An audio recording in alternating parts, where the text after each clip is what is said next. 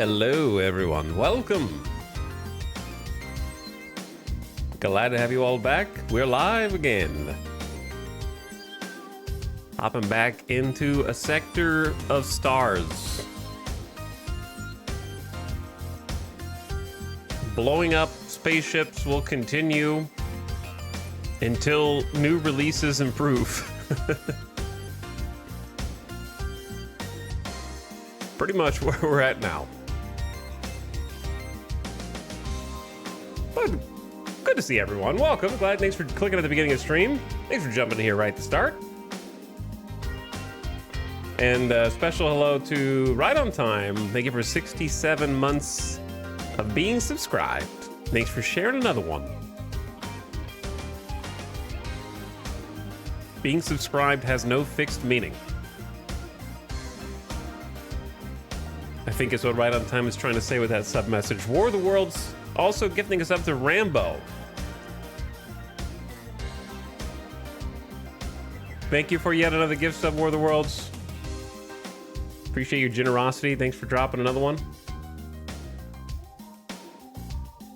Hope you all had a nice weekend. We're back now. I was kind of miserable yesterday. Alice was sick for the last couple days, and I was having sinus headaches behind my eyes all day because on Sunday I had gross inflammation of my nasal cavity. And I was hopped up on Benadryl, and Benadryl messes me up. So it's not very, it's an effective over-the-counter drug, but it is a little too effective. I don't know what it is, but Sundays, I have like severe allergic reaction on Sundays, and I have no idea what it is in the routine that makes it happen. And if I did, I would stop it. But for whatever reason, it like kind of consistently hits me on Sundays. Not Saturdays, though. I am actually allergic to Sundays.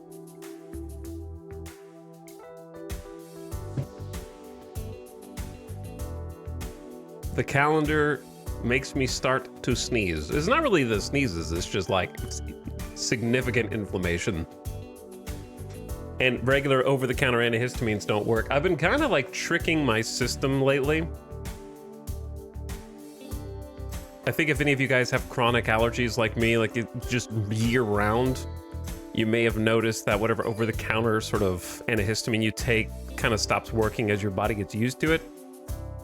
So what I've done is I seem to be totally fine most of the time in my office. It's like the solution is clearly stream 12 hours a day, every day. So if I want to cure my allergies, that's the key. So on days when I'm streaming, I don't take my allergy medicine, and I'm fine, so that my body detoxes, so that when I am off, then it kicks in and works. So that's been my rotation, and it's been working the last couple weeks.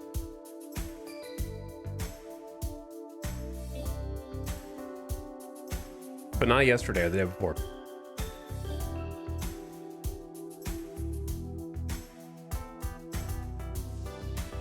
Well, what's up, gamers? I think it's just like, honestly, I think it's mostly pollen related. I don't think it's like cat dander related. I think it's just the weather.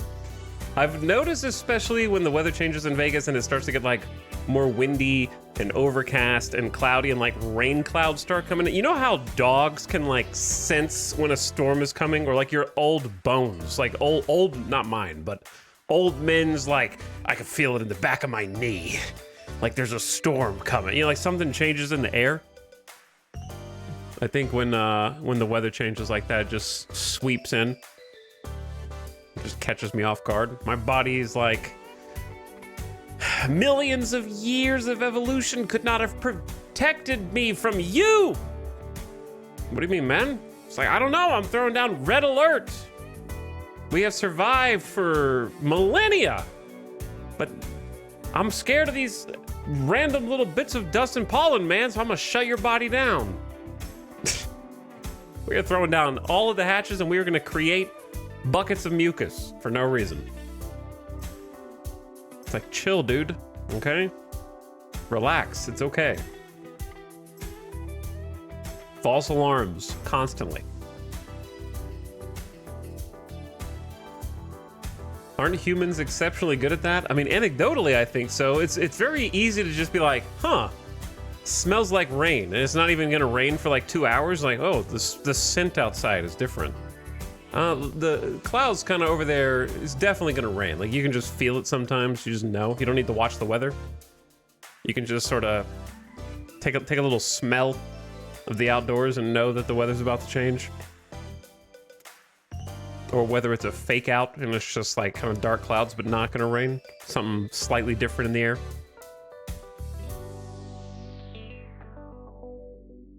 But hello, the rest of yous. Firthster, thank you for the 44 months.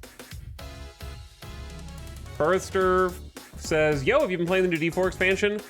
Yes, I finally finished the story campaign for D4 on Saturday, I think. And rolled credits on Saturday.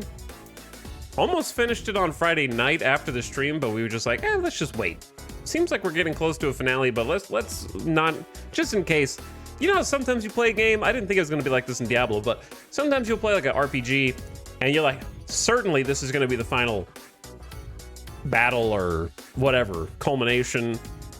And then it goes on, and then it has like 3 more endings, and you're like, huh, it's 7 a.m. now. Oh, that's a Death Stranding effect, actually. When you're playing Death Stranding and you're like, surely this is about to be the end of the game, I'm just gonna hang in there until it's done. And then it's 7 a.m. And you're too committed at that point to turn it off. Come on, there's gotta be one more cutscene. So finished it up on Saturday, and I loved it. I had a great time. We both really enjoyed it. I don't know which one I don't know if I would put it above or like on the same tier as Vessel of Hatred, because I really like Vessel of Hatred also, but at the beginning of the, without going into any story details, of course, at the beginning of the Diablo expansion, I was like, huh, it's starting off kind of slow, and I like slow starts, but I don't know what it's building toward. Because Vessel of Hatred had a ton of thematic narrative elements that were thrown in that people who cared to engage with like actual writing and like sort of a deeper than surface level engagement with the writing could find a lot of layers of metaphor, symbolism, lots of that going on. Like an English major who had to write an essay about Vessel of Hatred would have had a great time, because that first expansion for Diablo 4 had a ton of like, what is the author's intent here? What are they trying to say? What is the subtext of this scene? It really genuinely did. I'm not just saying that to blow smoke up Diablo 4's ass. So at the beginning of the new expansion, I'm like, where did they fire those writers? Because where is that subtext? Where is that like author's intent? Just kind of some things are happening. You're trying to do some basic MacGuffin gathering. And I'm like, huh, did they let those guys go and hire someone else? And then the last like 40% of the expansion like tied it up full circle, where retroactively I can see everything that they had been setting up kind of under my nose, and I didn't realize. And if you look, when I have the full story context, I can look at the initial things that I thought were just general MacGuffins and kind of slow plotting sort of setup of go gather this, now go gather this. But if you gather that, we'll definitely win. And I thought that was pretty generic. But then when the story got going in the last 40%, I was on the edge of my seat. It was a 10 out of 10 experience, loved it. And I thought it made the part that came before narratively important as well. So I enjoyed it a lot. It was nice to play a big name game that didn't feel cynical when it came to the writing. Yeah, it didn't feel cynical. It's literally like a story of positive, like it's supposed to be a story of hope at the end of the day. So like I always enjoy when major video game properties will write a story and it's like you say, it's trying to have like a positive outlook on things.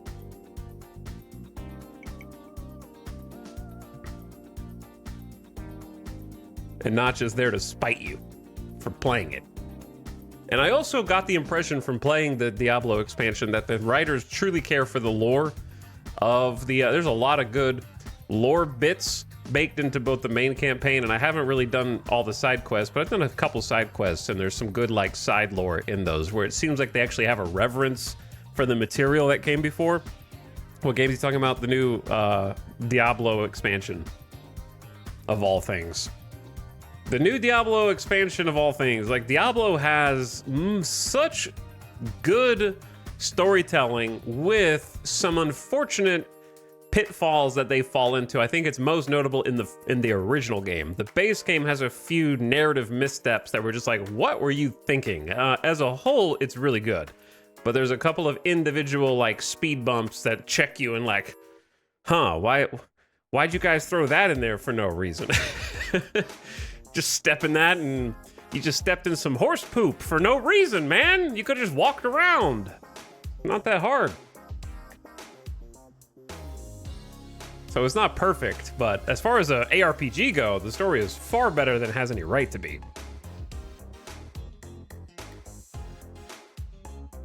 I'm not gonna drag any of the other ARPGs down in order to elevate the Diablo story at this point, but suffice it to say, it's the most coherent.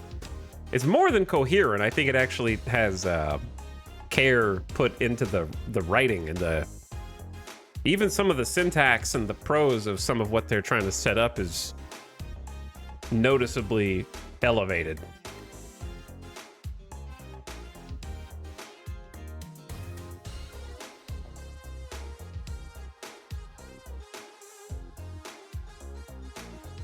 I've never seen someone stream this game, nor will you, Epic Doge, because I'm just gonna sit on the main menu for the rest of the stream and yap.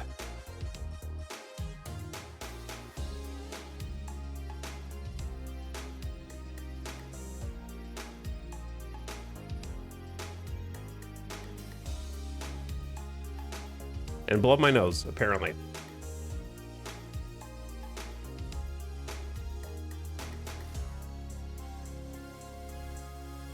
I'm very excited to see where it goes from here. Yeah, oh, where's my camera? This whole time I'm yapping, there's just been a black screen at the bottom right. I thought my camera was on. Hold on.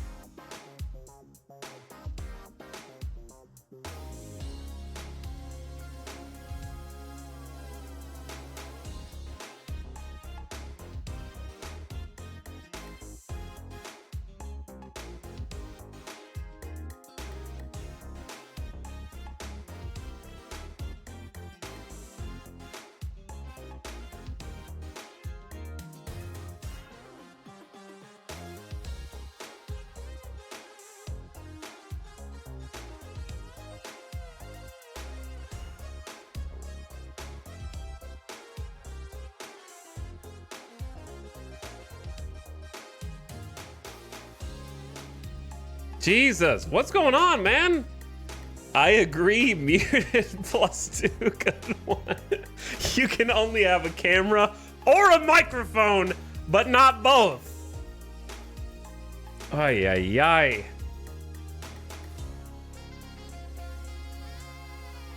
What is going on today? Listen, I haven't streamed in 3 days and I forgot how, okay? What was the last thing that I said?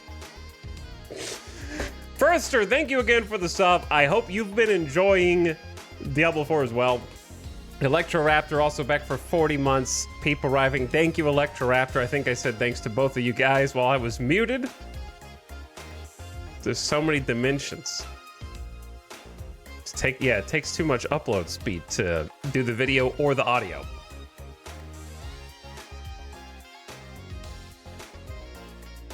And then I read Firster's follow-up comment.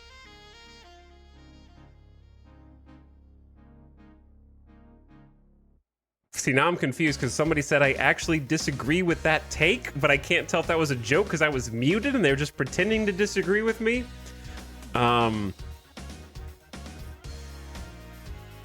Firster said, I enjoy Vessel of Hatred more. Think I'm leaning more toward Lord of Hatred. The side quests were definitely more engaging if you're a lore nerd like me. Okay, that's what I read that comment out loud.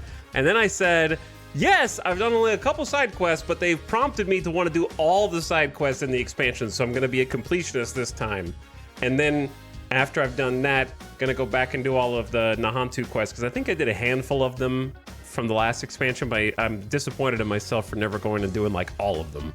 Because I am normally a completionist. And that's all I said, and then I found out I was muted. Whew. Hello, Godfiend. Hi, I can tell you're new to streaming. I think you'll find it's really fun. Keep at it. Thanks. I'll do what I can to improve every stream. It's only going to go up from here.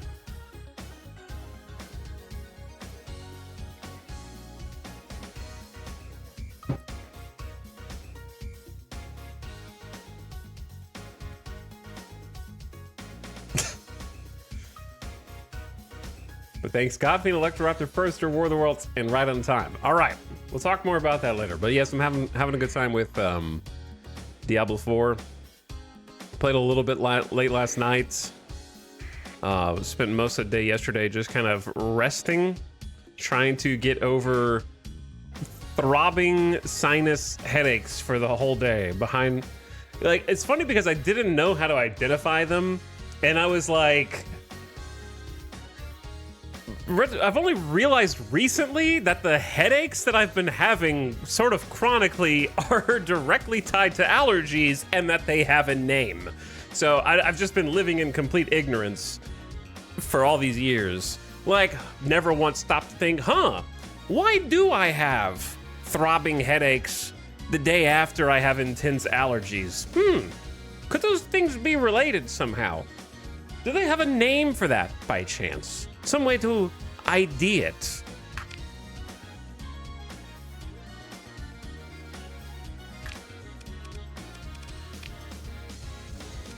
This is the unit that we're gonna have to experiment with a bit today.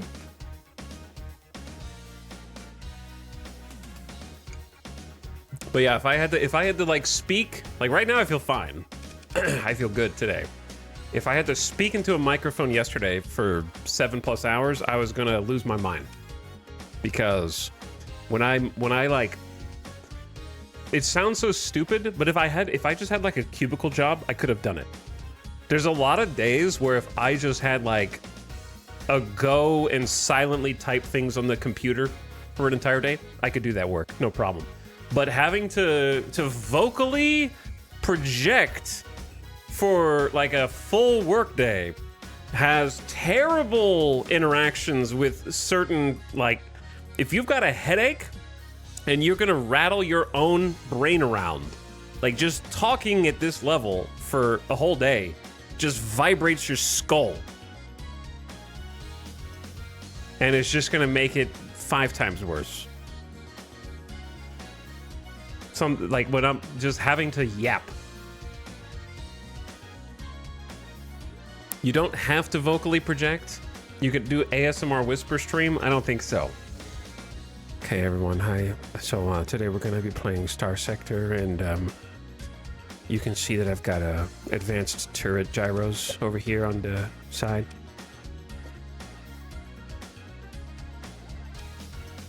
I sleep. Also, whispering is not easier. Like having to whisper. Human whispers are not, they're sort of like a other side of the coin from projecting. You really have to try to whisper. You know what I'm saying? Whispering is not your default talking state for your vocal cords. It like strains your vocal cords more.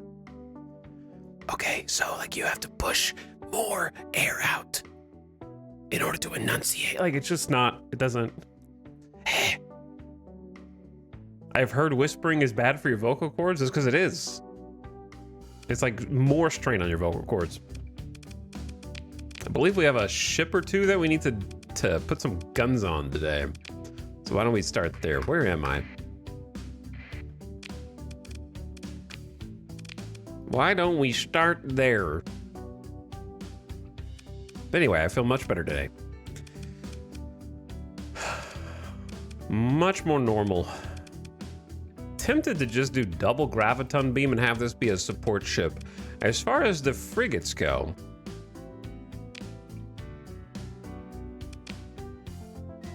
trying to see, like, what do we have? We have, I would say the Tempest is, other than the Salamander, it's a bit of support, but it also has a pulse laser that can do some damage against other frigates. We have the Scarab, which has the antimatter blaster. This is kind of just a default build design. Throwing an ion cannon on it if we want even more EMP just to be annoying is a possibility, but I think antimatter is like a classic Scarab build. And then we have the Centurion with the dual auto cannons. I don't like this one. This one's weird.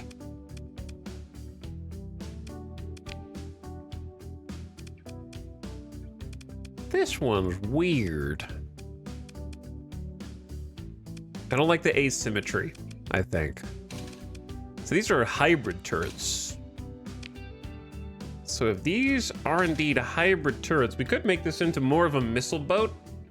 Who's the pilot? Pilot has missile spec. Okay, so the pilot we can actually...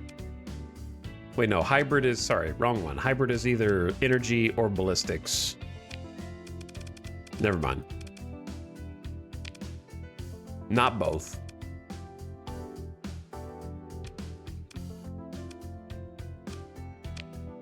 This one little missile hardpoint is kind of stupid.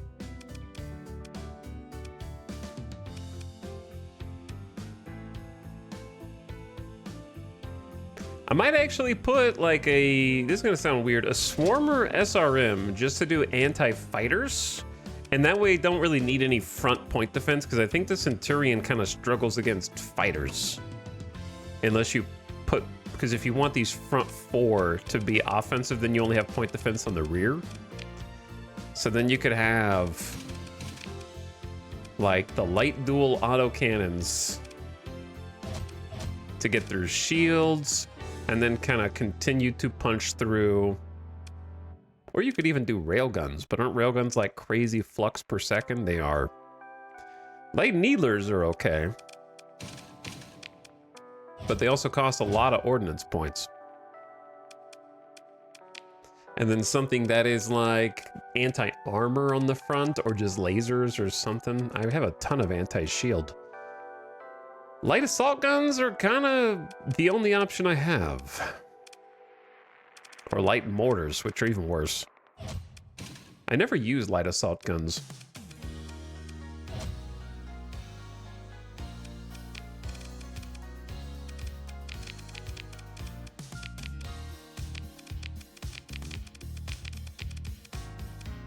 Okay, let's just do a little simulation here. So that's the needlers. Long cooldown, and then the assault guns are just like dong dong dong dong dong dong dong dong dong dong dong dong dong dong. Pretty good amount of flux if they're using everything at the same time, which the AI tends to do. The needlers especially, look how much the flux cost goes up.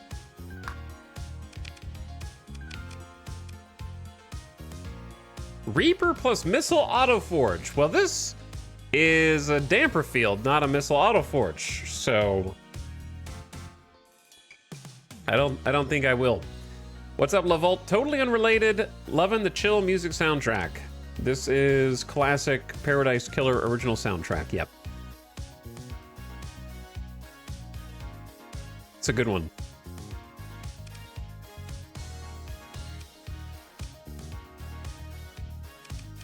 So I originally gave this expanded shields, which I don't know if I need.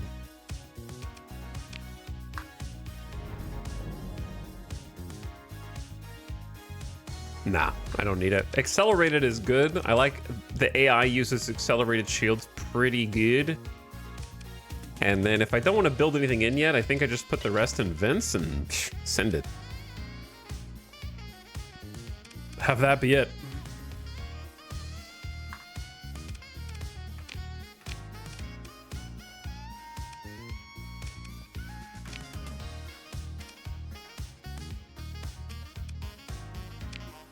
Okay, and then my Brola.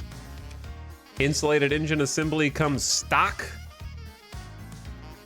Durability of ship's engines is up 100%.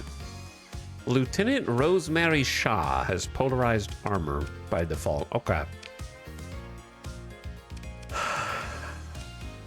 There's a few different fun ways to outfit a brawler.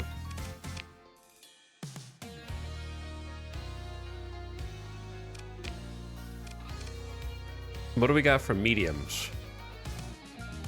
You could go double pulse laser. I think one that I've done before that's kind of funny is 2 heavy blasters.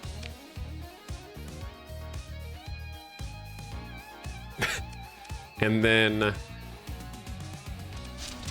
probably double sabos on the side. And if you do this, you do need max capacitors, max vents, and then on top of that, flux coil adjunct and flux distributor to get even more capacity and even more venting. You probably want more missiles also.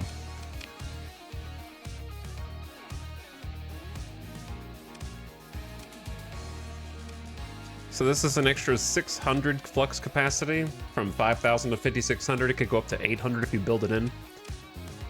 And then simulation wise,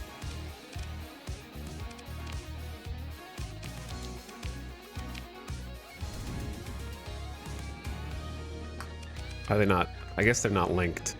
Probably better for them not to be linked. Oh yeah, I have plasma jets. So I just go bop.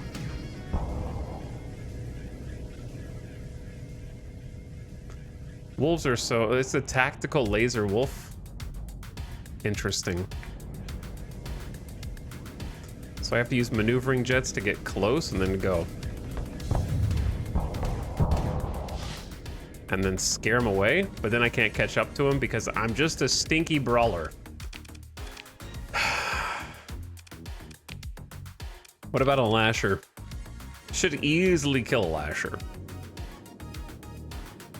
I need some speed is the issue. This thing's more of a slow-moving brawler. It's not really gonna chase any frigates down. Oh my god, look at my flux after that. That's not good. So I don't know what the AI is gonna do, because the idea would be to fire sabos first, take down their shields, then heavy blaster. So I'm not gonna do it.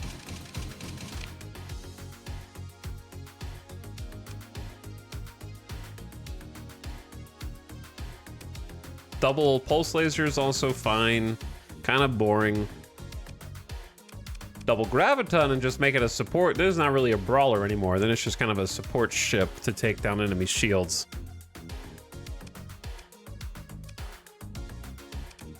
Or you can make it a suppression ship. The auto fit has it as a suppression ship variant, actually.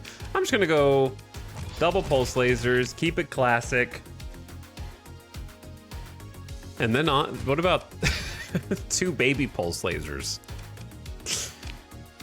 And just have the entire firing line on hit number 1 and go, and that's it. Easy as that. Let's do maybe flux dissipation.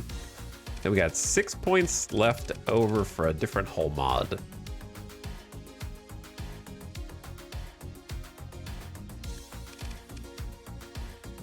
Tempting to just go with unstable injector and reduce the weapon range a little bit for some speed.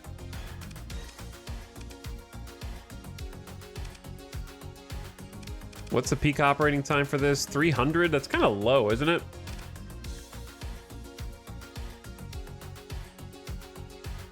Because it's a high-tech ship.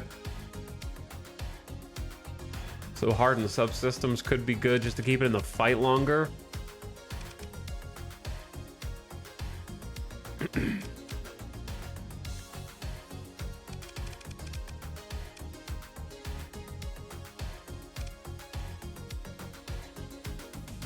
Okay, how about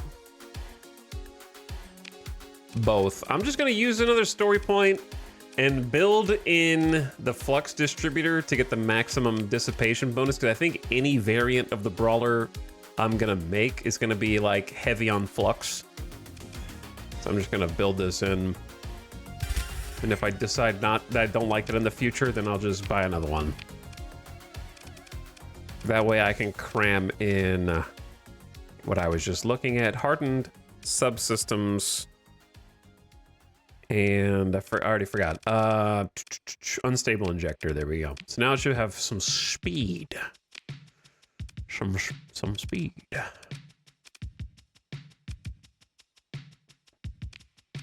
Let's see it against the same lasher. Oh wait, are these?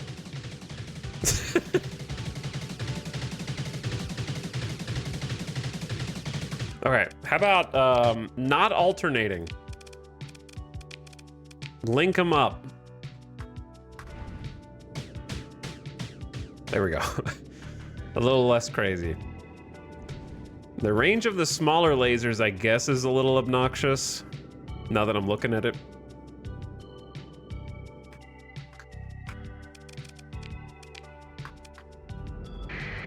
Get a little demonstration in here. But my top speed being 175 is nice.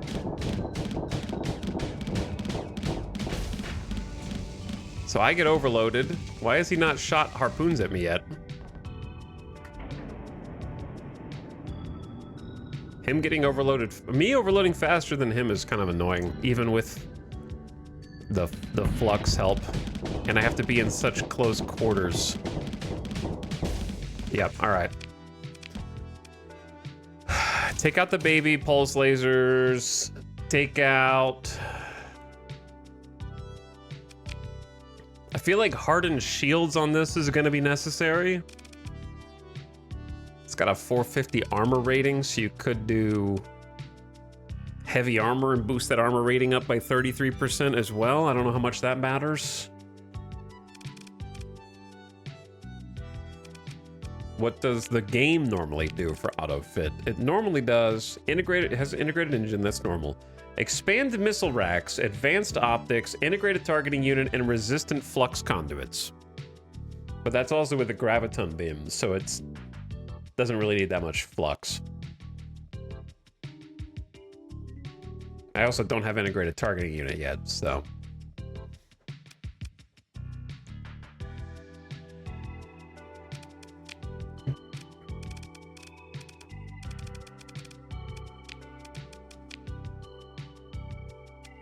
I think I'm just gonna have to build in the expanded missile rack, and I'm just gonna buy another Tritachian brawler later.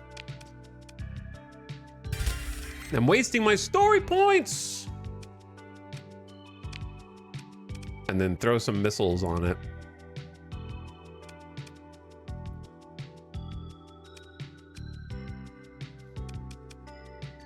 I'm just gonna keep the gazers for suppression.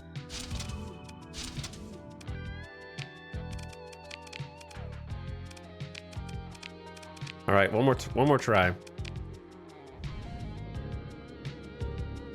Are story points finite? Nope, you get unlimited story points, but you have to keep playing to earn more. Even after you've hit max level. So we throw a few suppression missiles.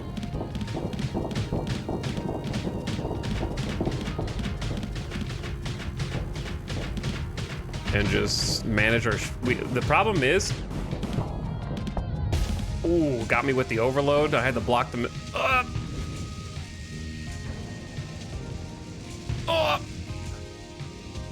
Long overload, man! This overload is crazy long. His missile racks are empty, though, I think.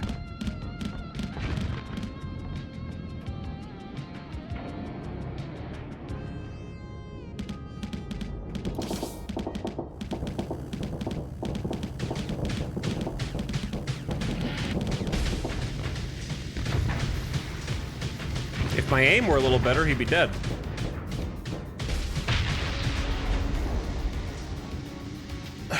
Not my best build, I don't think. It's a little lacking in a few ways.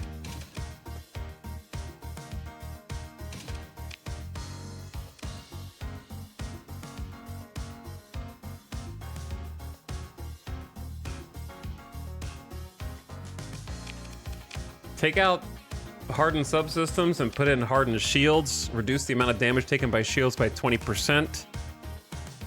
Try that instead.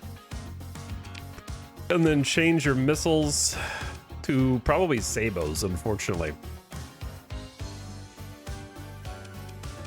It feels very vanilla.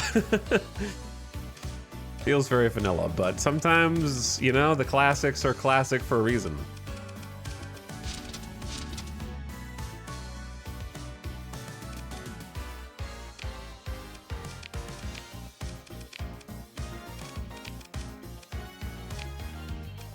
So they should have 6 times 2, so 12 missiles to fire.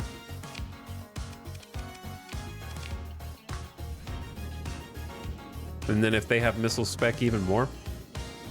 Hello, Circa. Thank you for 35 months of sub. What's up? Appreciate it. Thank you for dropping it. Thanks for sharing. So I get in close, throw a couple of sabos. Put some pressure on like this, make them retreat, take my shields down, put the shields up. Use my special to kind of weave in there and dodge. Throw a couple more sabos for pressure, get a little overload action.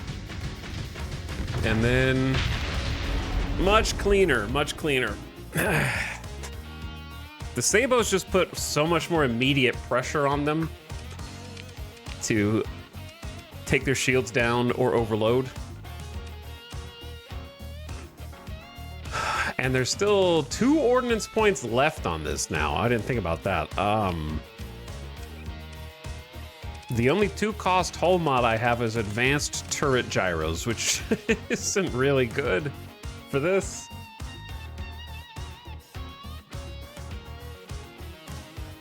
I could take 1 point off of capacitors for something.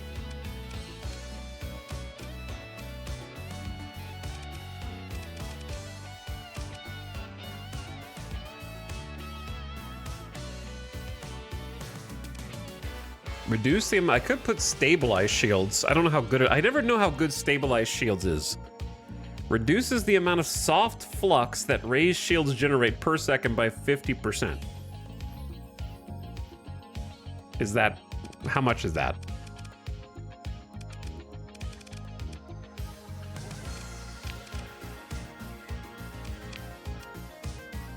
Is it worth taking 1 point out of capacitors to have it?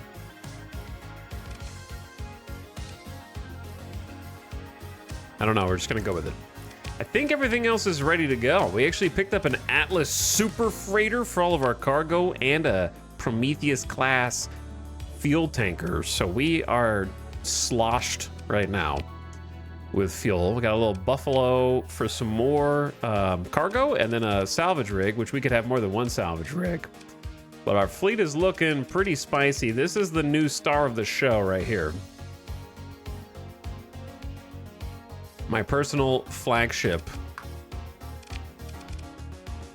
It is a battle carrier capital ship, which is laden with an interesting array of weapons, including dual flak cannons on the left and right, with 2 front-mounted large Devastator cannons that are area denial weapons.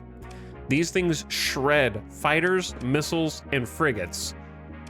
And then on the front, we have 3 medium-sized Annihilator rocket pods, and then a smattering of point defense.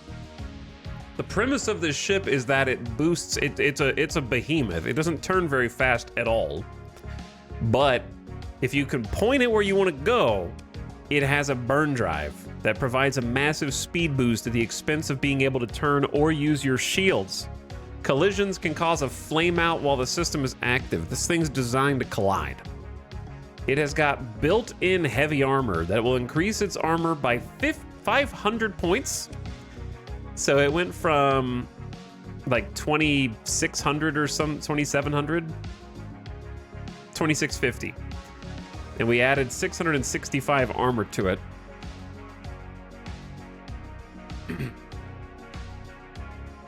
And then on top of that, we're giving it advanced turret gyros, so all of these, the Flak and the Devastators can acquire their targets insanely fast, and it also compensates for the armored weapon mounts, which slow down the turn rate of weapons by 10%. So they slow down by 10%, then they speed up by 75%, so it's a net gain. We also have an insulated engine assembly to increase the ship's engine durability by 100%, so that it can tank a little more, because we have an open kind of blind spot behind the ship where we can't protect. The shield doesn't protect, and there's no point defense. And then we have an automated repair unit in order to bring weapons back online 50% faster. So, because we're intending to face tank with this, it shreds. And then on top of that, we have 4 fighter bays. And those fighter bays have not 1, not 2, but 3 support fighters. So we have 2 Sarissa support fighters that are supposed to stay around the ship. They drop canister flak and have light autocannons around them. So that's even more anti-missile, anti-fighter, and anti-frigate. And then we have the Xiphos, which have burst PDs and ion beams. And then just for a little bit of extra punch, we have the Warthog assault fighter that can use its light mortars and has some decoy flares. So there are some other fighters that I'd rather have, but I'm choosing out of the ones that we've currently got accessible. And this thing is ridiculous, as you will see when we get engaged in combat. We haven't done a proper fight with it, but we did some sims, and it's quite impressive. So then the Griffin missile boat is going to be flying support with some sabos, some torpedoes, and then a bunch of harpoons. Would like to build some mods into that as well. I have 6 story points, so I could do some more, but I'm going to save my story points for now and kind of hit the road. So let me see what's in my pocket at this station. I think we're pretty much ready to go.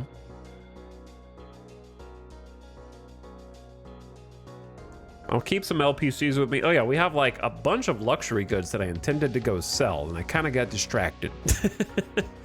I was gonna go to Flamma to Siren's Nest.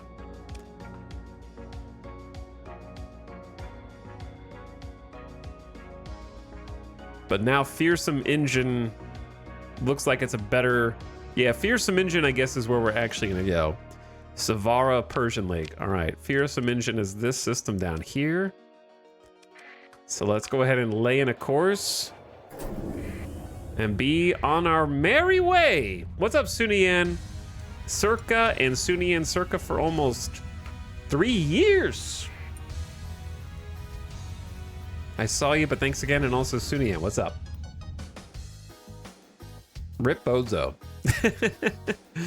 Rip Bozo. That's what you're going to be saying to whoever we end up fighting next. So we got a decent amount of money right now, but we're about to try and make a lot more, because past me... Who's this? This is not a fleet I want to mess with. Kind of a scary fleet. Past me set us up with some goods. Bought a whole bunch of goodies that we are going to try and offload.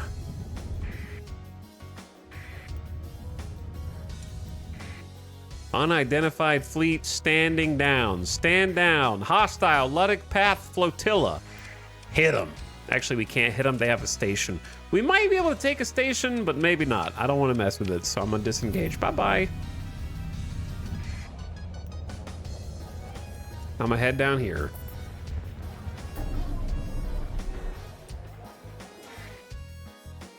Why is there a pirate comm relay? Savara Station is sandwiched a little bit. There's a size 5 pirate Well, I guess they have a sandwich too. There's 2 Persian League worlds, but they also have pirates and Ludic Path in system, which is kind of spicy. There are some interesting fleets here that we might be able to engage with. All right, I'm gonna go dark, go into hiding a little bit. Let's not fight until we get our wares sold strategically. So we're in stealth mode right now, just sneaking on in. Ooh, ooh. Pirates saw me, but we don't care about them. I could take them. I could take them. There's an officer for hire here. What do you do? Missile spec, steady. Would I want a level 1 missile spec pilot?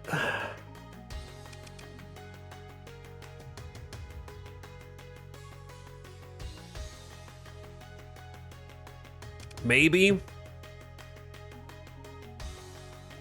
I'd have to fire someone is the problem. I already have 1, 2, 3, 4, 5 missile spec pilots. All right, never mind. Just forget about them for now. Okay, let's hit the black market. So, I feel bad underselling to the Persian League is the only thing, because I kind of like the Persian League sells the midline ships that we want, so helping undermine them is, you know, there's been recent unrest here. There's Ludic Pather cells, so we're basically feeding the pirates and the Ludic Path here, and there's an ongoing rebellion on this planet right now with shipping disruptions. So, you know, they're not going to appreciate this very much. But also money. You know? But have you considered 900,000 credits for selling all of these heavy weapons?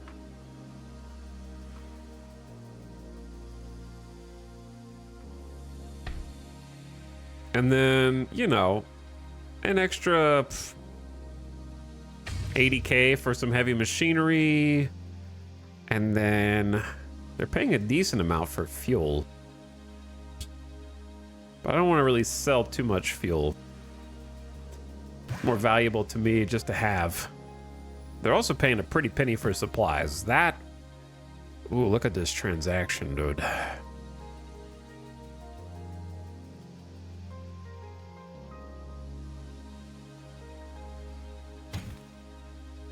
$1.4 million. How are you gonna... That's gonna put us at the 2 million mark. Just to destabilize the whole system, you know? Like, psh. That seems like a good deal. They got some cheap harvested organs here. I can sell those in system. Don't worry about where they came from, all right? Fewer questions is better. I could technically make a profit on organics. It's just not much of one.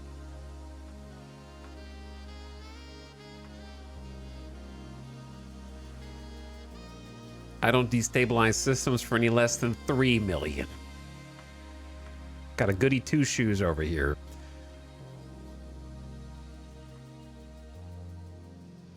Okay, well, perhaps I will go ahead and just load up on some cheap organics as well. Sell them to Agenor. That one, Agenor wants to buy 3,000. Sure, why not? I'll just take all of them. All right, Persian League is going to find out about this, and they're not going to be happy. That's the only real downside here. We've only got 1 real combat destroyer. Our fleet is really strange, right? This is the new backbone of the fleet for sure, but we have like a missile boat and a carrier, which are more support ships, even though I think that the Griffin can hold its own a little bit just because of its missile racks. Just having all those sabos and harpoons makes it a threat. But then we have 1 true combat destroyer in the Hammerhead. Wait, did I not set up? What happened to the Drover? I must have taken its fighter wings out for some reason. I would say bombing wings, if possible. Isn't that what it had before? I thought I had a Kopesh and a longbow.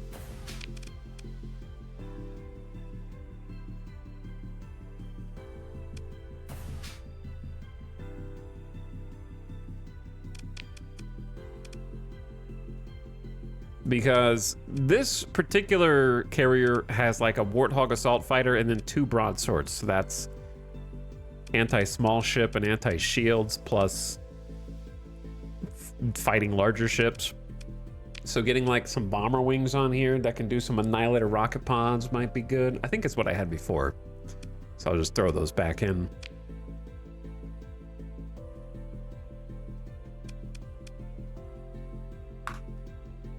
I forgot what I was doing. I'm just looking at what they got.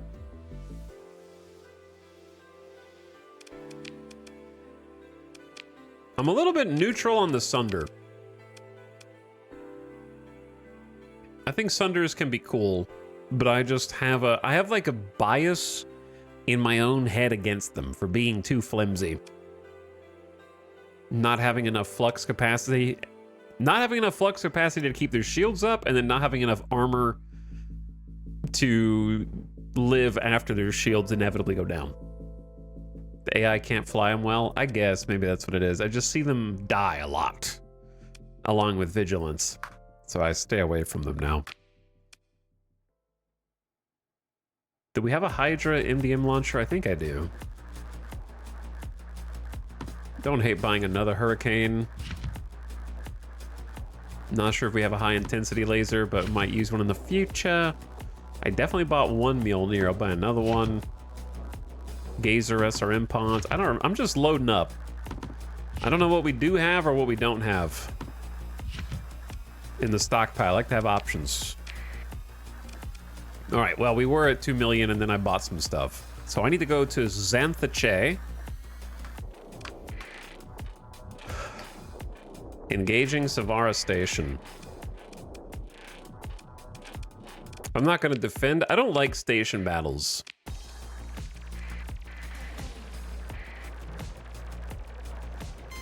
Is the main thing.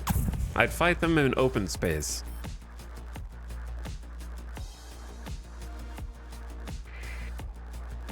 So we're gonna go sneak on over to Xanthache and make some more money. Station battles are fun. Offense station battles are fun. I don't like defense station battles. Because you have to just fly around the station itself.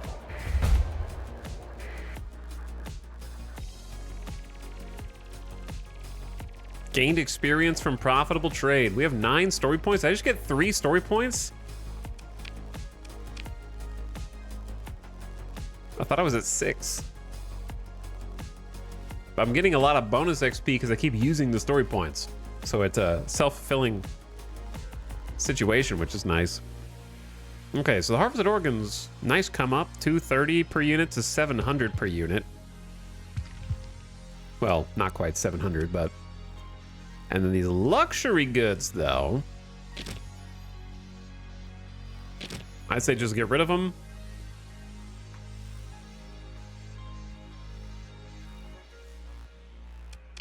Okay, easy trade. I'm gonna buy another Devastator because I think I'm using all the ones I got.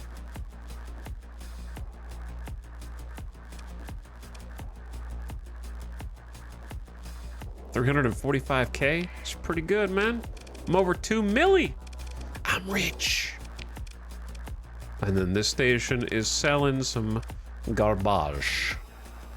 They have a random omen there.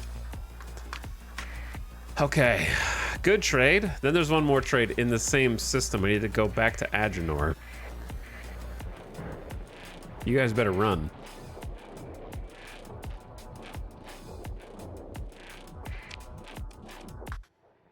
I don't know if it's worth turning on my transponder so that I can do. I'm not gonna do a sustained burn. I'm just gonna go at a nice gingerly pace. Returning to Xanthache with Marines. Are you now? Hello. Hello.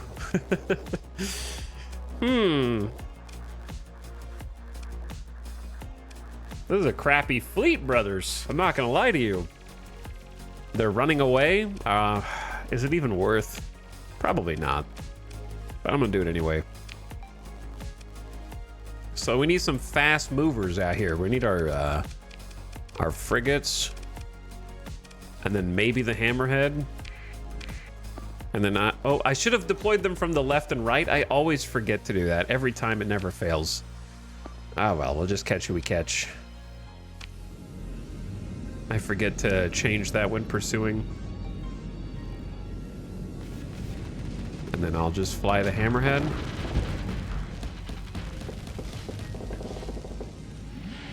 Whoops, wrong button. I forgot how to play the hammerhead. But I'll figure it out.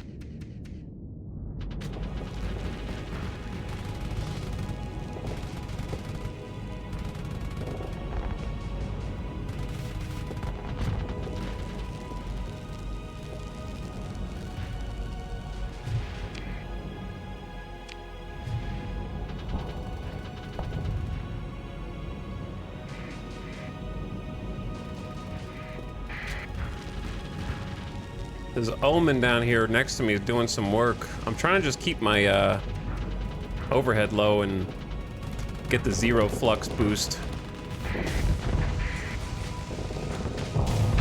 That's a brave wolf.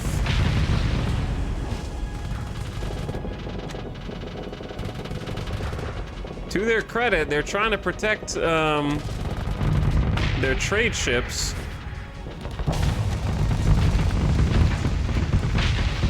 They're not doing such a good job of it, though.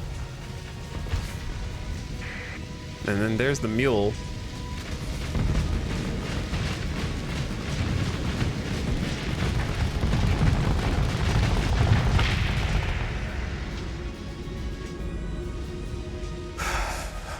It's nice to just mop up some AI traders every so often, you know what I'm saying?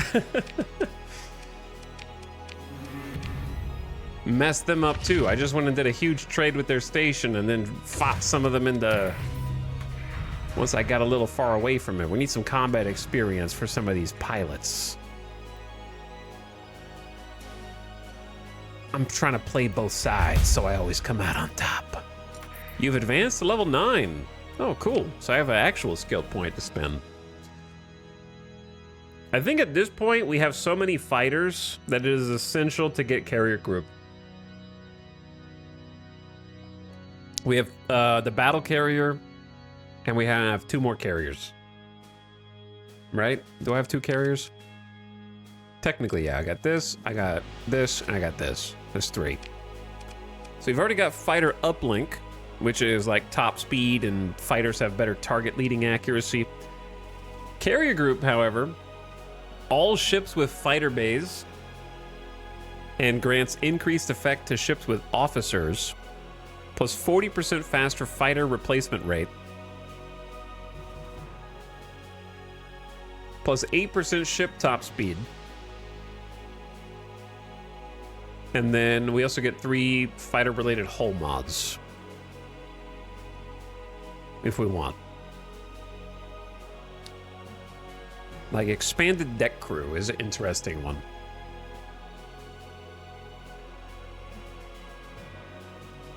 Probably worth taking. Though I do miss crew training. Having that 15% combat readiness is so nice.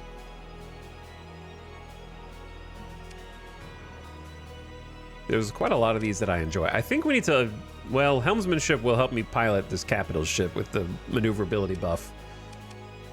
Alright, let's go carrier group. Lock it in.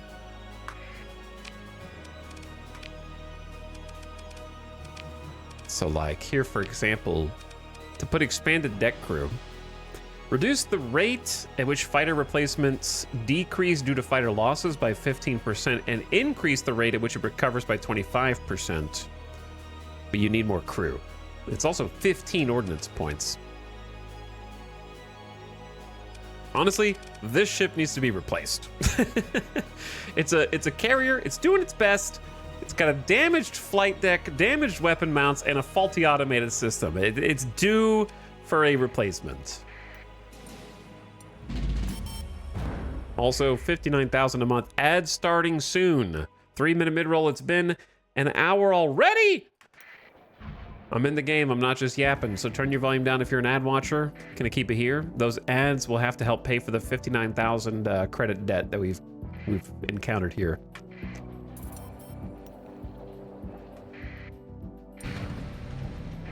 I don't know if any of these guys are good guys or bad guys. I'm just going to sneak into Agenor Black Market and drop off.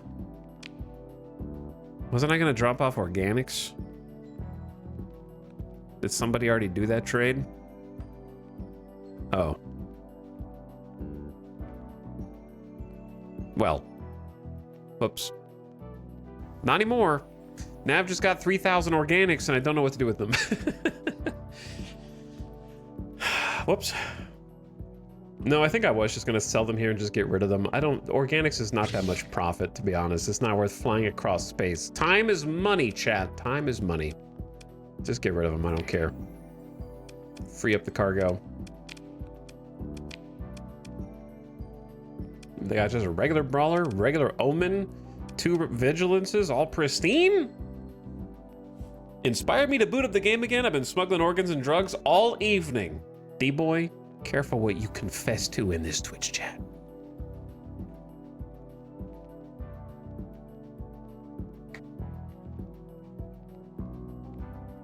Do a massive trade and then raid the base afterwards. No, I'm not that big of a scumlord. Okay? I'm not that much of a meta scumlord.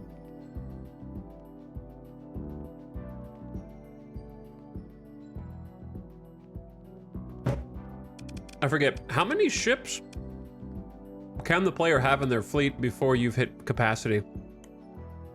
What is a maximum size fleet?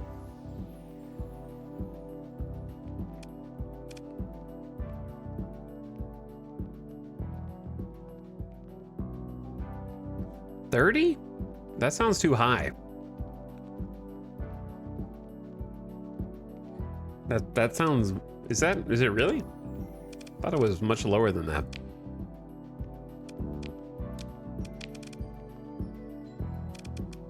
I thought it was like 20. Like, I feel like in my muscle memory, I have room for 1 more row. Maybe 2.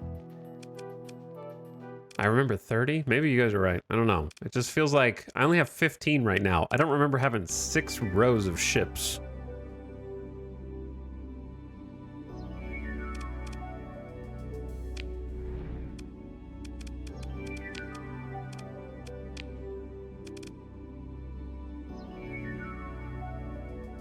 I got battle size 400 just to have the biggest possible battles.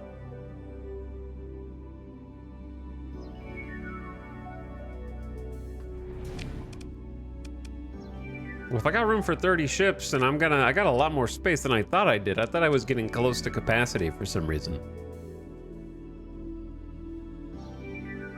In that case, I'm gonna have to like figure out what I want to add to this fleet. I'd rather replace what I've got so far because the overhead on supplies and fuel gets crazy with too many ships.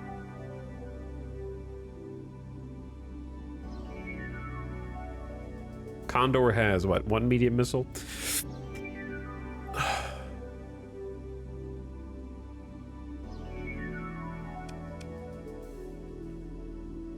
What's up, gamers? Hello, Solaire. Hello, Bitehammer. How's it going?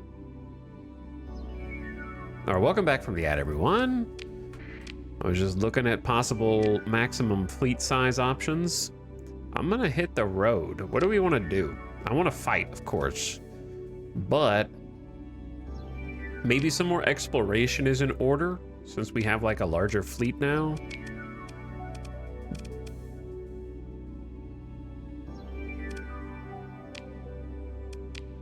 We got some derelict ships that might be fun just to go check out.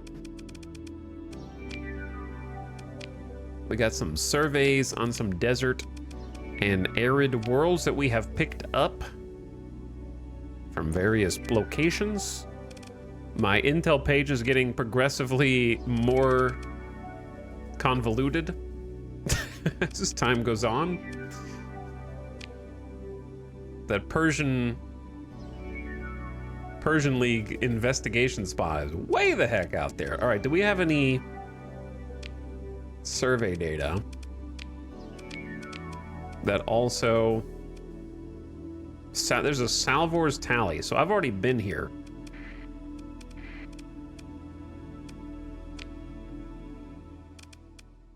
%200 hazard rating. Yeah, I'm trying to get some ideas of where to go. Have I done this arid world? 150, habitable, high gravity, hot. It's not my favorite.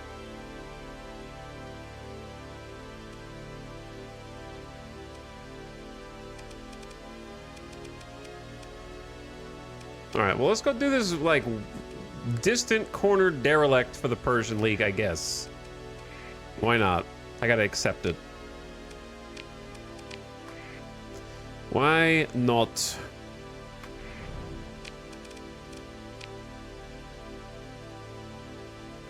Gonna buy a little surplus of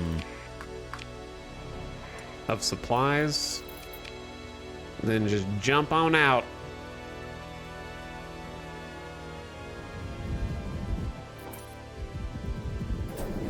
We're gonna go to the far corner of known space.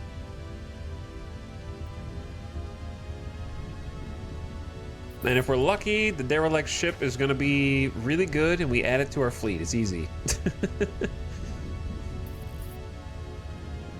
I do love finding ships and salvaging them, which is actually how I got our new flagship, the Meatloaf, Legion class assault battle carrier. We just found it. So I'd love to find more. And I'd also love to find a good place to set up a little colony. We're almost ready to build a colony. The trick is... I don't think my fleet is good enough to defend a colony yet. We're not quite there. We need some more cruisers and destroyers. You know what? You're pursuing this, this little bro?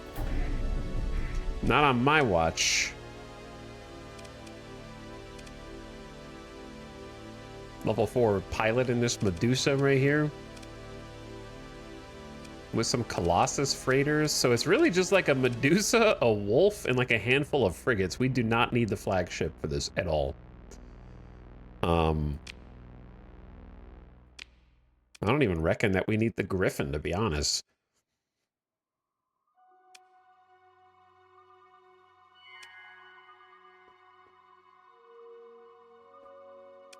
What music is this? I need some space music. There we go. We should have enough supplies, so I'm just going to be safe and send the support carrier. Though hang on, I'm just going to send only the Hammerhead and the frigates. That should be enough, right? Plus 1 bomber carrier. Maybe not even the bomber carrier.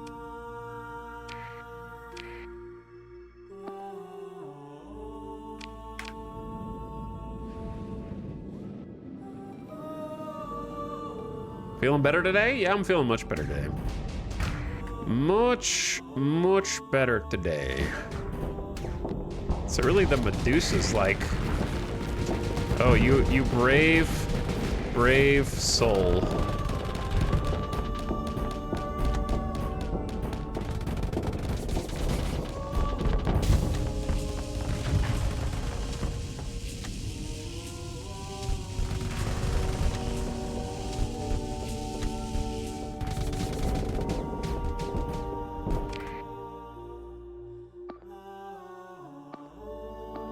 Okay, so kill that hound. Kill that hound. Kill that drone tender. And help me engage the Medusa. That's kind of what I want.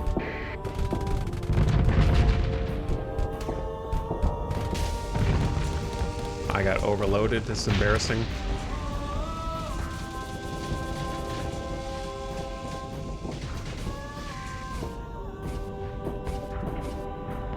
Let's vent some flux.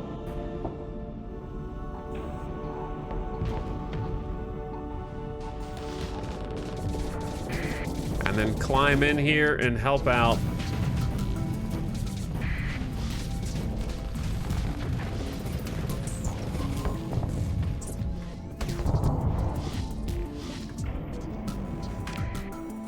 All right, eliminate the wolf. I'll let faster ships handle it because it's not going to be good for me. I'm going to divert and go tackle the Medusa down here. Again, I have unfinished business. Medusas are pretty tricky, man, with the little phase skip that they've got to teleport around. So my sabos don't catch them as much as I want. See how my sabos are just flying next to me? No target because they just fade away. Trying to play catch up, you kind of got to split up a little bit. There we go. But once you catch them, not so big a problem. Everyone else retreated. You think I'm gonna let all these cargo ships go away, man? Okay. Only the fighters? I mean, only the carrier? I mean, only the frigates? Not carriers. You come in from the left. You go in from the right. You go in from the left. You go in from the right. You go in from the rear. Capture the nav buoy. Get some bonus speed. And then I'm gonna transfer command to the Omen.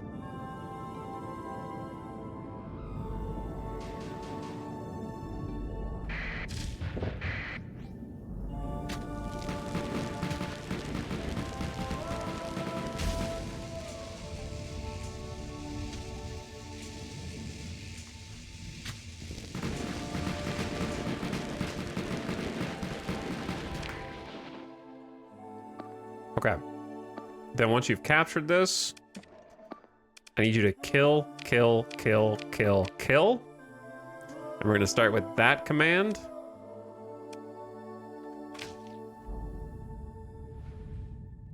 And then once they've done that, let them do the rest.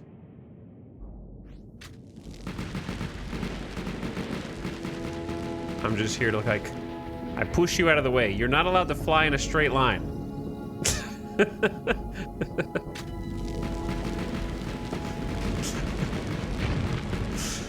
I will find a way to knock you off course. That's right. Use the Kerbal Space Program strategy. Why are my fighters so inept at killing these small drams? By the way. I mean, why are my frigates? I keep calling them fighters.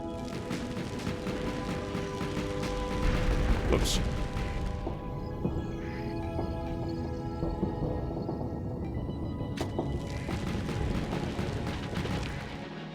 Okay, you guys gotta turn around. Don't worry about it.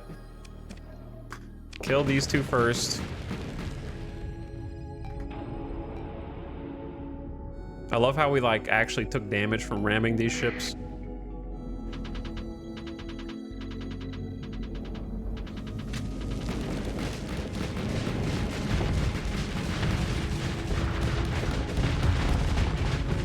Get him! Get in there!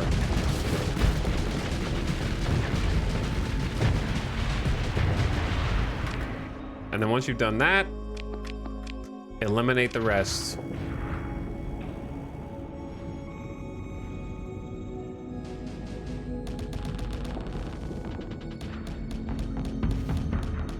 I believe in you.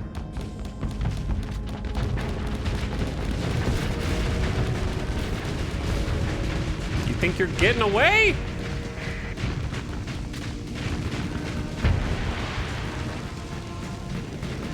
Man, the little EMP emitter goes a distance, doesn't it? There we go. All right, we didn't get the drams, but we got the big ones, which is more important. So, I'm fine with it. I could recover the Medusa and add it to the fleet, but it has increased maintenance, structural damage, and erratic fuel injectors, so I'm thinking probably not. I love how the Hounds are just fine, though. They're okay. You've lost rep with the pirates. Oh no. Not the pirates.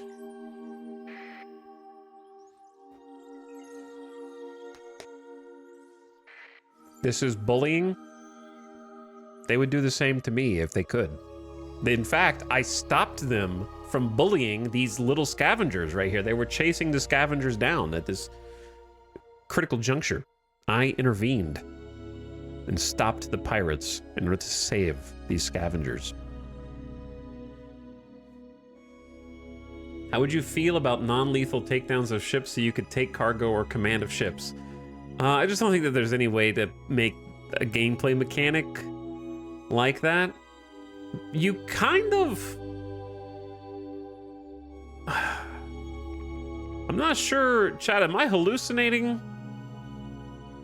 Or does your weapon type actually I think that's already sort of in the game a little bit. I wouldn't say non-lethal, but if I'm not mistaken, if you over damage a ship so that it gets cracked into a bunch of pieces, it's less likely to be recoverable than if you just do a regular... I don't think so. You can see ships get blown to pieces and still recover.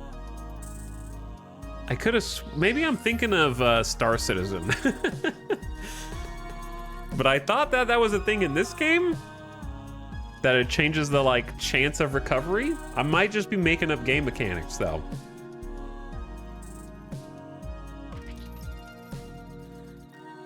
But I don't think that there would be a clean way to do that. I also think that they want you to have to engage with the demod system, and that would kind of, like, take away from that. But then again, so does the character perk that everyone picks, so I don't know. Tempted to just go in here because of the warning beacon. There's a water world in there. Yo, okay, hold up. Not in this one. Well, let's go in here, and then I want to go check the water world.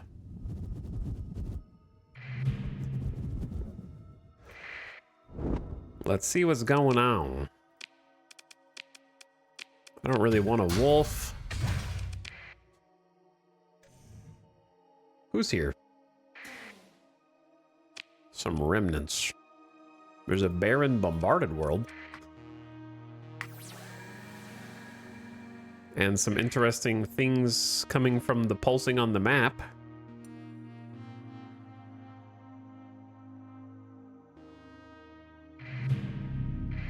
Nebula class civilian transport. No, thank you.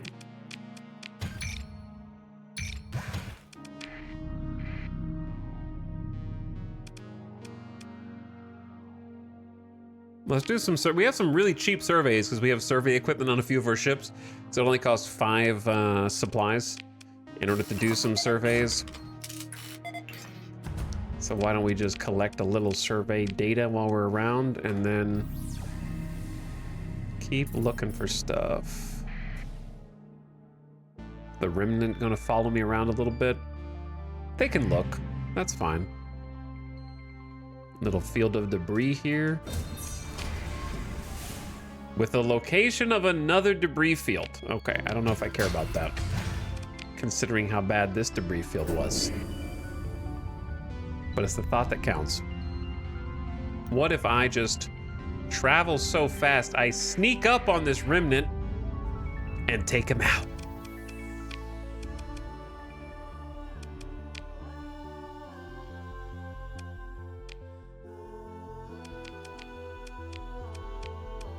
I'm gonna sneeze. Ah, I'm allergic to sneaking up on remnants and taking them out.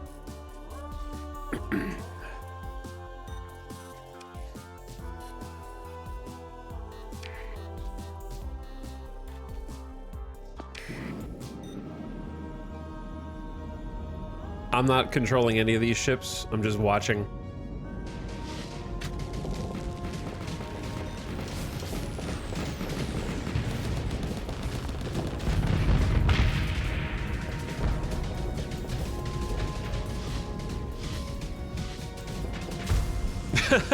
Couldn't it, like, kept trying to evade? Tempest OP, man. Look at the Tempest missile just trying to find it. Yeah. Sponge is like watching it track those little drones. They're crazy.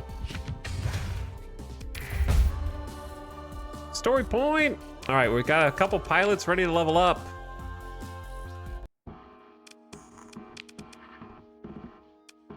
Rosemary Shaw. You got so many choices. You got polarized armors so far, so it give you more damage to cruisers and capitals, less hull damage taken, faster repairs in combat, bonus damage to fighters and missiles, energy weapons, shields, or impact mitigation. Okay, I'll come back to you. Then we got to do with shields. They got combat endurance, ballistics, armor, flux, armor, and energy weapons.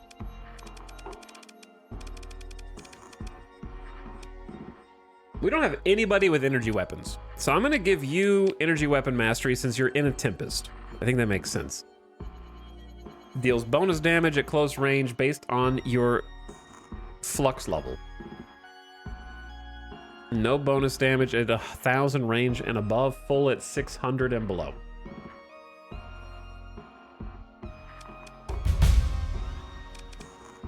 You guys are actually both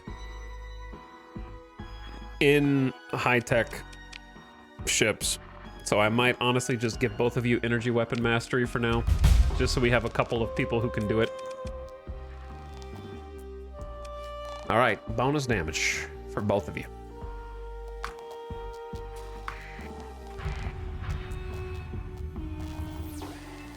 And the remnant are dead. So now I'm gonna head back toward the star.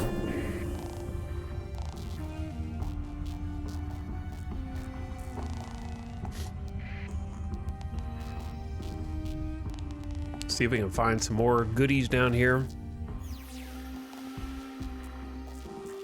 There's a few things, actually.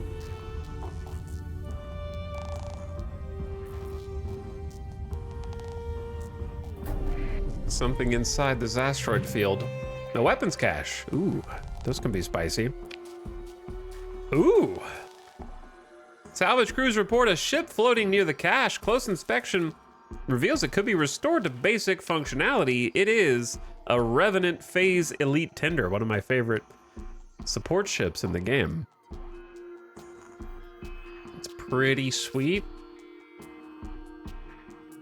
It's unfortunately got compromised storage, which is quite ironic, and an erratic fuel injector, but it's probably worth.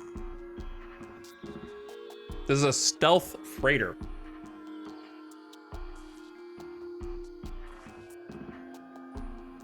Audaciously employs phase technology to support covert fleet ops. The Revenant is not cheap or efficient. Raised up from a dusty set of databanks hidden in an unnamed rock orbiting a nondescript star for 100 cycles after the first AI war. The Revenant schematics provided an immense boon for the logistics of Tri-Tachyon raiders. I mean, that seems worth recovering to me, though.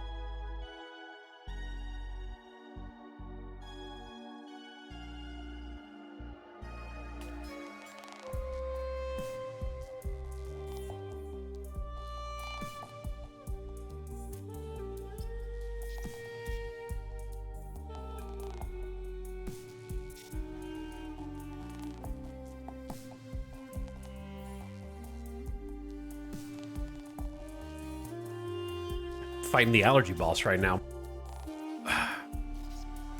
Killing me.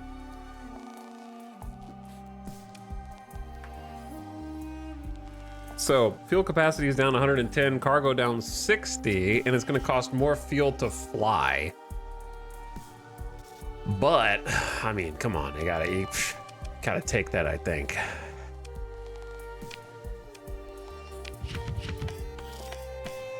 And then salvage the rest of the weapons cache. Gauss cannon blueprint, a Gorgon DEM blueprint. And ooh, we found an integrating targeting unit, finally.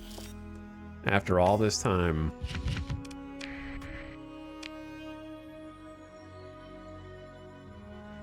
Extends the range of all ballistic and energy weapons, depending on the hull size. Huge. So, learn that immediately. And then we can start putting it on our ships.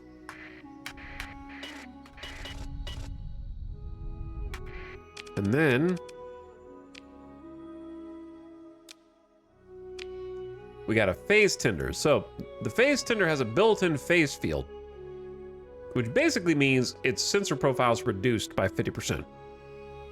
In addition, the fleet's detected at range is reduced by a multiplier based on the total sensor profile of the 5 highest profile ships in the fleet. So long story short, you can become sneakier now.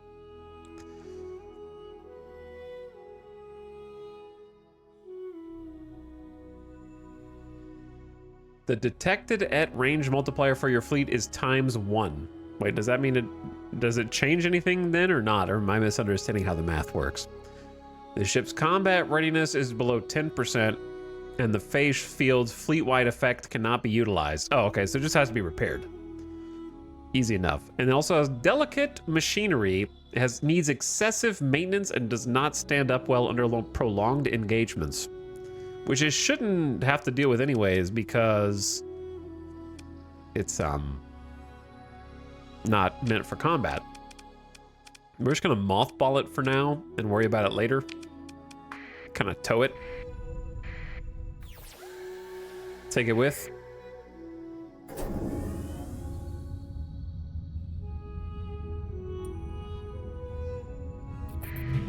Another debris field that is probably not worth getting in the Corona for, but we're just gonna...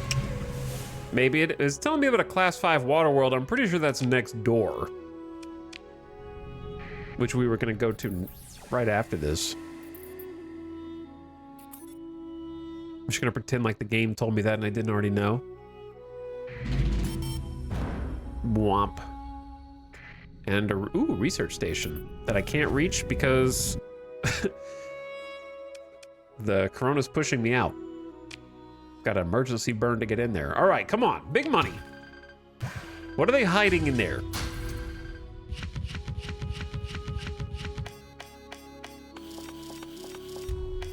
Juice, they're hiding the juice. A catalytic core. Installed in refiners on planets. Requires a standalone station or no atmosphere. Okay, so not planets.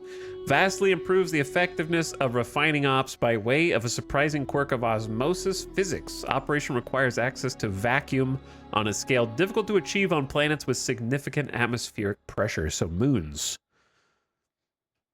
0 atmosphere places. We got efficiency overhaul.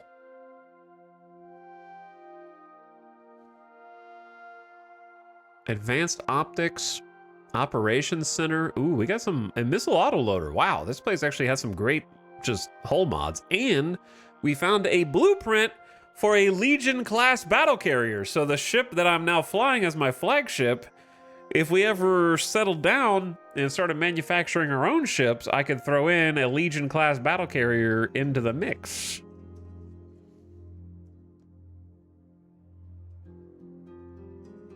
For my patrols to utilize and wield. That's pretty sweet, actually. This was a great haul, and it may not even be done yet. So we're just gonna take everything. Give me all of that. And then try and double dip, because now there's gonna be scattered debris of the research station. We just mash the salvage button until we get to go again. Take 2. 7 heavy machinery exploded. But their sacrifice may be worth, or it may not. Another missile autoloader? Okay, so not so lucky the second time, but that's all right.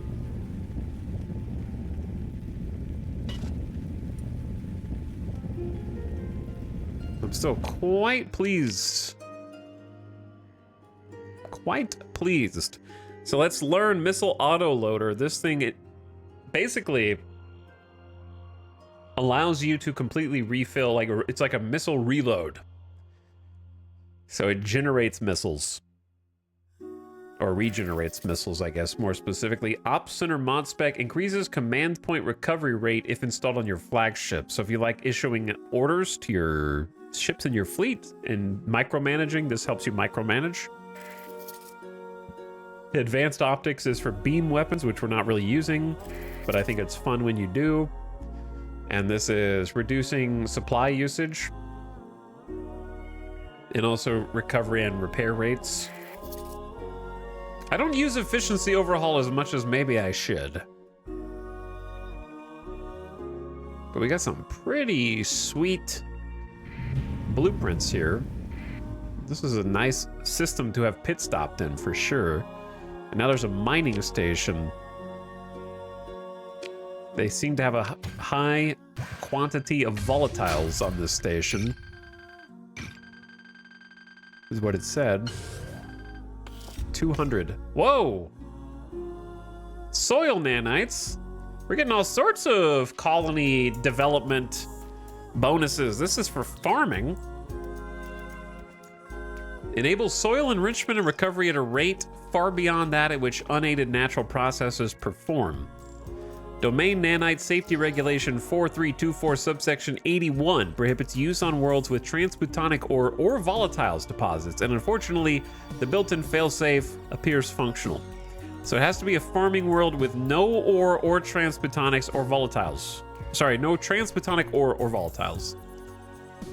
And then it's a big farming bonus. Low-tech blueprints and an ECCM, electronic countermeasures. Reduce the chance for missiles launched by this ship to be affected by ECM. This makes missiles better. It also increases their top speed and maneuverability. So missiles go crazy with this. This is a great one to find too. We're getting a ton of like good stuff right now.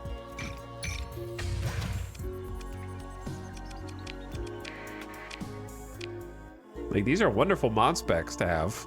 Too bad we just found them after decking out the rest of our ships. There's the new mod spec. And then there should be some debris here too. I don't usually find that good of stuff from the mining complexes. They're just a random gamma core. This system is pretty packed though.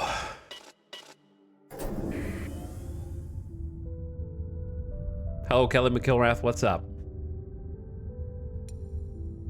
How's it going? The Dark? Late, but thanks for the streams. As always, the pilot I've been working on comes out in 10 days, and the streams are keeping me sane. The pilot. Let the pilot go. They need to go back to flying planes. 2 little remnant fleets just hanging out here. Let's do a little survey.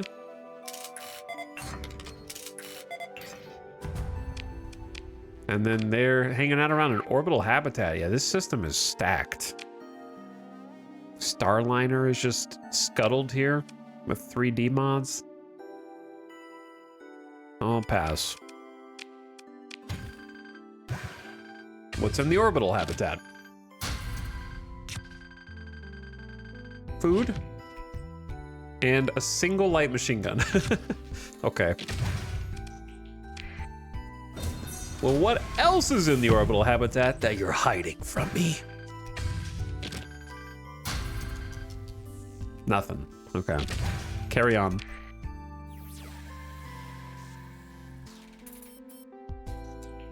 You know what, chat? I'm gonna make a suggestion. I think dormant remnants should wake up if you pulse active sensor burst near them to make it spicy.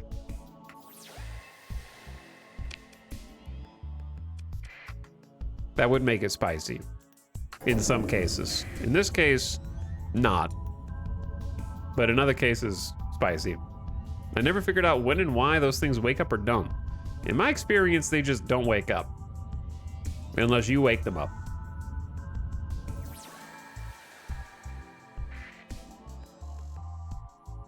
But it would be kind of fun if active sensor, you had to kind of like sneak around them if you didn't want to stir them. Otherwise, they did wake up.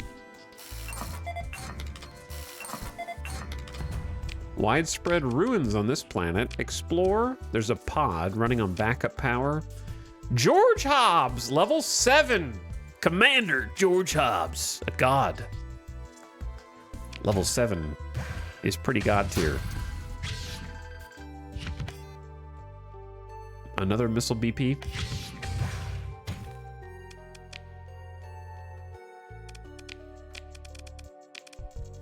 George is level 7, which is above the normal maximum.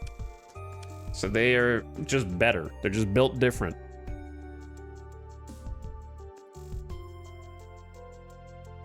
You have to pay them more money, but they're just way more talented. And dude's got 5 elite mods as well. This is kind of cracked. They're sitting on impact mitigation with an S mod for maneuverability for capital ships and cruisers. I don't understand how impact mitigation made elite gives you better maneuverability. Because you're dodging missiles? Is that what it's supposed to be? Target analysis with elite is bonus damage to frigates, destroyers, weapons, engines, cruisers, and capital ships. Ballistic Mastery Elite is faster projectile speed. He just shoots the guns faster. The bullets leave faster. Missile Spec did not get the Elite Mon.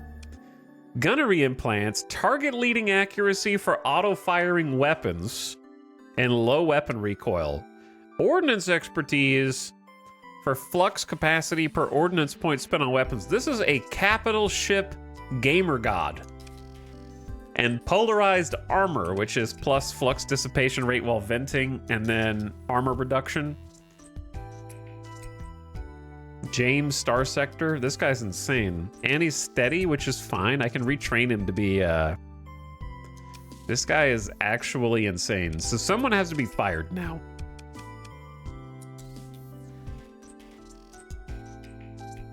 Probably Vittoria.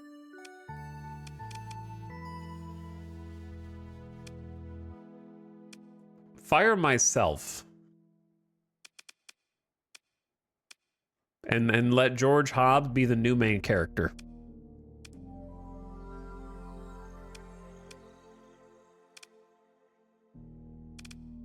All right, Vittoria, you're fired. I'm sorry I wasted a story point on you, but I didn't know. I guess I could fire one of the level 5s if I want to train someone else to replace them. That's true.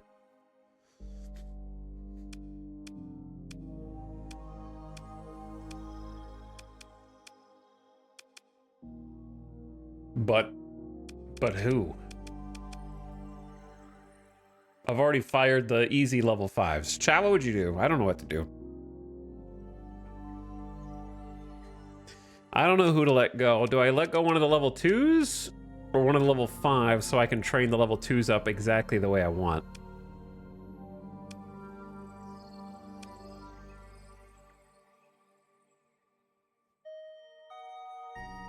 Go with your first choice. Yeah, I mean, I do have a level 2, level 2, level 2, so we already have 3 people in training. I don't think any of the level 5s are bad. Like, this one has helmsmanship, which I like, combat endurance, which peak operating time goes in a high-tech ship. I like damage taken by shields down. I like target leading and ballistic weapon range, and I like taking less damage from EMP and armor. So I like those things. Similarly here, we got more ballistics, a lot of the same stuff. Peak operating time can be nice to have. I think, though, that if I had to pick one person, Lynn is maybe the... I think other people value target analysis more than me. I think Lynn can go. That's what I was going to say.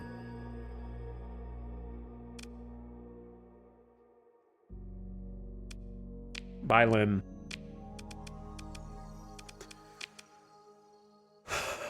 Okay, so...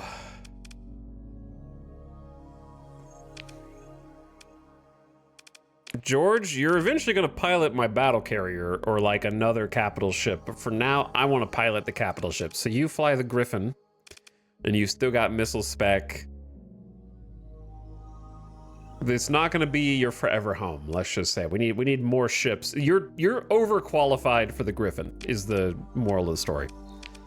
And then the whatever the heck this ship is, the Mora. I was going to say Mora, but I doubted myself. That's a Mora.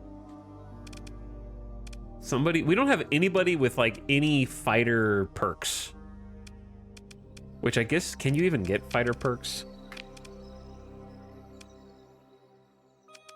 Can they only get combat perks, maybe?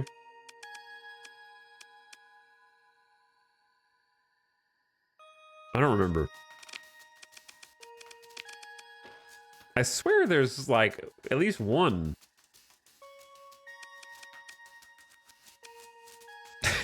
Win the moon. Okay, well you're gonna go in the Mora for now. Just so someone has it. What a god. Level 7.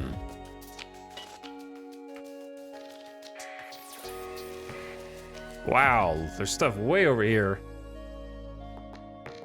Out here in the middle of nowhere.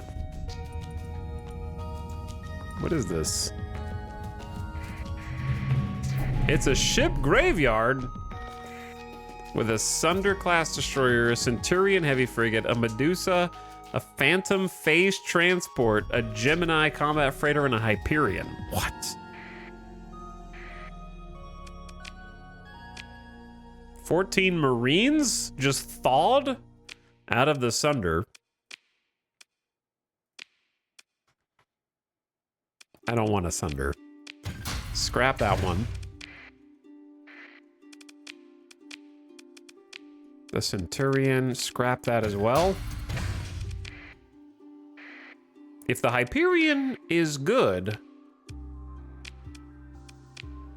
It's pristine, I take it. It's perfect. No demod. High-tech frigates, midline destroyers and cruisers is kind of how we're building up this fleet now. Hyperion is cracked. That's a really fun player ship to just like pilot in the early to mid game. You can do a lot with the Hyperion. Okay, we're gonna definitely recover that with a story point. Use special maneuvers. Gemini told us where a mining station is, but I'm just gonna salvage it. If the Medusa is pristine, I'm gonna take it. Research station? It is not pristine. That makes the decision easier.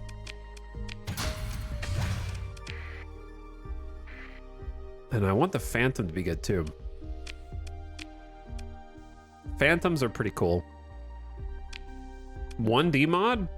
Erratic fuel injector? We can handle that. An advanced troop transport employing phase stealth tech. A design put into use by Tritackian Black Ops in the Second AI War. The Phantom should avoid ship combat as integrated armor and weapons are only rated effective versus light ground targets. This is a marine transport.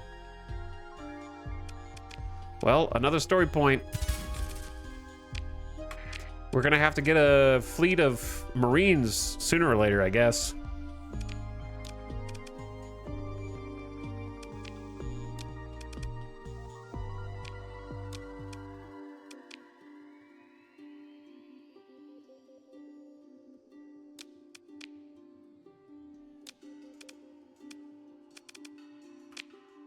This and the Hyperion's already got guns. Heavy Needler Phase Lance Pulse Laser. It's like ready to go. It just needs capacitors and vents and maybe a pilot.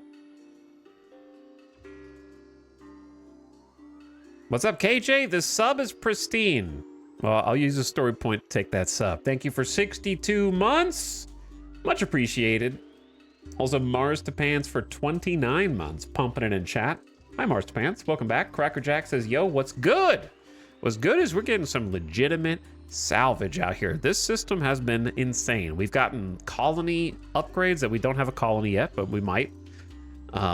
We've gotten a couple ships. We've gotten a bunch of hull mods that I've been wanting. So, no complaints here.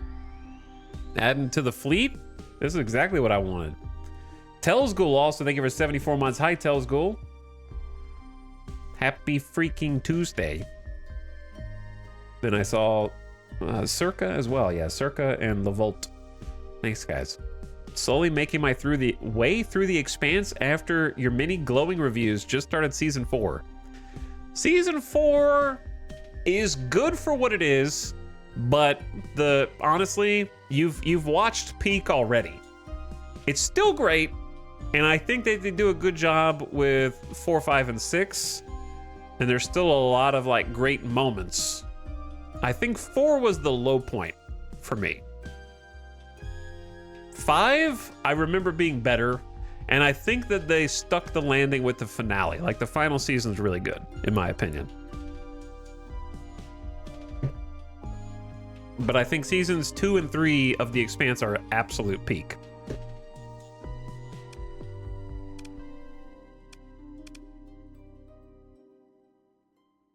Also, let's not write stuff in the chat about the season that local chatter is just starting.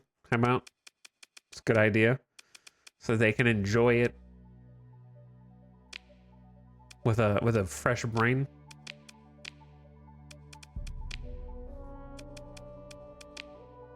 Okay, I might mothball this as well till we get it back, because we need a dock to get certain hull mods. I'm gonna mothball that, keep this mothballed. The Hyperion is good to go now. Here's the thing, I just think I have too many frigates. I think the Omen is fine without a pilot though.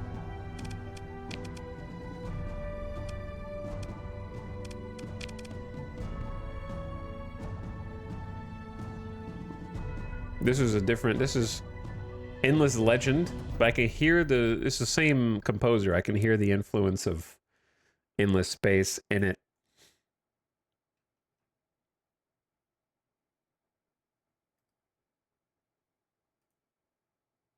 Where is the rest of Endless Space? That was just one soundtrack. Where's my favorite one, Arnaud? There it is. Lost Symphony, I think, is my favorite Endless Space 2 soundtrack. It's got the most bangers.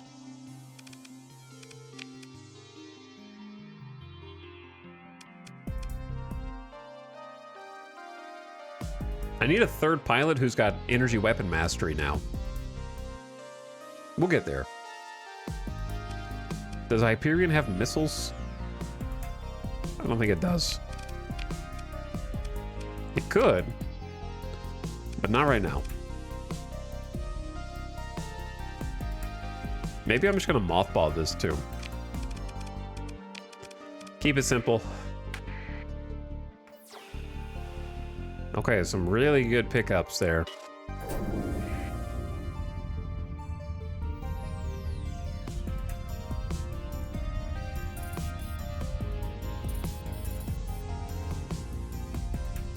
I went into season 1 having read Leviathan's Wake 13 years ago by pure coincidence. Oh, that's cool. One day I'll remember how to read.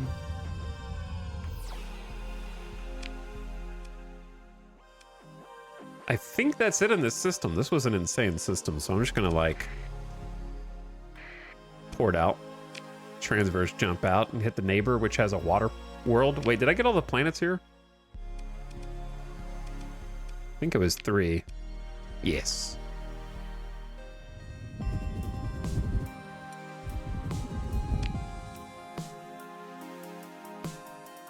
It was a chef. Oh, did the Persian League just settle it just now? Or was it already settled? I may have just not seen the Persian League name next to the water world, or did they just settle it? I have no idea.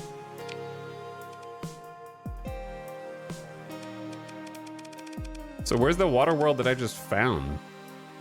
We had survey data or something, didn't we? Oh, it's in a completely different place. Hazard rating 200%. High gravity, extreme weather, water covered. Oof. Not great.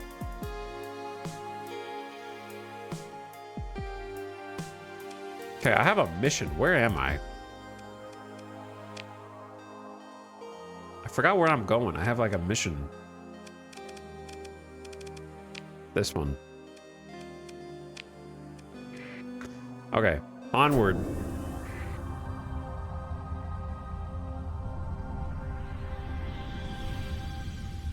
Back to work.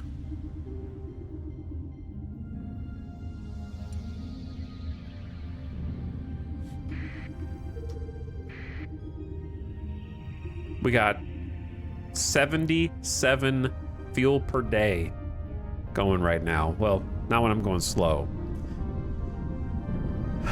I suppose we could go fast and just do ship repairs.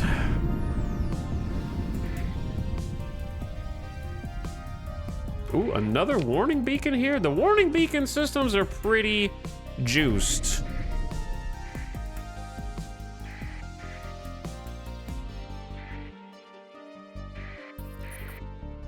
So why not? Extremely close to the exit. They are hostile and possibly a threat to your fleet. Huh. Okay, well, let's go in on the Star.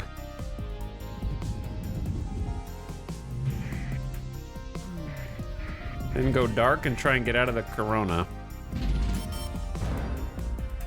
There's an arid world here. Huh. Well, let's go check that first then. That'll give our ship some time to repair.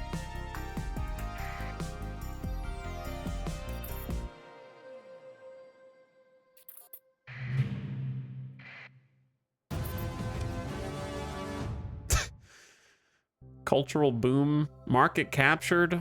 Persian League versus Sindrian Dicta. Okay. Hot and mild climate. Wow, this place looks amazing. Maybe. Never mind. It's a class 5, but it just doesn't feel exciting when it's like a little bit of ore, low crops. I don't know. I don't get excited about these. And it's the only planet in the system. This is not a good, for me, it's not a good first colony, but it's a good like second or third colony. I would be excited about that if I already had some set up. There's people on it. They're decivilized. There's just random people on it, apparently. We're gonna go explore the ruins from those who came before.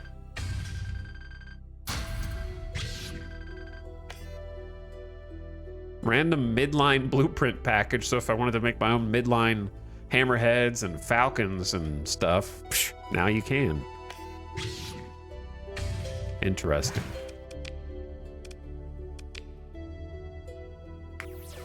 I'll do a little pulse.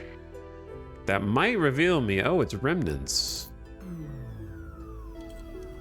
That's a little scarier. I was expecting maybe pirates or something.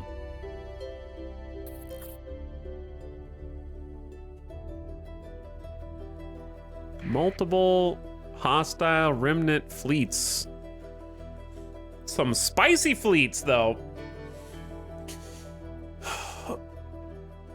There's a brilliant in there.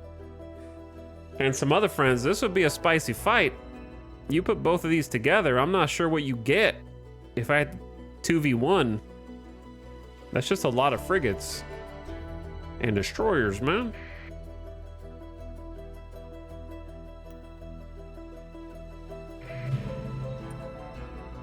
There might be a third fleet there. If I could take these guys by myself, would be no problem. Holy. What is going on here? We have more unidentified contacts. Holy. Dormants. At least they're dormant. 4 brilliants just sitting there.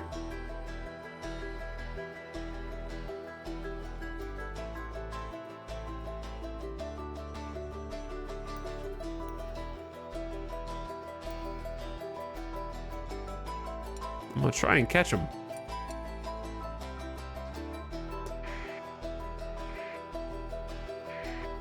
Why is the sensors down so much? Looking for your fleet. I'm right here, brother.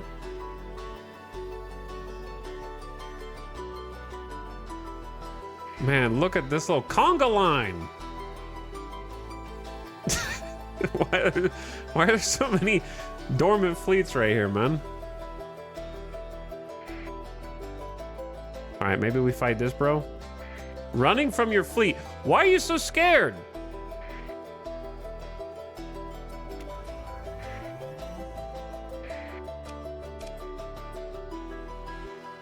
Better run. You didn't run fast enough. Apex heavy standard drone ship. Cruiser size. Rockin'. 2 graviton beams. Okay, so it's mostly, it's got 3 pulse lasers on the front and an ion cannon. The Brilliant has got, oh Jesus, plasma cannon, 2 heavy auto cannons, and some sabos.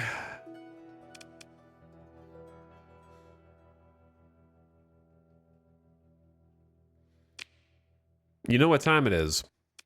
It's time to send the meatloaf in. I don't even think we need it necessarily.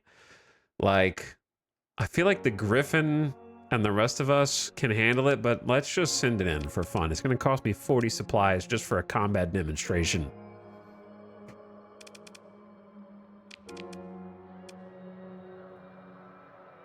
Wait, is that soundtrack over already?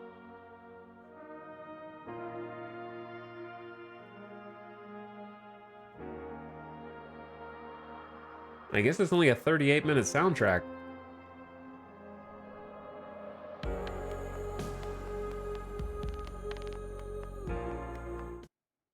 See, what is this? Original soundtrack. This is also Arnaud Roy, Shadow Moon Game Studios.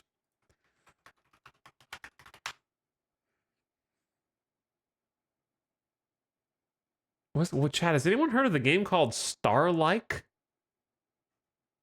It's a multiplayer online space strategy game by Shadow Moon from Shanghai, focused on rebuilding civilization in the Milky Way. What? Is this even released in America? I like how Arnaud Roy's just like the space guy. You're like, we need a space soundtrack. I know exactly who to call.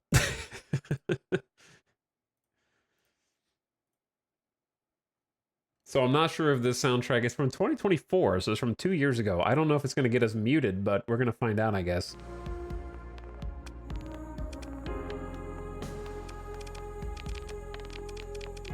I'm sending in everyone. We're taking no chances. Okay.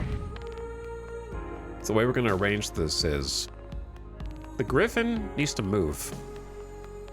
The Mora is going to hang out next with the Drover, and they're gonna get the Monitor as a little bit of support.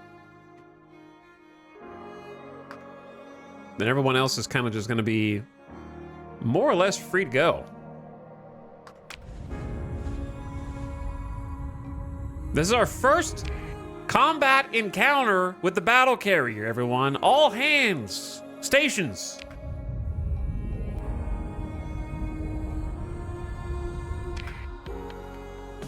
So my job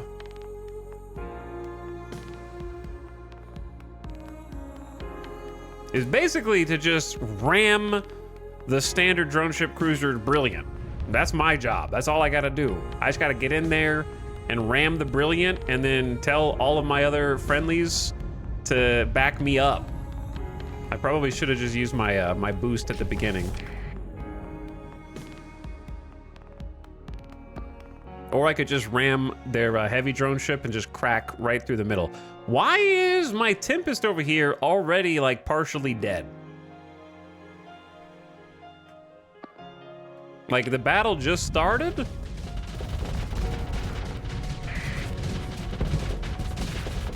All right, you ready, gamers? I'm going in. Burn drive activated. Get in there and slaughter these fighters!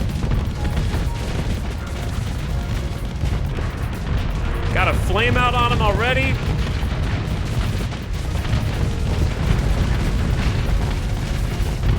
One down.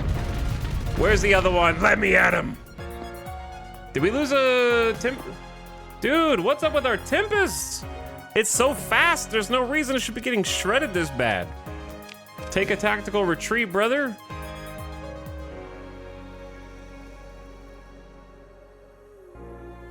Okay, we need to engage this Glimmer. We need to engage this drone ship. And we need to temporarily avoid the Brilliant. All right, we are turning, we are maneuvering. And we are ready to boost for round 2. Take out this little guy.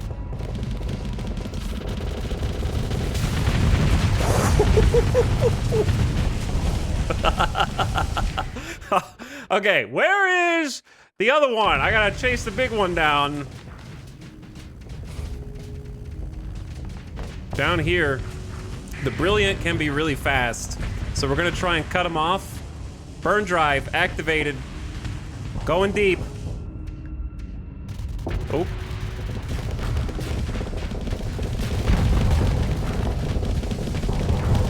Cruiser versus carrier, who would win?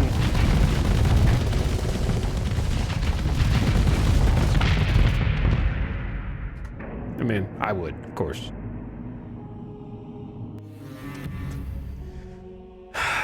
Easy dub. That's why they were running away from me.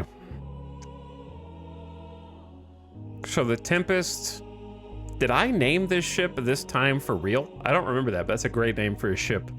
I might have done that. I might just be patting myself on the back right now. At least you didn't get exploded. 31 hull integrity. What's wrong with you, man? Is it because you're aggressive or something? Or were you getting harassed by fighters? Maybe it's the fighters that are the problem. They have no point defense. Maybe I give them a swarmer. That'll help a little bit. Tempests kind of do need to stick with someone else if there's a bunch of fighters.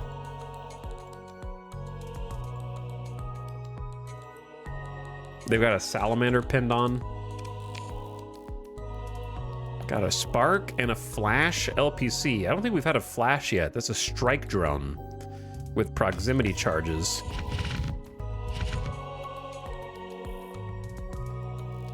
I was just doing endless space now. Hold on. We already listened. Oh, we didn't listen to that actually.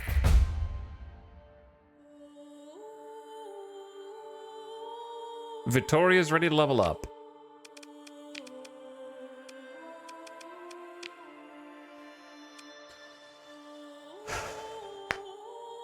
It's so satisfying to burn drive into an enemy's face and unleash hell. It is, yeah. Can you board enemy ships mid-battle and take control?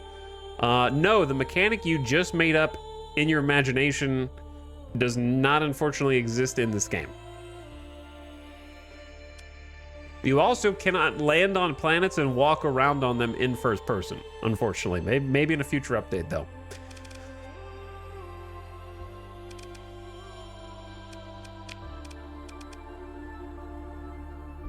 Victoria got missile spec and polarized armor. I did want another energy weapon master.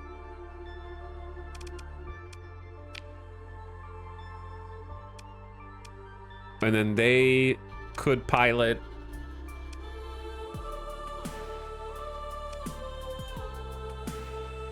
possibly the Hyperion.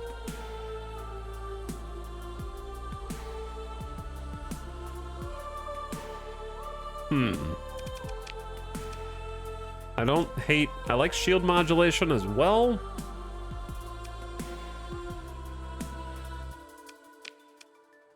We've already got a few ballistics people, like your ballistics, your ballistics, your ballistics. We have 3 ballistics masters.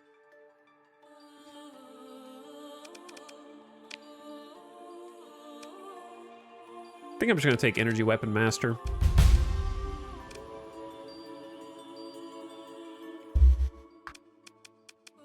Because they're piloting the Scarab, and that will make the antimatter blaster do insane damage because you have to be really close. It's like a very high damage close range weapon. So you'll get like plus 30% damage with the antimatter blaster. Also, ad coming in. I'm gonna take a BRB during the ad break, and then maybe do some more of these fights over here. I might just wake some of these fleets up and just destroy them. We need some combat readiness first, though, and some ship repairs.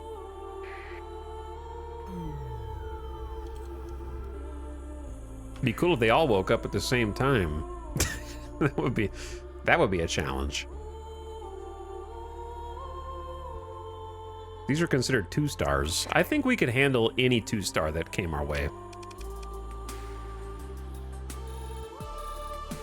3-star would be an even fight.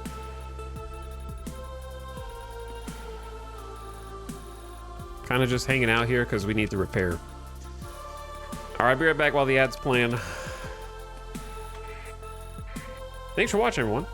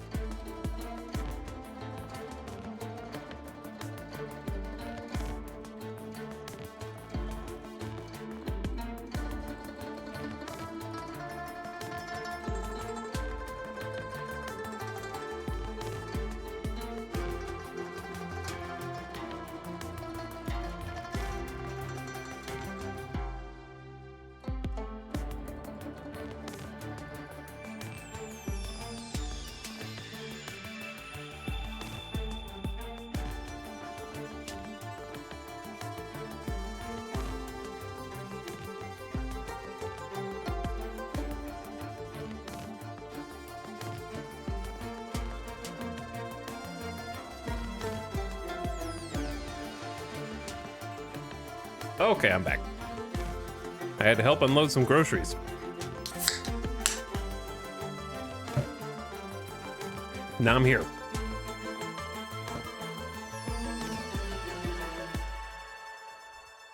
I still remember the OG Tempest. It's still good. The OG was OP.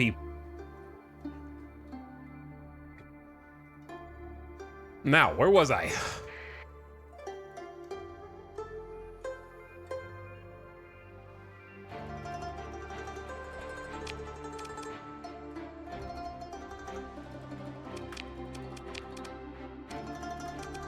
I'm gonna put a swarmer on this instead of a salamander.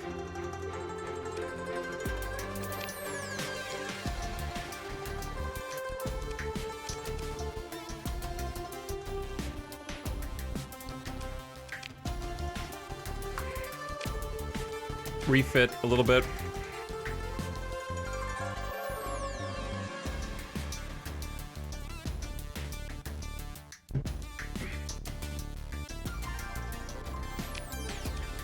Okay, repairs, close enough. I'm tired of waiting for this little Tempest.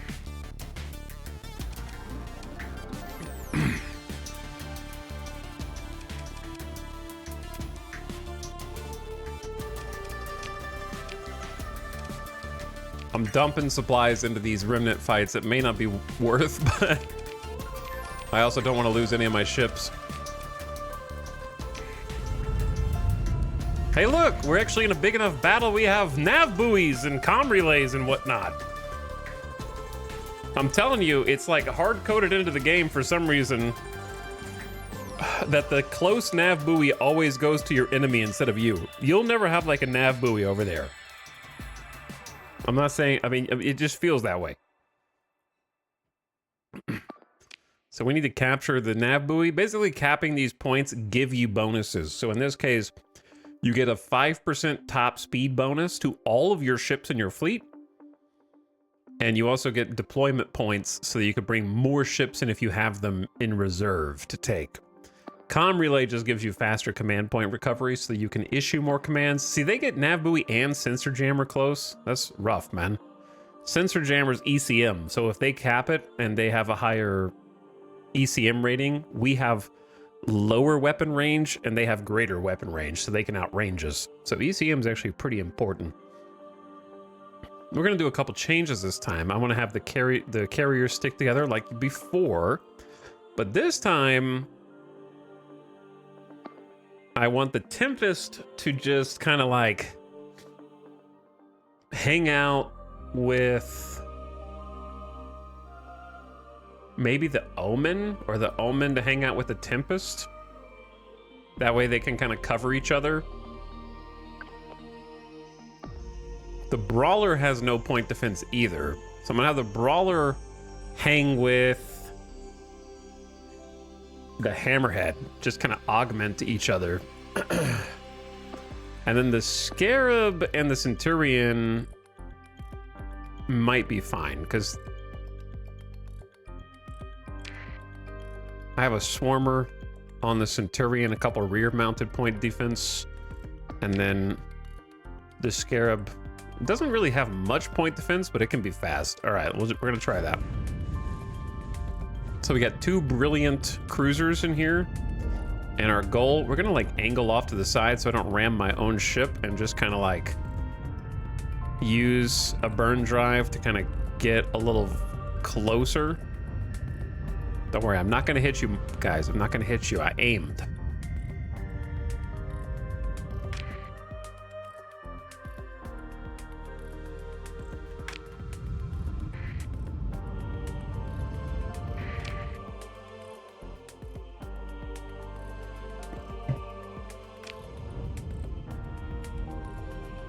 Squalls are getting nerfed?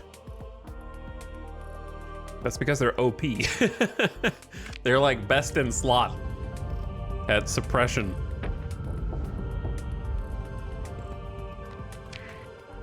I'm not surprised. Okay, so the Omen is here with the Tempest, try to zap any fighters that come out.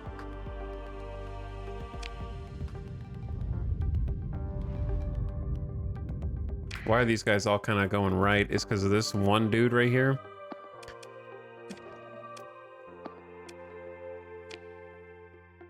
I'm gonna say eliminate that dude and then try and cap the sensor jammer.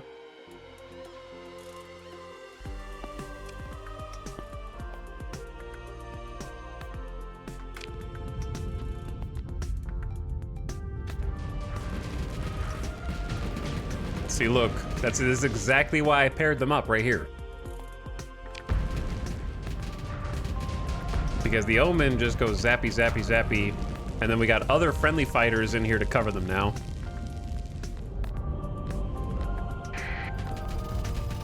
All right, am I going deep already or nah?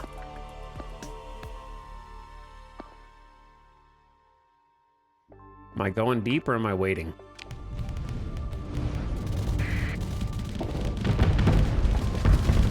I have my area denial ready to go, man. Look at all these fighters. I will destroy you. Fighters dead. All right, I guess I'm going for this dude. He turned his oh, what the hell, man? I don't know who to go for out here, actually. Maybe these guys got it under control. I doubt it, but maybe.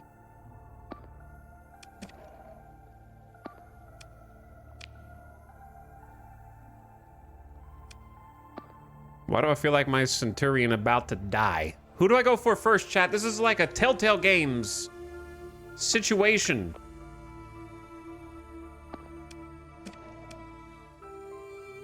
Do I try and go to the right, thinking the Hammerhead is in danger, or do I go to the left and try to save my Centurion and other friends? Which one do you think is in worst placement right now? Probably the right, but I don't know both of them. Do I have enough friendlies over here on the right to hold? I'm gonna go left. I'm going left. I gotta turn. All right, this monitor better move out of my way.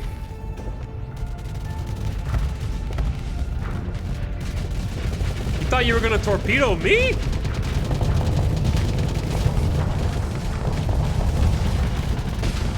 Oh, I'm overloaded.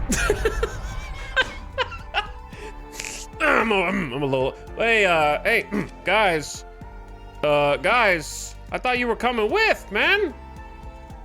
I thought you guys were coming with over here.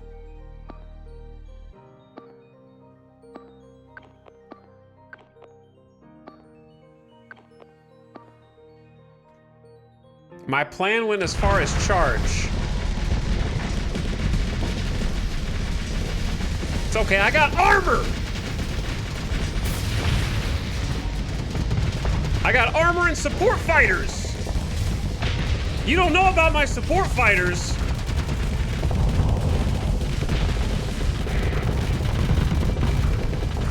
I'm a tank, baby!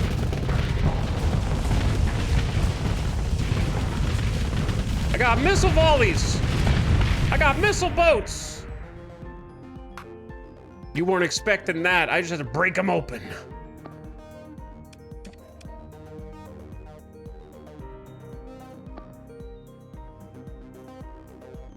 Okay, at this point, I'm kind of like thinking you guys do what you want. I'm gonna set this to be capped and engaged. Then I'm gonna turn around because this other brilliant thinks he knows me.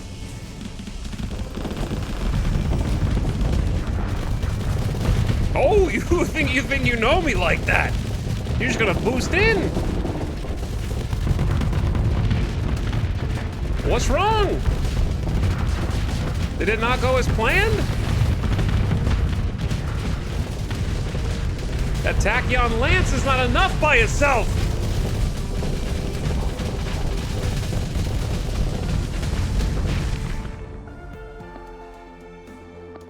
We need help. Eliminate, eliminate, eliminate, eliminate. Get them. That's the new plan, boys. Get in there.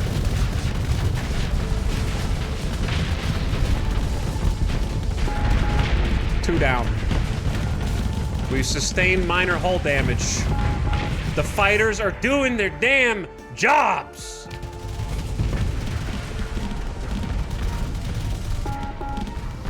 Get a little vent action in.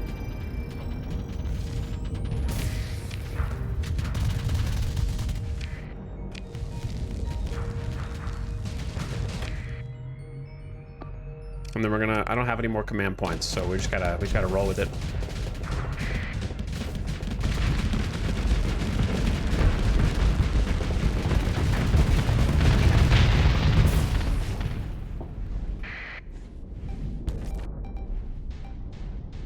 I'm gonna send some fighters out.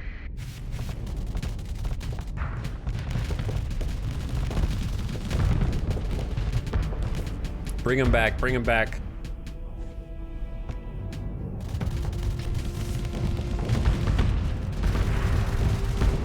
Dude, look at that. Double flak cannons plus the devastators are insane, man.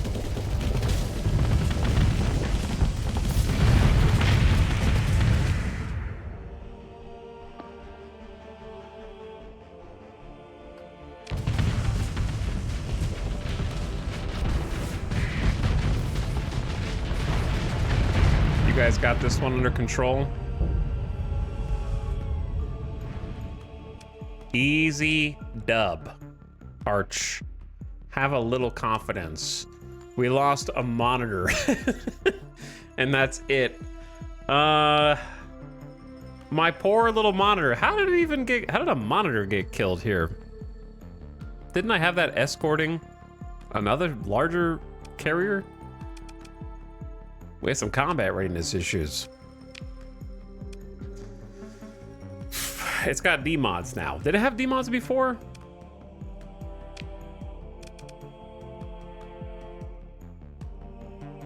I don't think it did. Increased maintenance and structural damage. Oh no.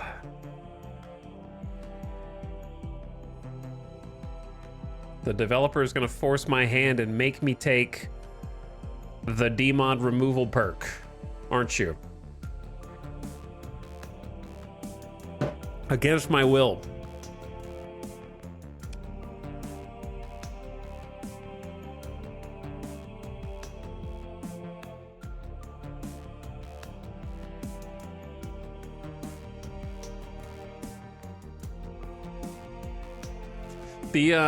I'm trying to think of like, what would I do if I was in control of balance?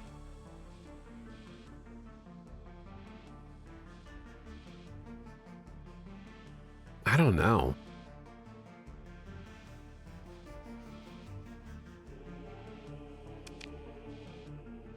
I guess I'm gonna recover it.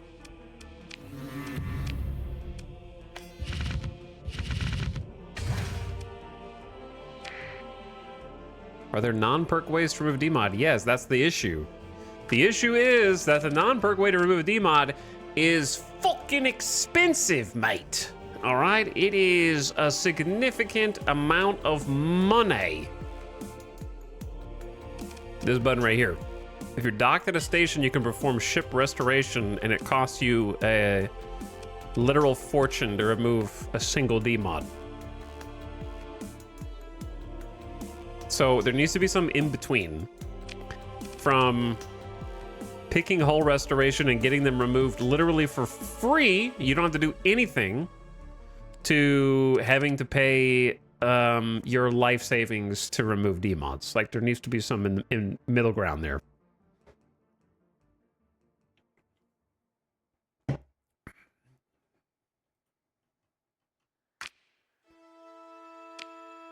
Because if you think about it, you can use one story point to reassign your skills. So you could just, like, take hull resto, fix all your ship's D-mods, anything that you've recovered, anything you've salvaged, anything you've taken, make them all pristine, then spend a single story point to unpick that and pick something else, if you want it.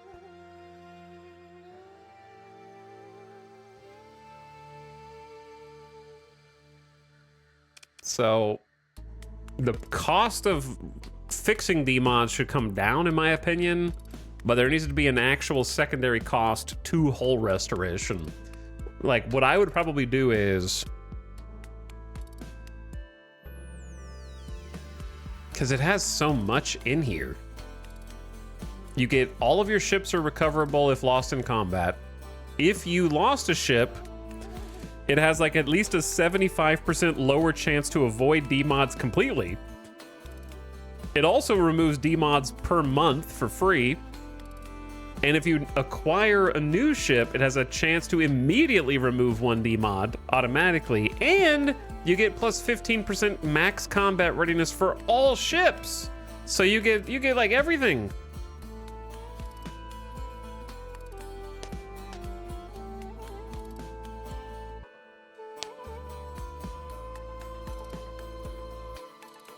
A perk slot's a bit expensive in and of itself. Yeah, but it has, you get combat readiness, which makes all of your combat ships better in combat also.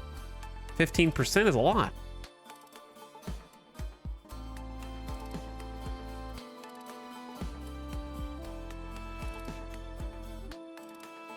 In addition to all the other things. And I don't think that, I think industry is just the best tree in the entire game, because when you have a large fleet, being able to A, use less fuel, B, use less supplies equals free money. And then on top of that, you can take, if you want, bonus salvage, which is just free money as well. You're not buying supplies. But even if you don't want to take that, who's not going to take bulk transport, right? Bonus cargo and fuel capacity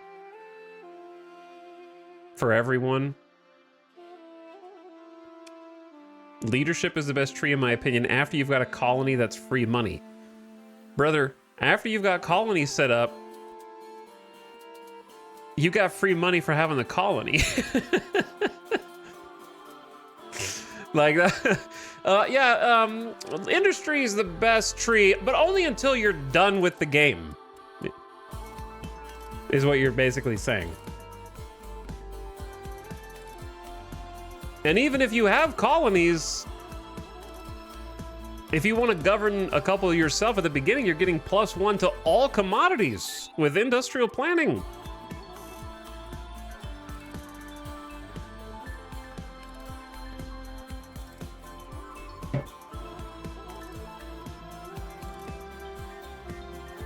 Once you have colonies going, you could pick whatever the hell you want at that point. Doesn't matter, you've already won. If you've got multiple colonies set up and you can defend them, you've already beaten the game. Anything else you do is just you're in the post-credit scene. So it's pointless to argue about what's better after you've got all your colonies going. The actual difficult part of the game, in my opinion, is getting all that set up. Once you got it set up and you've got all your ship blueprints and you got ship manufacturing and you're starting to you got some nano forges and they're building like good fleets, it kind of starts to take care of itself.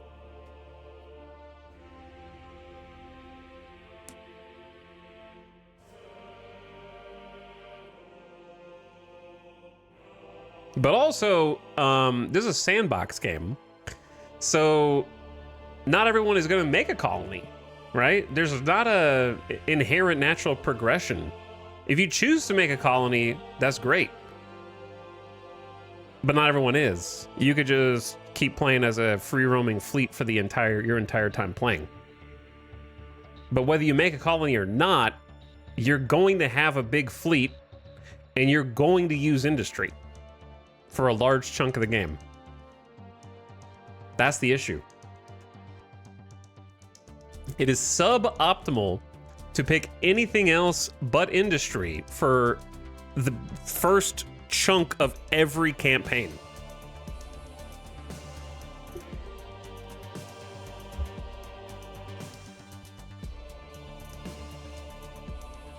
No one is going to put all of their points into combat at the beginning of the game for like their one ship that they pilot, for example.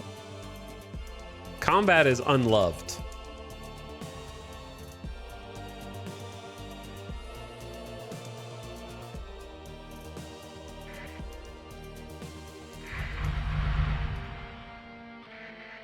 But anyway, neither here nor there.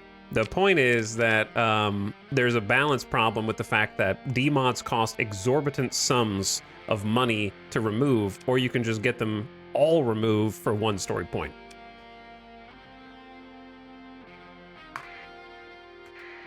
That's the issue.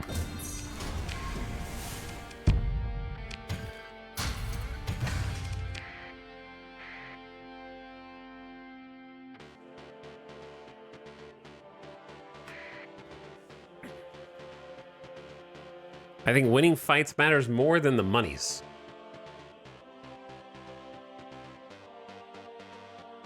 Well, you might also be playing with like free money. If you're not picking Space Restart, then you're on easy mode anyways.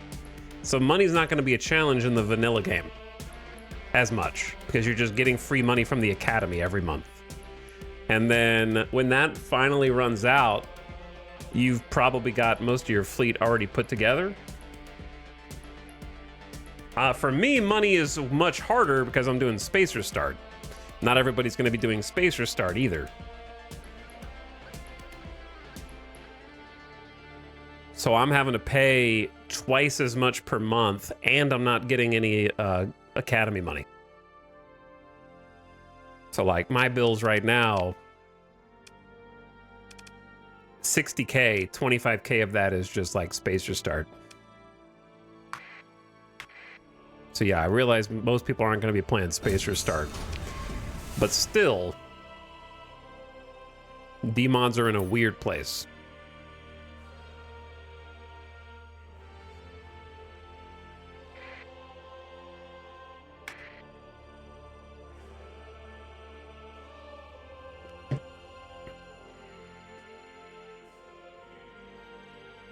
I have a space empire and I'm like, what am I supposed to do with 86 million money?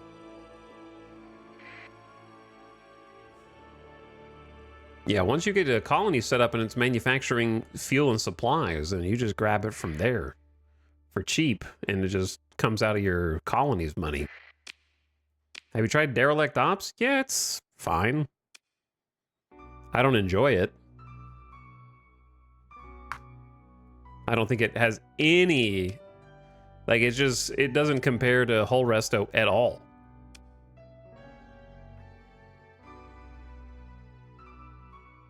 I understand you can field more ships, but why do I care about fielding more ships when I'm missing out on like 15% combat readiness for all ships, and everything is pristine permanently and always recoverable?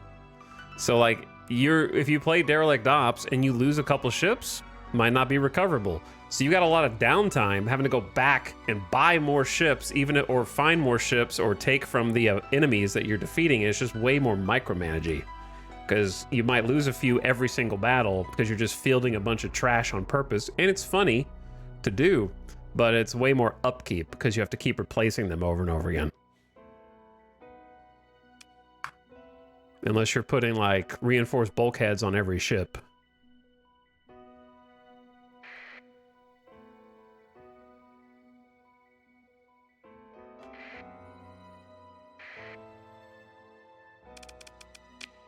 but it's work. Hull restoration is no work. you don't have to do anything. You just keep playing the game, and it's like you're got a fast pass to free pristine ships with bonus combat readiness until you're all set up and tucked away with multiple colonies.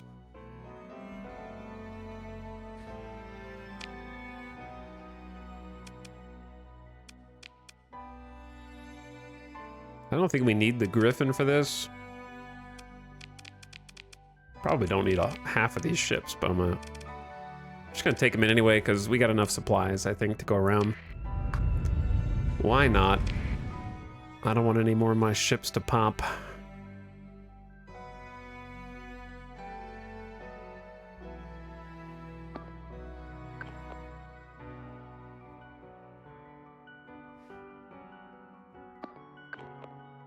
Other way around.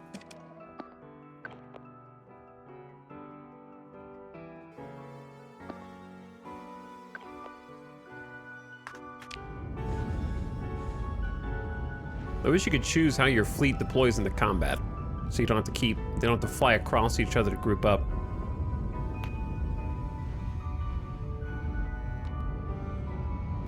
Scarab, I need you to not cross in front of me when I'm trying to boost. I'm going deep. Oops.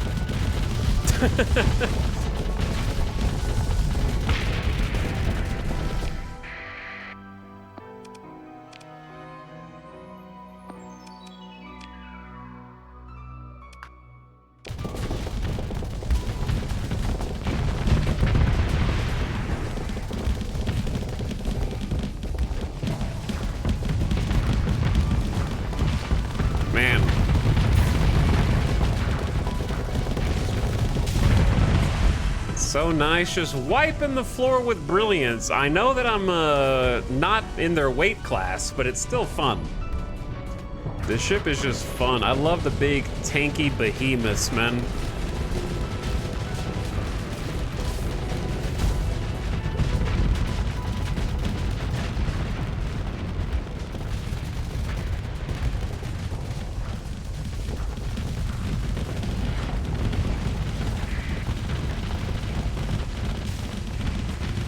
And just barrage until they overload. Watch the incoming friendly fire missiles. Boom. Get a little paladin point defense system. Your paladin is nothing to my devastators and double flak cannons. Okay, I had my fun with these guys. We're getting some nice combat XP. A couple more pilots ready to level up.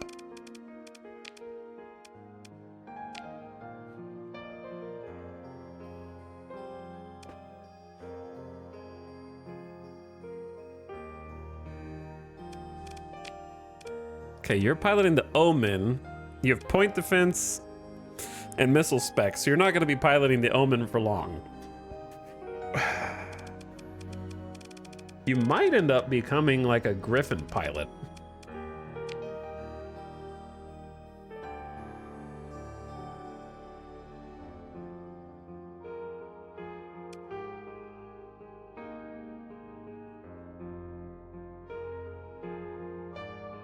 I don't know. I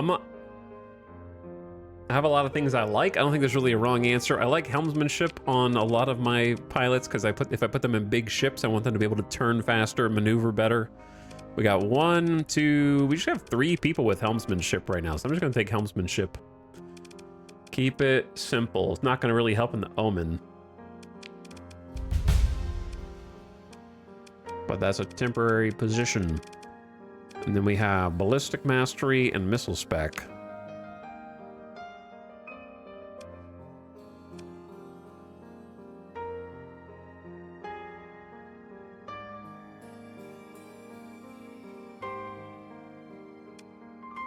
Maybe just go target analysis.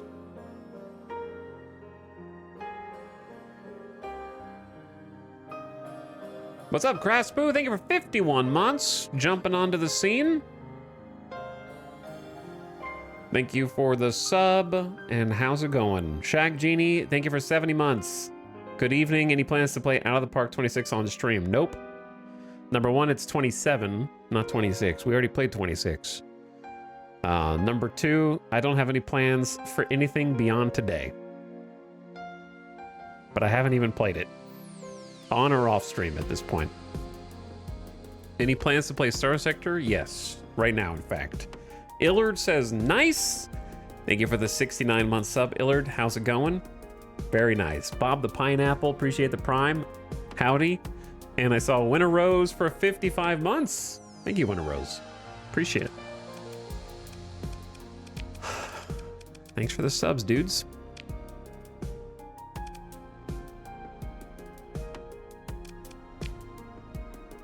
Bonus damage is cool, but I possibly overvalue defense and keeping my own ships alive as opposed to doing bonus damage to enemy ships. So I like impact mitigation. I like impact mitigation in general because I find I lose a lot of ships when their engines get shot out, and the sneaky part of this is it's minus 50% weapon and engine damage taken, so engines stay online longer and it buffs their armor. Plus, if you ever put them in a capital ship, you can give another 50% maneuverability that stacks with helmsmanship, I think, which can be pretty cool if it ends up being situationally relevant. I also like field modulation.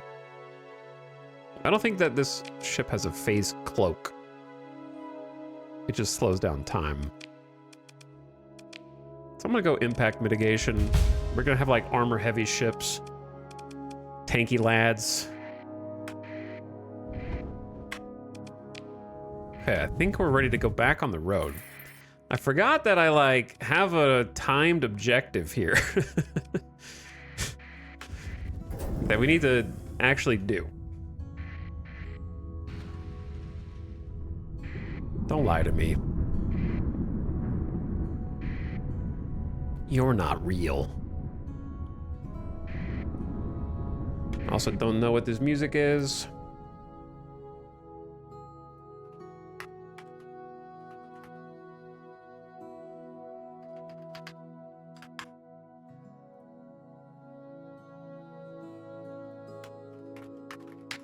How about...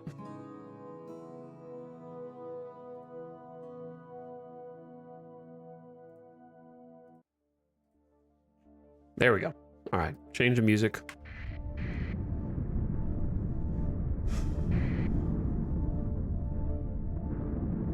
Talix, have you swapped the shift function in the settings? Nope, I've been playing with shift function for over 10 years. It's easy. Wouldn't have it any other way. What do you do when you play a first-person shooter? You rebind sprint? Who's this? Salvage Expedition? Are they going to the same place we are?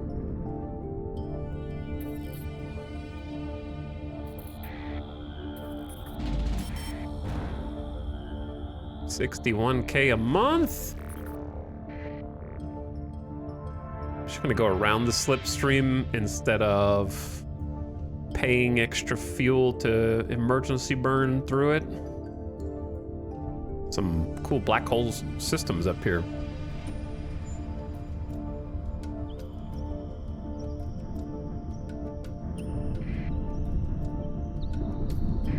Okay, okay, I'm sorry for not shifting and going slow. I'm sorry. Don't push me out, man. Distress calls. Multiple distress calls.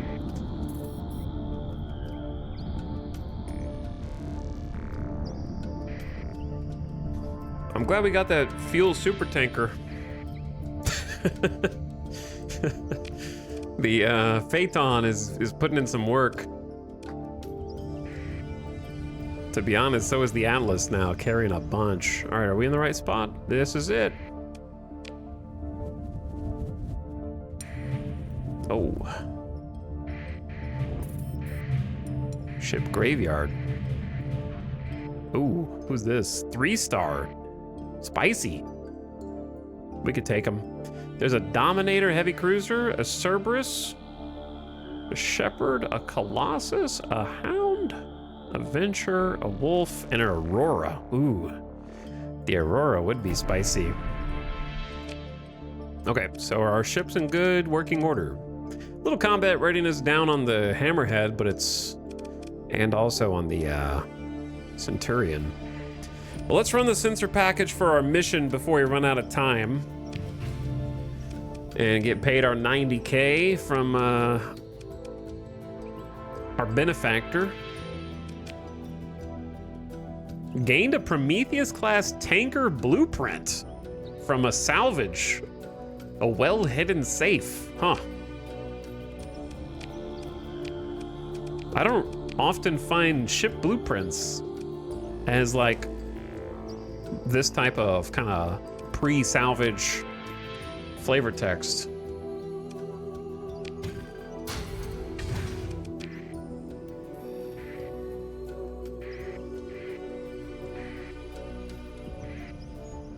That's a scavenger? Oh man, I was hoping they were pirates so I can investigate. I can instigate. That's what I meant to say. All right, let's do some more salvage here. A nearby hostile fleet is tracking your movements. Wait, what? Oh, they are hostile. There's hostile scavengers. Oh, I see. Are they? Yeah, pursuing your fleet. No, I'm pursuing your fleet. My drover's not fully combat ready, but no, that's their drover. It's my Centurion. Hull integrity's at 67. I'm just sending in everybody. I'm not taking any risks. The fly swatter, unfortunately, became the fly last time out. Hopefully I'll do better this time.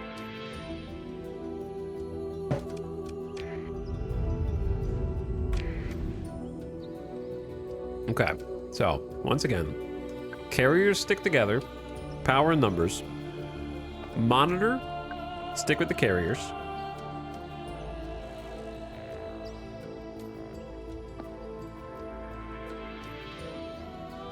I forgot where did I put the Tempest before? Brawler with the Hammerhead. Oh, Omen with the Tempest, that's what it was. Do a little shuffling. I'm just gonna boost and hopefully not clip my carrier. And the tailpipe, try and catch up a little bit. Oh yeah, I forgot to give orders for the comm relays. Whoops! All right, cap, nav buoy, comm relay, and another comm relay. Whoops, my bad, guys, my bad. Divert. We need more ships for this to become a little bit more efficient.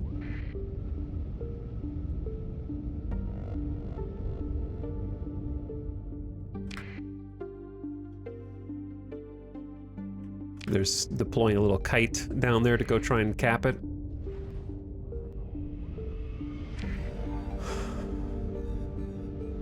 All right, Mora, can you stop drifting into my path, please? Also, this rock. Bonk. Well, you are literally turning to be in front of me, bro.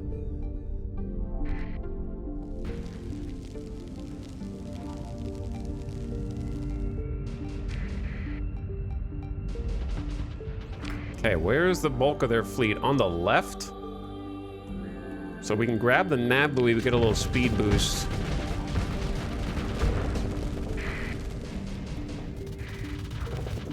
So what do we have to worry about in their fleet? Honestly, it's just a bunch of fighters, so we should destroy them. It's carrier versus carrier, and our carrier fleet is just better. This mule has made a terrible mistake.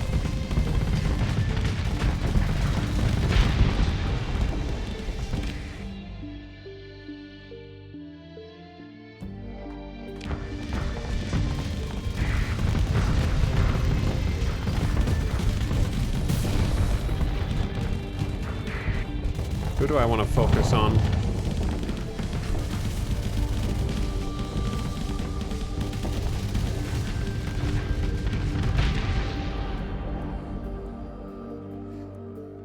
Kind of just checking on the state of the battle, seeing the health down here of all my ships, just to kind of make sure everything's good. I guess we'll just take out this Venture.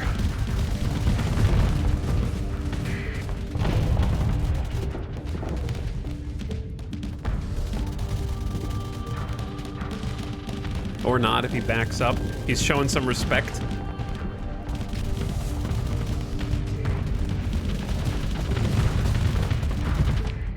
Showing a bit of respect. What are you guys doing up here? Did you guys just kill this dude?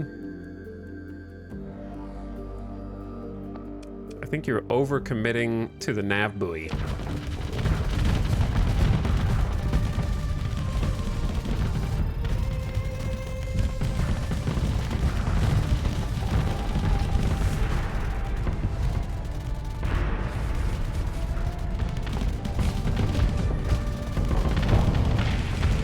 They want to overload me.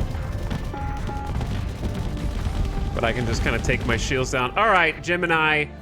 I've had enough of you and your overconfidence. We'll get a little vent in. And then we're going to say, engage this Gemini. He's out of position. And then... let's engage the main dude. And I'm gonna go in and help. All right, here we go. Watch out, Omen. I'm going deep.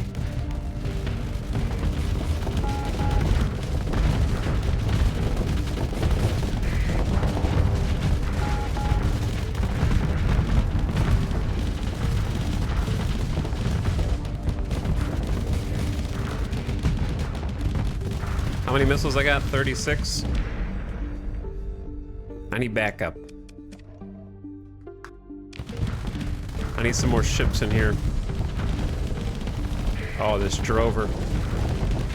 This drover is super dead.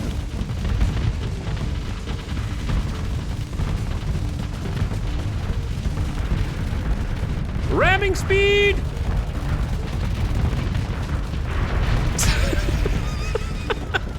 Okay, that took way more hull damage than I wanted it to. I'd do it again. Can't stop me. All right, I'm gonna need all my ships to get in here, brother. Kill these guys.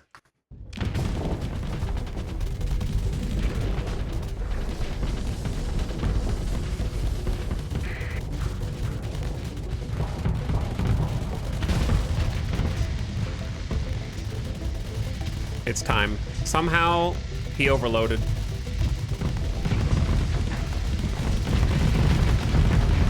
I don't know who overloaded him, but no shields means we win.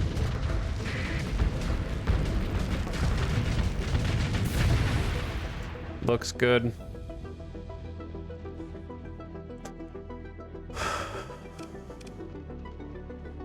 20 crew died. I wonder...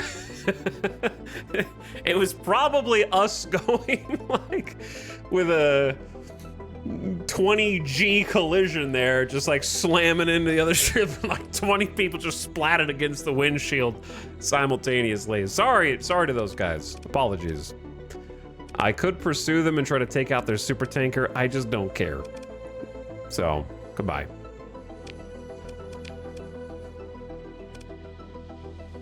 I could recover some of their ships, but I just don't think it's worth. Scrap them all. We saved 5 crew from the wreckage. That's gotta count for something. Now get out of my debris field.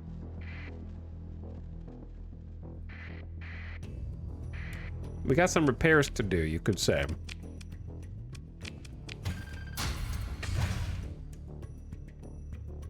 Should have worn their seatbelts, I guess so.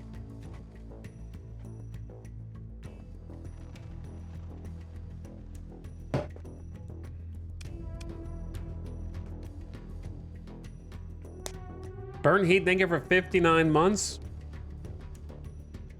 Just subbing. Is this like FTL? It is. In that both this and FTL came out originally at similar times in gaming history. And they both feature space prominently. An Aurora with compromised armor and degraded shields means I'll pass this time.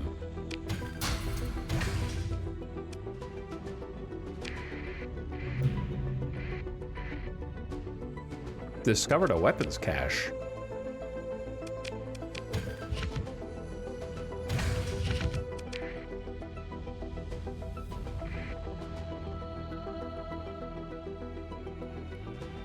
Is this somewhere else? Might have this. Who's this? Pursuing the Prospector. Oh, this is a fleet that I just fought, and they're just still harassing people in the area. A Dominator with 1 D-mod. Degraded life support. So the max crew, the skeleton crew's 200, but the max crew's now 225. That's probably worth. Remember I said that we need some more like backbone cruisers in this fleet?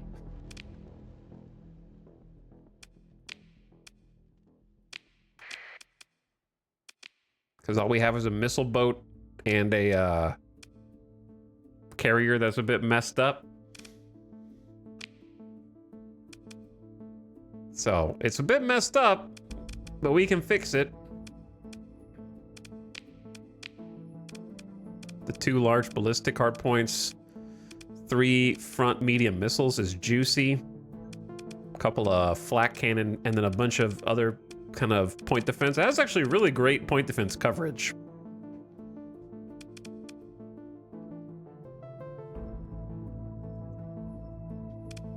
So this is gonna need some repairs. I'm gonna mothball it for now so we don't stretch our crew too thin.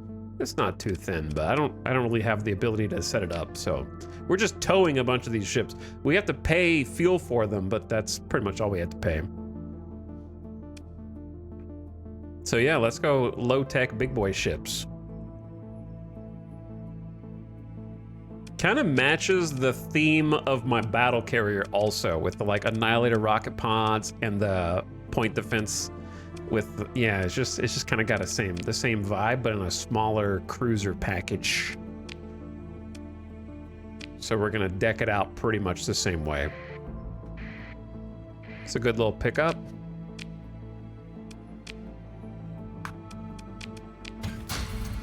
Drugs? What are those doing there? Okay, did I get? I think I got all the stuff I care about from right here. We need to do some repairs and some refitting. And also check some surveys. We got a bunch of different little pick-me-up ships on this particular run. I might go ahead and take the D-mod repair as my next class upgrade.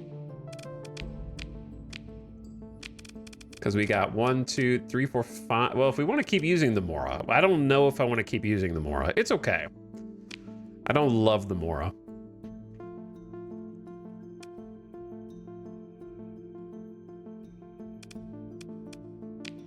I also don't love the Drover.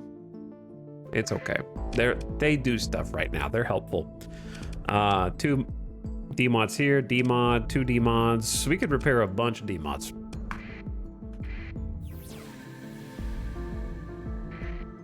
Something to the left.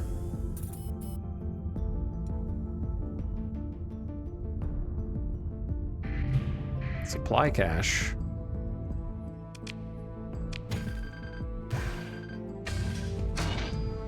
Not much.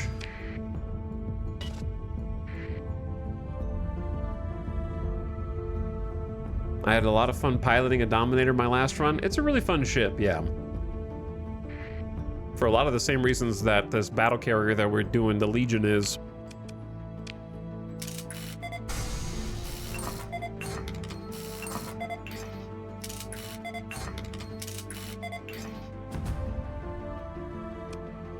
Habitable, cold, plentiful organics, moderate ores, sparse rare ore, adequate farmland, and scattered ruins. It's not exciting, but it's decent.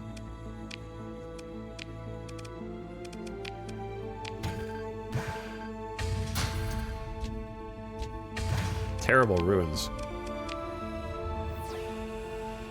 Not exciting, but it is decent.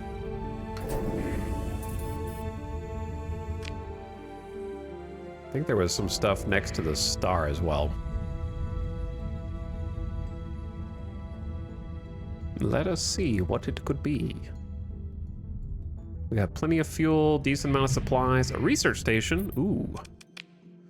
Although superficially intact, Salver teams soon find evidence of light weapon fire and the resulting carnage, thankfully long desiccated, decayed, and or frozen, depending on the rundown time of life support in any particular sector. The seemingly random spread and directionlessness of the violence suggests the security system of the station turned on its occupants all at once.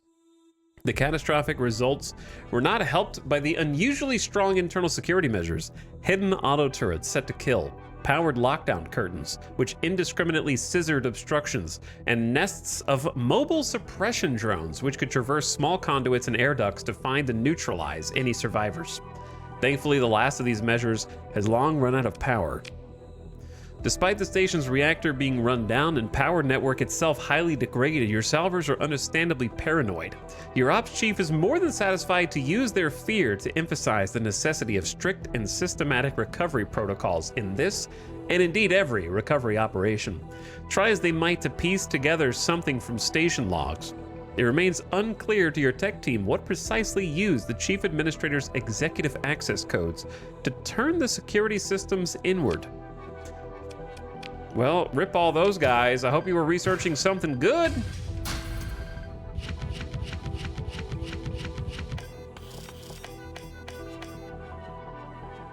Another Prometheus tanker blueprint. We found like 2 of those in a row. Antimatter, Breach SRM pod, Luddic Church, adaptive phase coils, which allows coils to handle higher levels of hard flux, increasing the threshold at which speed bottoms out by 50%. And a shield shunt. Remove the ship's shields. The external emitter nodes are replaced with reinforced plating. Armor goes up 15%. What if I just take my shields off?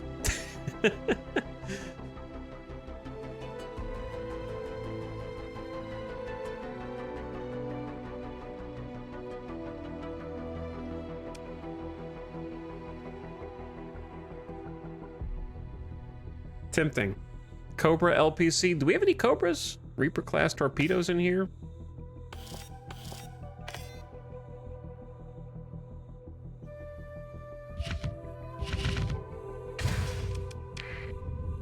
Well, let's salvage it again and see what else pops out.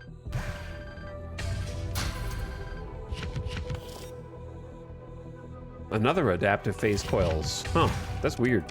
It's like 2 of them in a row. Is that a fleet? It is a fleet. Which fleet, though? Maintaining contact, avoiding contact. Pirate raiders with just a bunch of garbage.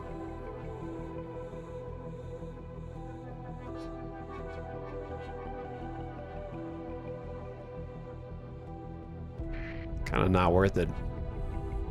Like, I don't know what I would even deploy.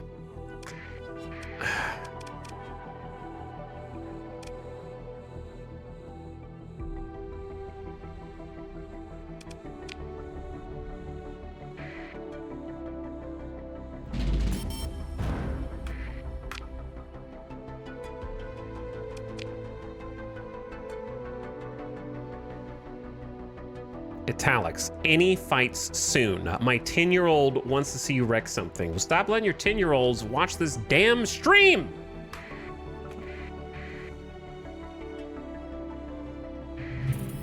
Give them the iPad.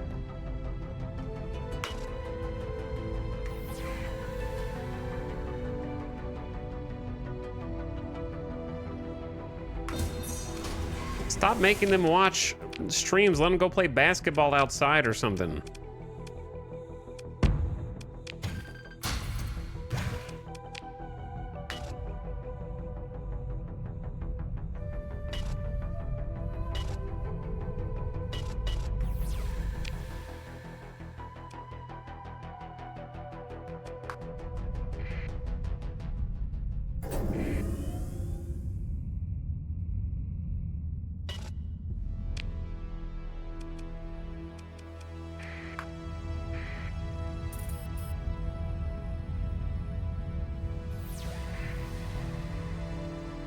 Is that it? Is the system empty?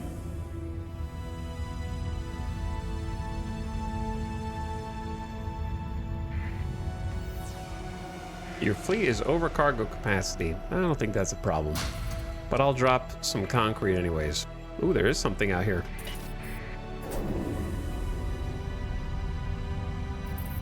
Tell your kids to go read a book. I was reading, you know what I was doing at 10? Reading books from the library. Okay? Becoming educated. Not going, where's the flashing lights? There's not enough boom booms on screen. Nebula class civilian transport, Dram class tanker, a Shrike class light destroyer, a Colossus heavy freighter. Interesting. Cerberus, Dram, Buffalo. I wouldn't mind another heavy freighter.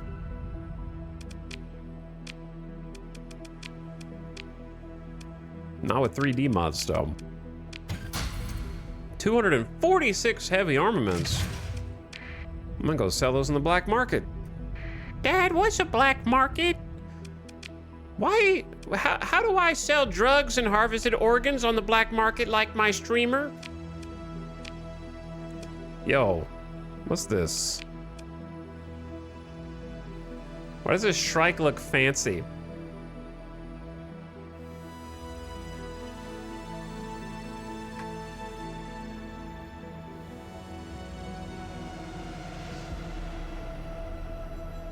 Is it the pirate variant? Have I just never zoomed in to look at it? Is a pirate Shrike any good?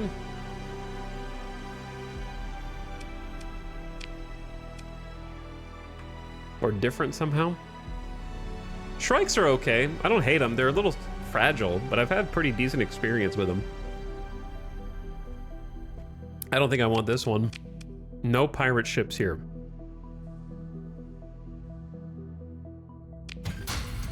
I want everything above board.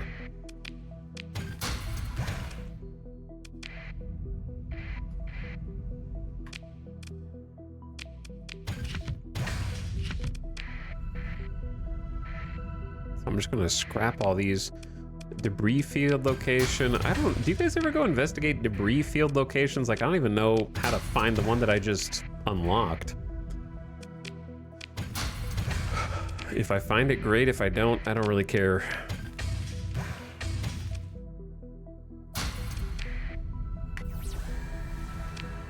I think we're done. Boom, boom. Oh, there's the weapons cache. You know what else there is? This ad. There is a little ad coming in right now. 3 minute of mid-roll.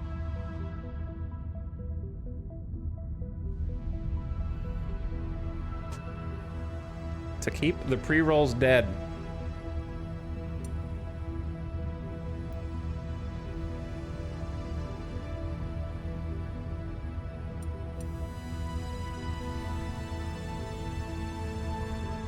Oh, the weapons cache kind of looks like just a regular cargo drop is why.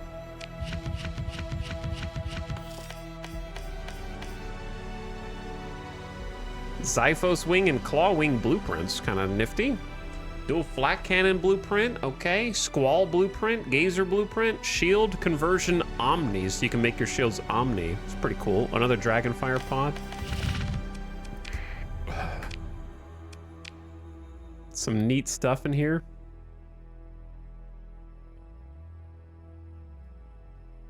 I'm just gonna learn one of the Prometheus blueprints, because why not? We have 2 of them. We have 2 flak cannon blueprints. 2 of these mod specs. Shield shunt, shield conversion. We got too many mod specs now. And 2 missile blueprint packages. Okay. Oh. All right, while the ad is going, give me 2 brief minutes. Beer beat, real quick.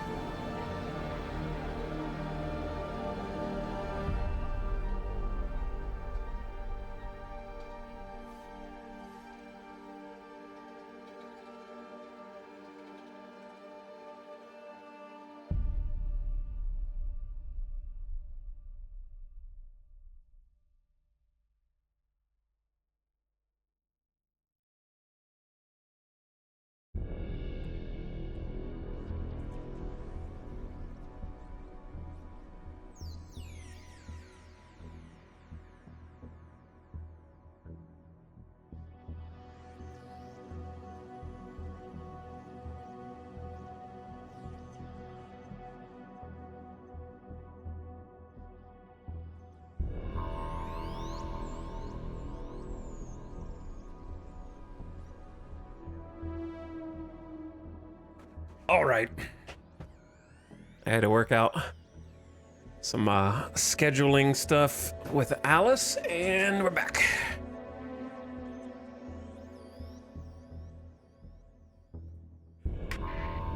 Where am I? What am I doing? Weapons cache. Couple derelict garbage ships here. Location of extensive ruins.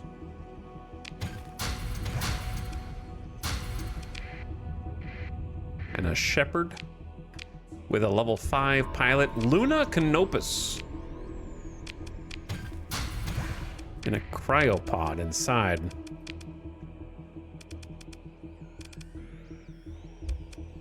Like, they're a decent pilot, but I just...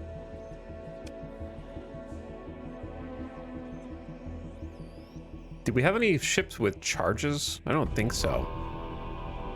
Systems expertise is cool if you do, though. And they're otherwise okay, but bye. Don't want to pay you for nothing.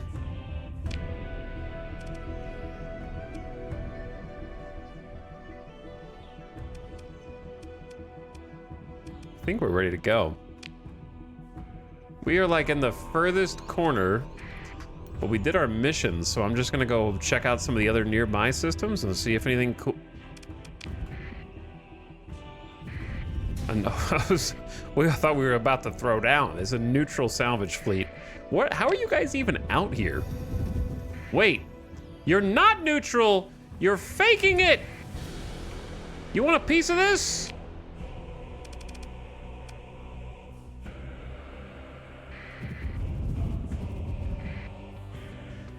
You want a piece of this? We can do it right now.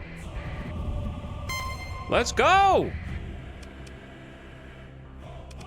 Where did you even come from? Drop right on top of me, man. Look at all these fighters. What's funny about this is we just have like a pretty fantastic fleet to be anti-fighter. When their best ship is a Venture. They have a level 7 pilot in there, level 6 in the Drover.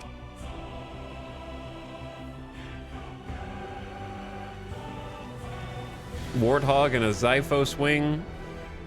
Harpoons and torpedoes. Goodness, assault drover.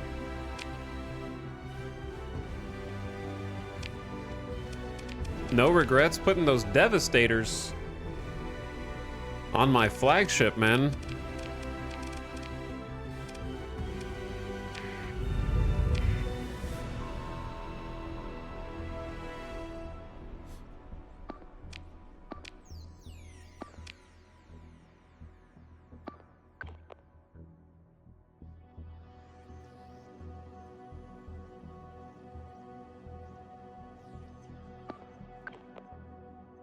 Okay, you with you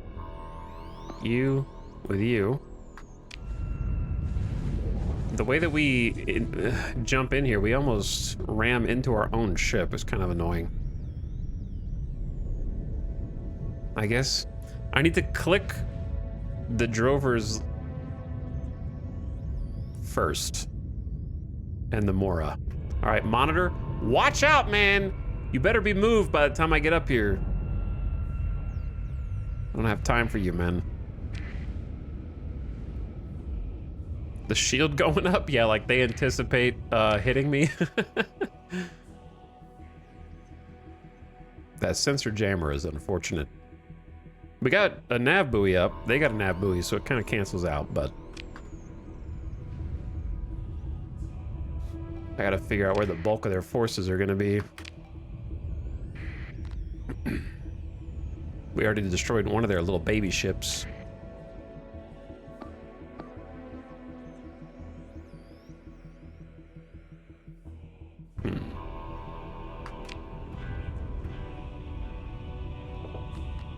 Poor brawler that has no point defense. All right, no, Hammerhead, don't back up.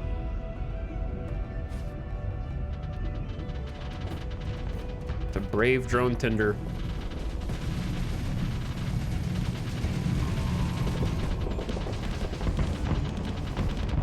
Man, you backed up into the perfect dude.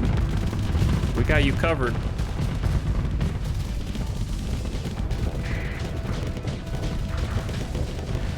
Get that wolf. Okay, so a few things. Most of my fleet is over here for some reason, which is fine. If we just, these 3 carriers are out of position. So if we just tell my fleet to dive on them, stop pressuring this, And then kind of do a little escort duty where we have like a couple of frigates just kind of hang out and chill with us to help.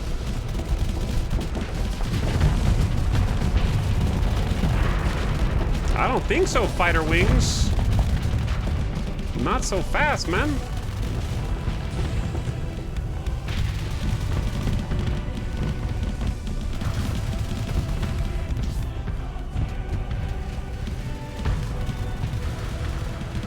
I'm kind of like strafing to the right. I know it's hard to see. It looks like I'm not really going anywhere. They're yoinking our nav buoy, which I'm just gonna ignore. And then once they've finished off those 3 carriers, we're gonna kind of like regroup. We don't really have enough extra frigates to go do little sneak captures in the background, unfortunately. All right, I see the rest of our fleet on the right kind of joining up.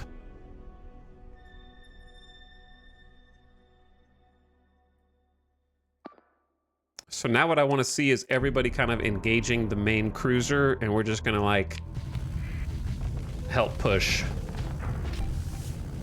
I'm not gonna dive just yet.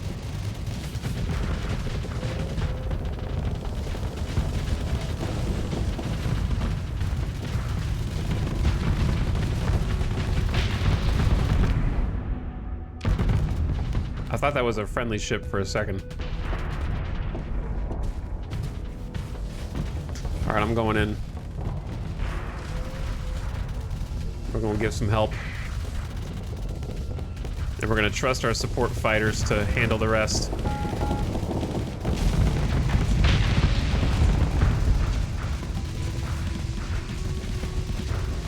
Gotta put some missile pressure on.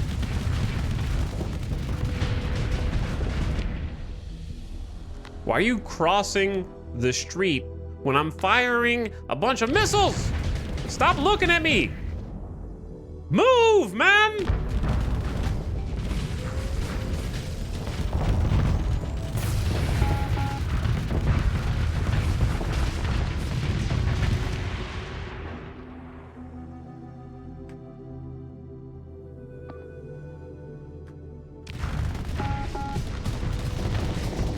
Very nice, very nice.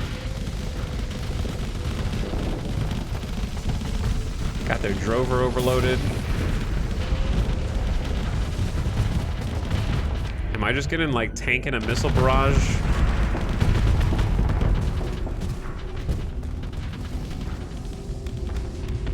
I think so.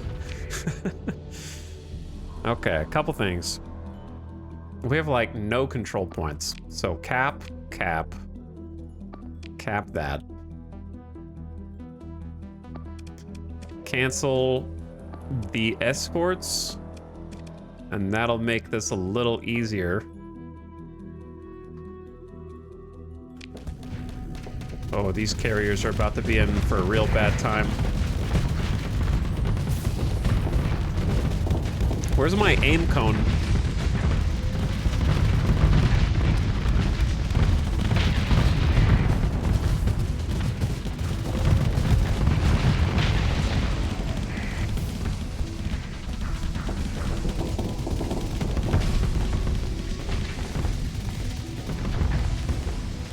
Get them, boys.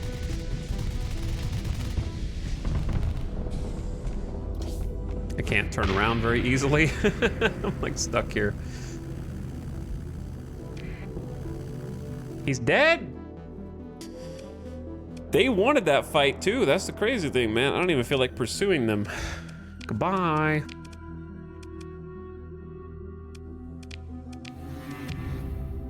I'm just gonna pick through your garbage.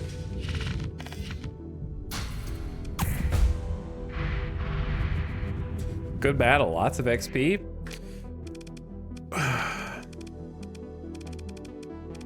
None of our pilots leveled up, but I think we got some story points. Forgot where I was going. Yeah, because I got randomly like bumped into those dudes. I'm thinking their fleet commander was kind of dumb. Yeah.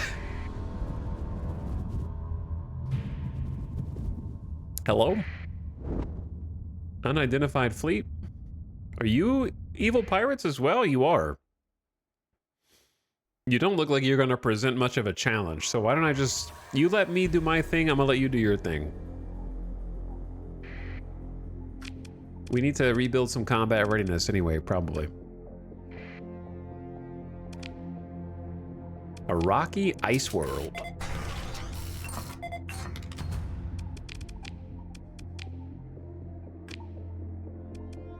There's a baron bombarded, a baron, and a baron bombarded. What happened in this system?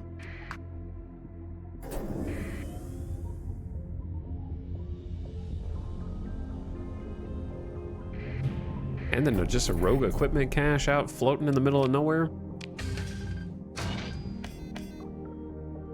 Scarab blueprint? Huh, we can make like one of the rarer ships in the sector and a pirate eradicator. Okay.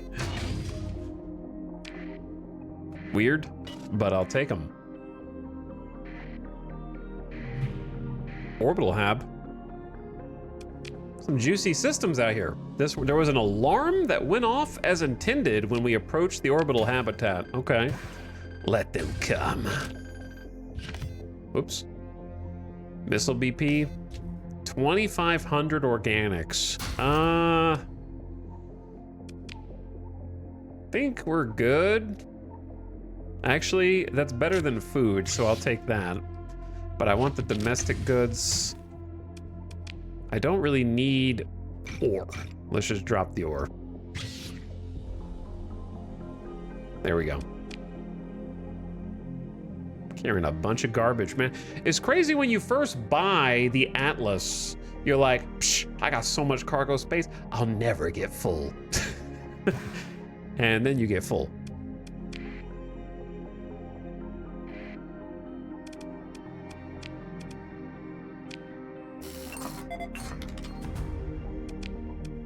Is this vanilla or modded? Well, in the title I put Nexerelin, which is the name of one of the most popular mods in this game, but it's possible you haven't heard of it.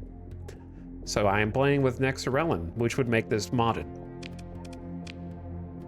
It is a very good mod that I would recommend checking out, that has a lot of replayability to the game.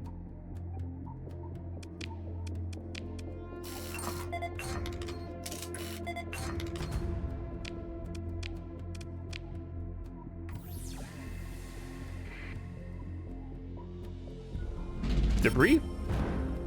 Possibly.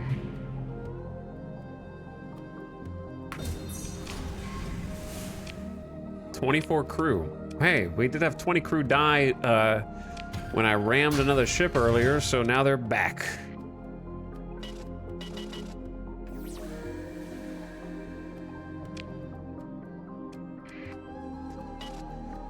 I'm just gonna keep doing some surveys and keep looking around.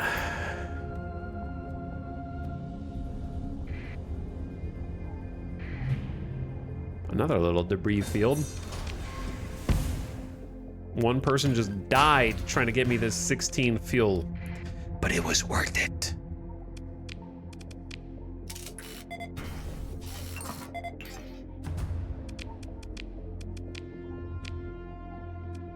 Oh wow, this is like Blue Giant over here with this crazy vortex asteroid field. And the stable locations are crazy far from everything else. Let's check the star.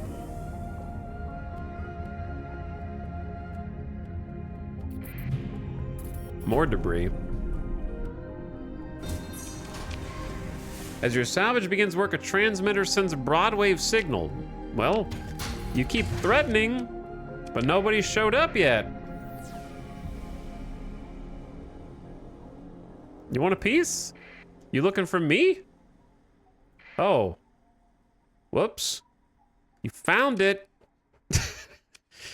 I'm right here, man.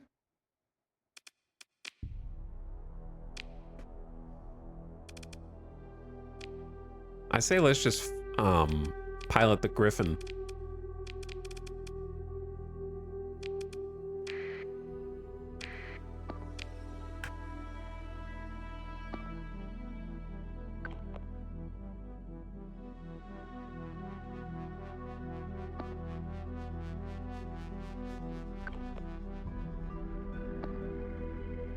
Okay.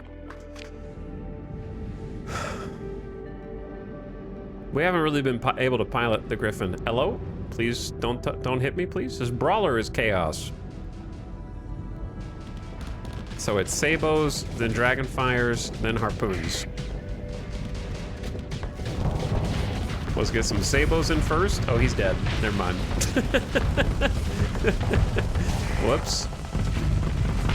Maybe I deployed too many ships.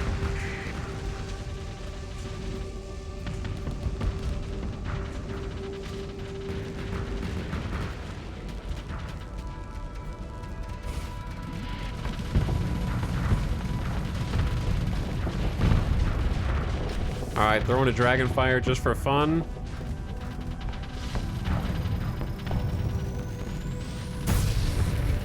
That's right, you better back up.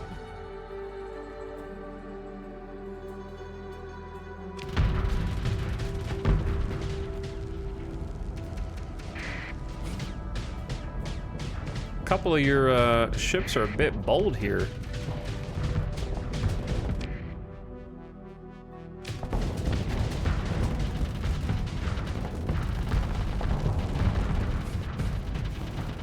That's a hound with a front shield. Pretty crazy, dude.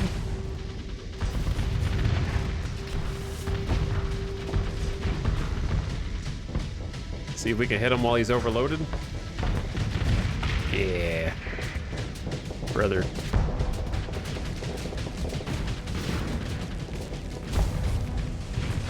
Got him.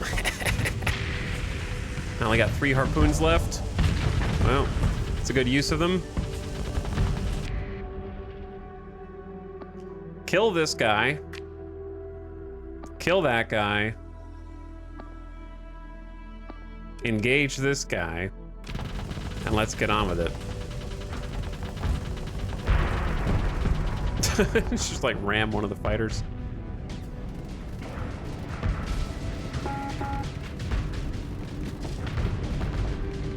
A little dodge there. All right, had to do a little venting. Now I'm coming back in. I'm ready to help.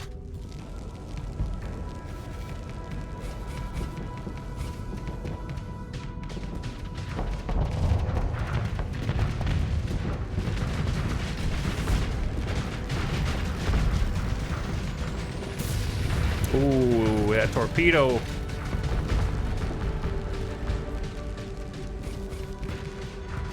I'm waiting on the cooldown to refire. Here comes. Bah! Right down the nose. It's so funny to me when a ship overloads and every AI pilot's eyes light up and we all go, everyone fire missiles! Like every ship, as soon as an enemy ship that they're targeting overloads, all missile dump at the same time.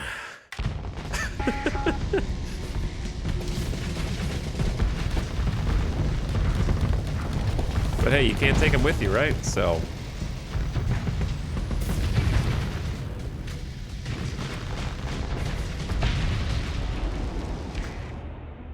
What is going on down here?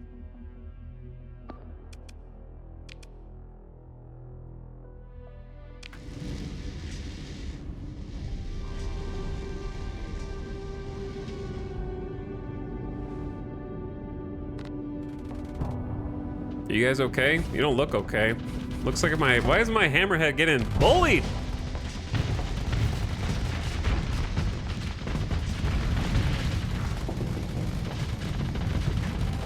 I mean, he's fighting back, to be fair. I wouldn't say he's getting bullied, it just... He needed someone to come take the other dudes off of him. I think he was just a little overwhelmed.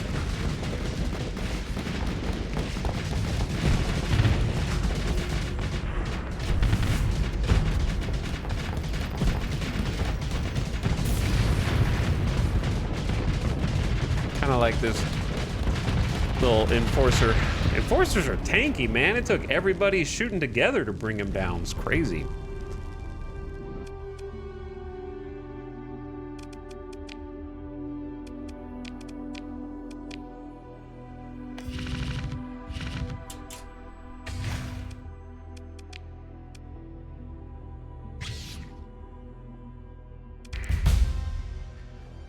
Leveled up. All right, you know what time it is. It's time. I've talked the talk. Now I'm gonna get hull restoration. We're gonna get that free D-mod repairs for all of our ships, plus 15% max combat readiness, which just makes them like able to fight longer battles and literally just do more damage.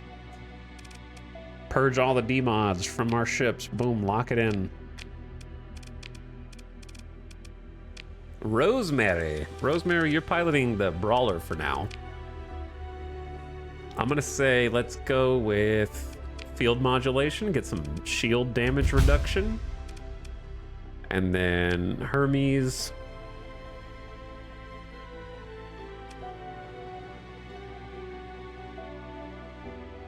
Gunnery implants feel like they're less good with energy weapon mastery.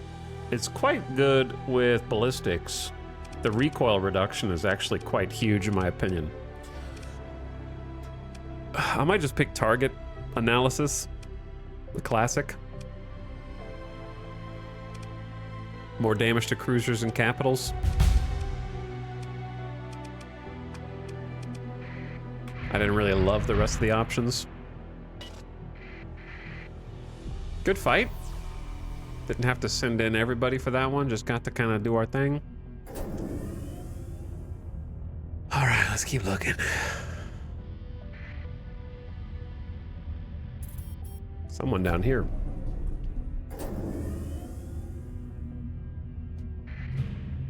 A lot of debris fields here.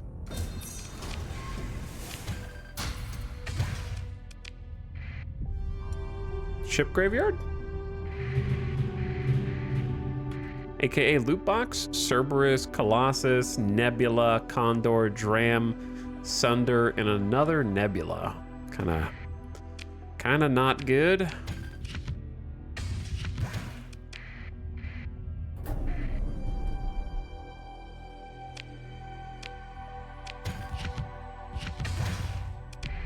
It's gonna get some free supplies, I guess.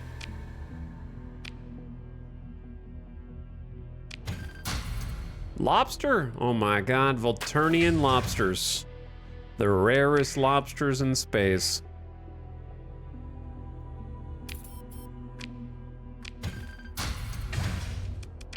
A delicious treat for the crew.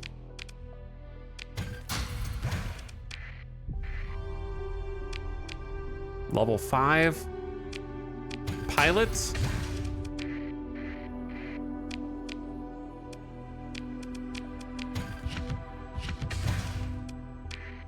Who I may have to fire.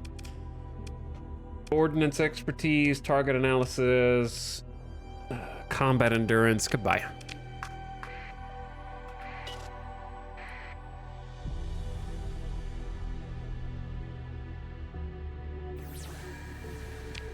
Okay, I don't think we checked this side of the local star. Or maybe I did.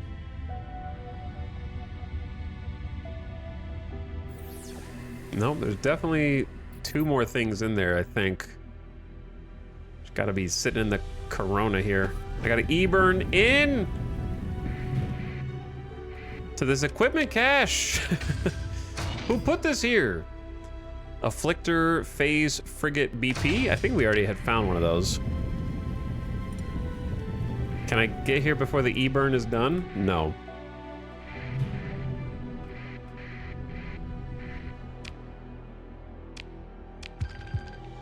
Oh, harvested organs, Hydra MDM blueprint, and a Cobra Wing blueprint. I think that's it for the star. Okay, let's get out of the Corona. And then head to the other star. Making sure I survey these planets first. This one I did not.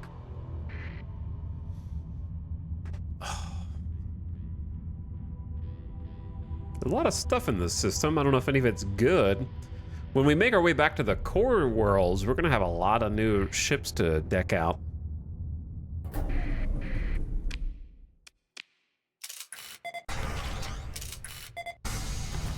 There's the vast ruins I think we read about before.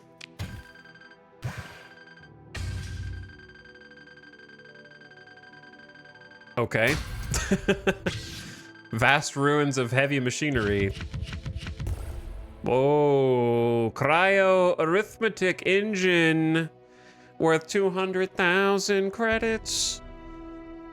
A quantum computer that violates the second law of thermodynamics by getting colder instead of hotter while performing computations. A massive planet-wide network of tendrils ending in heat sinks extrudes itself, using heat to fuel growth and continued computation. The hotter the planet's surface, the more effective the computation engine. The unrivaled processing capacity is a boon to logistical and strategic planning. Increases size of fleets launched by this colony by 25% for hot worlds and 100% for extremely hot worlds. Double fleet size. Just gotta find an extremely hot world to colonize. Surely we'll use this eventually. I believe I've used it before. I definitely would rather have heavy machinery than organics here.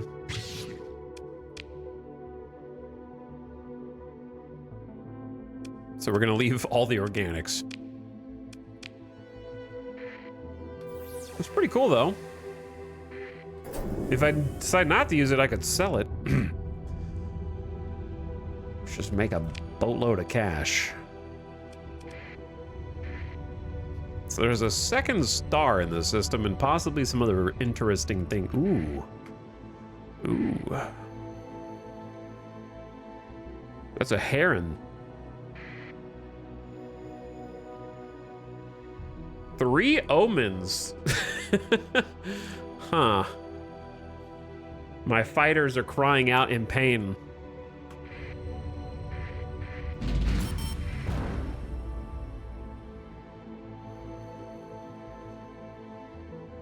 I would not mind a heron if we could recover it. It's worth fighting this just to try and recover it. I don't know if it's worth bringing in the battle carrier for this.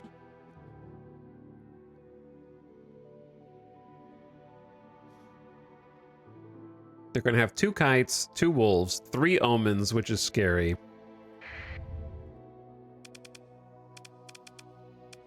That is a phase assault frigate, the Shade. Okay, so these don't matter. A Tarsus, if they field that, that sucks. And then they have some fighters. Gladius heavy interceptors. Wow, and Thunder heavy interceptors. So they've actually got like anti-carrier. They're anti my fighters in particular. So we really shouldn't deploy our carriers that have bombers. They're not going to do anything.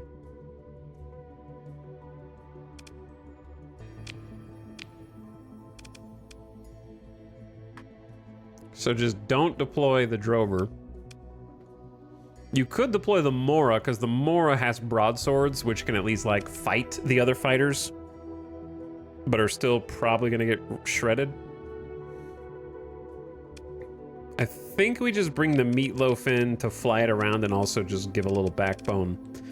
Monitor. Dude, the 85% combat. Is this our first fight with 85% combat readiness?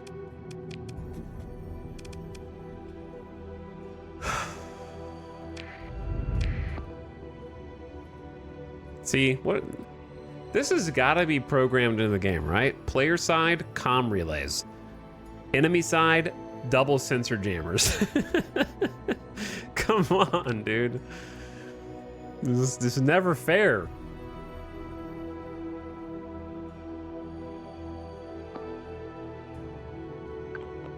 Okay, monitor with the Mora.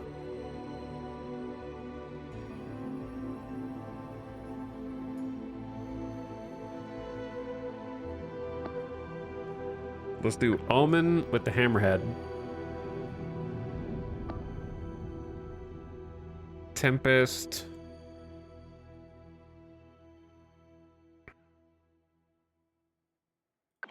With the Griffin. And the Brawler with me. The ships that can't survive enemy fighters are just gonna escort.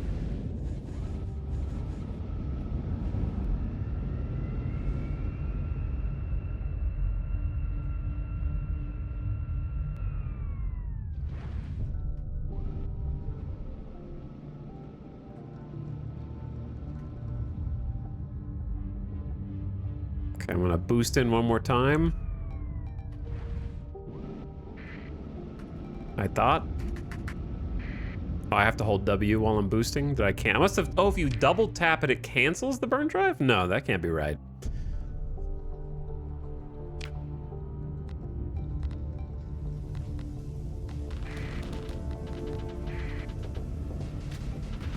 Maybe?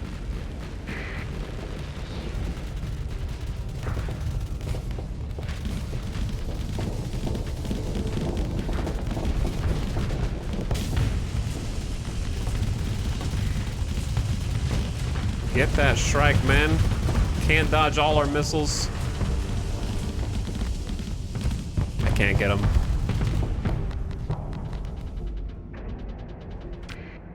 Can't quite get him. Let's see. What do we got? What do we got? What do we got? What do we got? So, cancel this capture order. That Condor is out of position with no one to defend him. Murder that guy.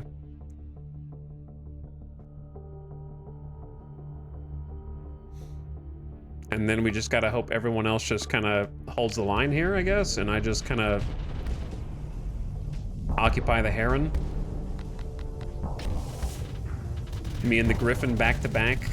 Iron Man 2 style. Or just attack the Shrike.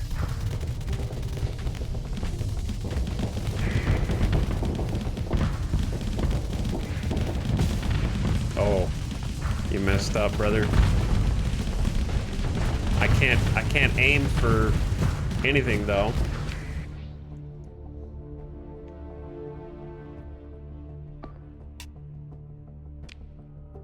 Capture the sensor jammer. Capture the other sensor jammer.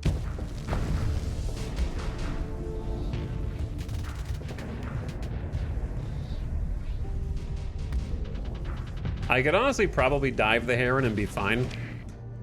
I just don't want to get it in too deep while everyone else is kind of... I was waiting on this Condor to get killed, which it looks like it just did.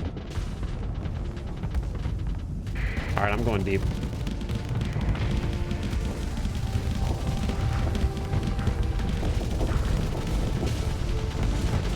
I gotta aim my missiles now. Showing me the broadside, so I hit more of these. All right, I gotta chase. The burn drive is what I excel at.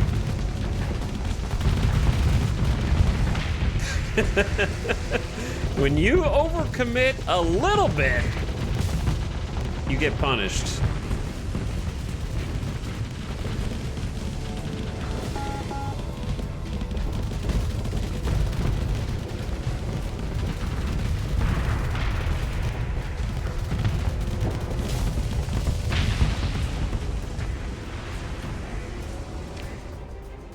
All right, no need for any escorts. Kill the Omen.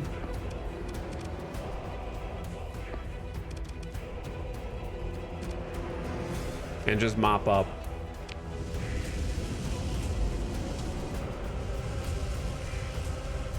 Maybe that's the last one.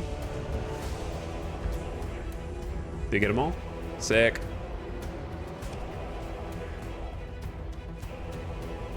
Witness me! One wolf managed to retreat. Let them go. Damn, I was hoping the Heron would be recoverable. That would have been a fun one. Now, I know I could take the Omens, but I just don't think we need them at this point. One is enough for me. Oh wait, I forgot there were all these like tankers and stuff. I just hate pursue them objectives. You know what I'm saying? Unless you have a bunch of like fast ships that can also do a lot of damage, which I don't.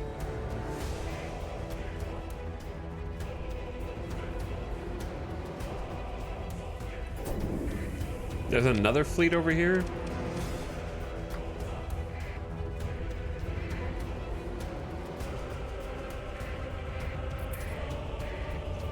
A seemingly neutral salvage fleet Supposedly. Not sure if accurate.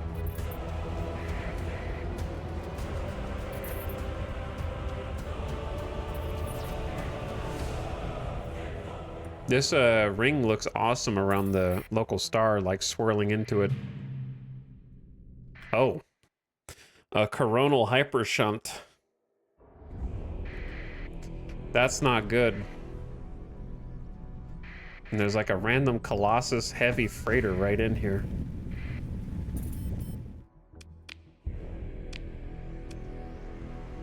Which I don't think I want, even though I can repair them now.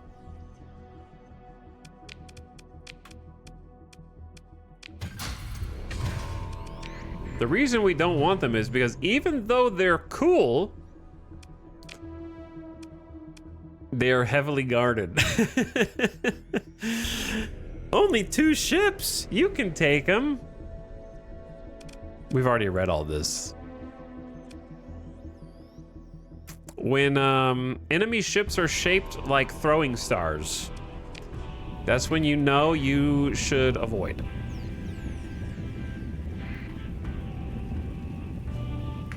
That's the main giveaway there. That's the second coronal hypershunt we found, actually.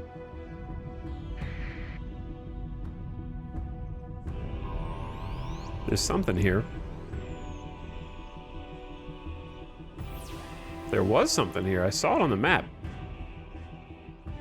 And now I don't see anything.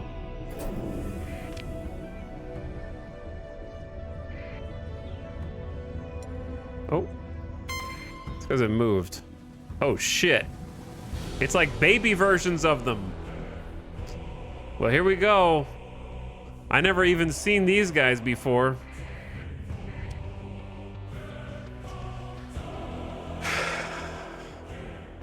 This fleet is operating without official sanction from the faction it nominally belongs to. Engaging in battle will not cost Change's reputation. You're being hailed by the remnant fleet. It's not certain of your identity. Your fleet is too large to be able to disengage. 2 unidentified vessels. Accept comm request. Target Count Plowicki. Data stores registered. Source of power found. To permit unsubsumed existence. Data stores. Submit. Is it talking about the coronal hypershunt you found recently? It may be possible to buy off this strange AI by giving it the right thing. But how do you even ask what it wants? Interesting. This is redacted information.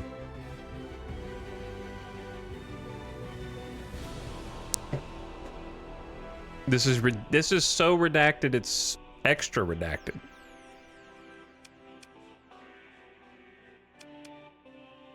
When was my last save? Is a question I'm now gonna ask. Here we go. I'm not pulling any punches here.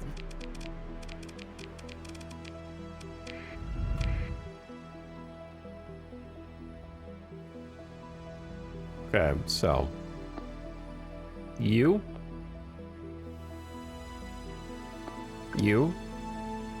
everyone, you need to stick together.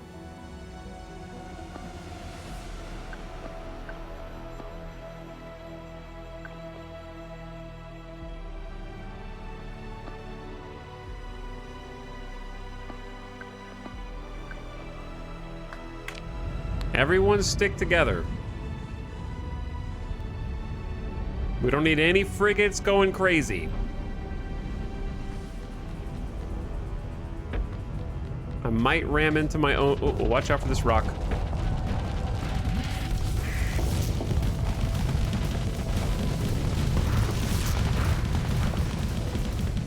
Holy shit. Holy shit, my scarab!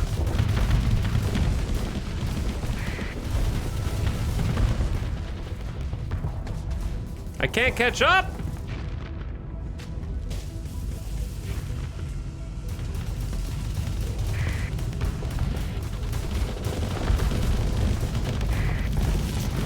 I will fight whichever one of you I can catch.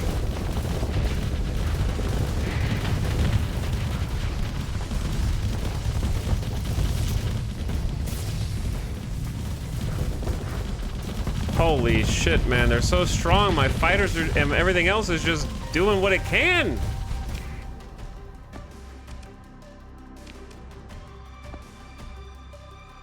I've almost killed one. It's... Get him! Yeah! Hell yeah. All right, little one dead. Little one dead. I'm turning around. I don't know what song this is also. Hold on. Too hype. It's not allowed.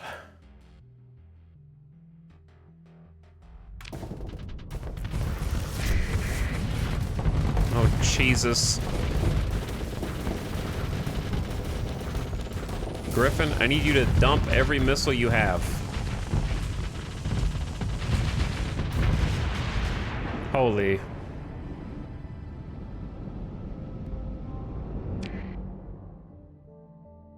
Uh-oh. Uh-oh. Panic! Panic! There's more inside! Run for your lives!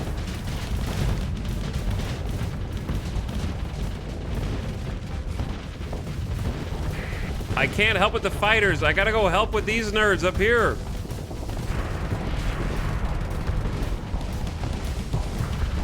Move! So I can shoot!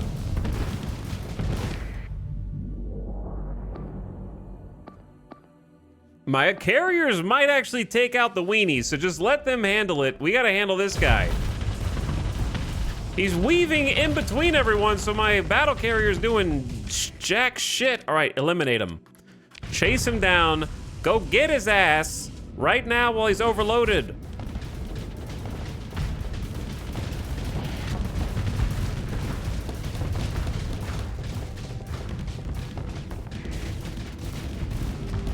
I've got fighters over there, and that's pretty much all I can do. Are there any more? Do fighters count as their own little ships here? Holy, holy, I did not see the, like, attack run final kamikaze.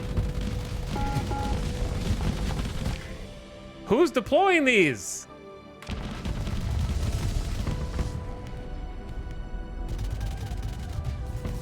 Thank God I have a bunch of, like, anti-fighter bullshit. Get Devastator Cannon, man. I got Swarmers, we got anti-fighter fighters. Anyone else?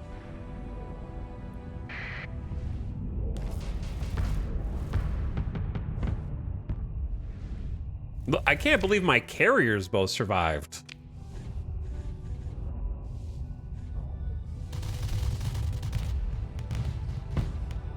Hit him with the flak, boys.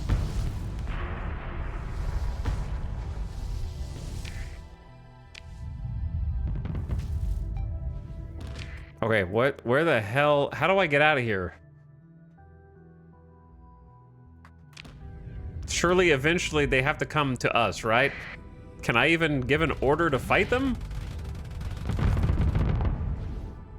Because they're so fast, if they didn't want to be caught, they wouldn't be. We did it. We did it. So we lost a scarab and a monitor. The monitor is barely manned. That barely counts. That was wild. I've never had that engagement before. I've never fought those dudes. We fought the big ones as a joke. I never seen the small ones. So now I understand that even if you beat the big ones, they just rush and dull all the way down to 0. Well, we get to recover the scarab basically for free thanks to our new perk. 80 crew died tragically in the battle, but it was a necessary sacrifice, and we rescued 30 crew, so 50 really.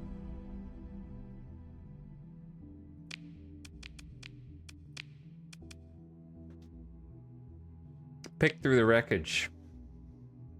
Oh, baby. So they dropped some like special tech that I've never seen before. There's redacted guns too? Holy.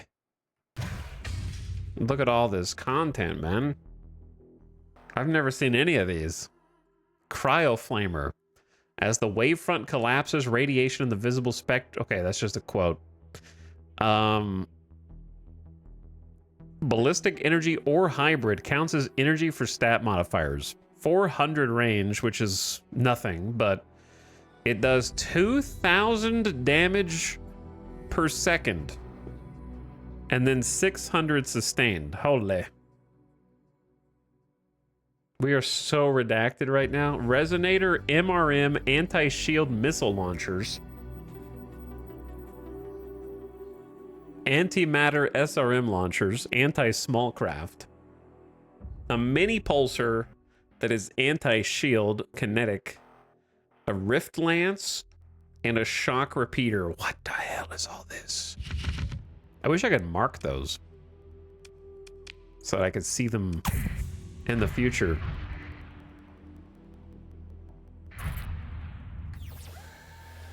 Well, that was wild. I've never even seen a roaming fleet like that before.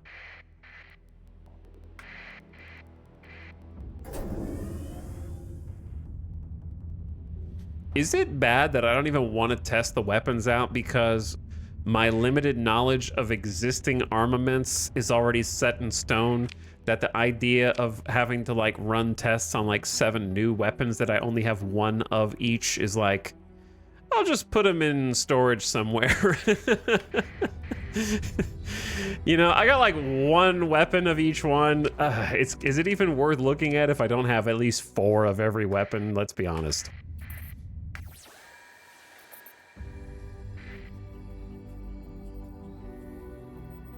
I'm over fuel capacity, that's what it is.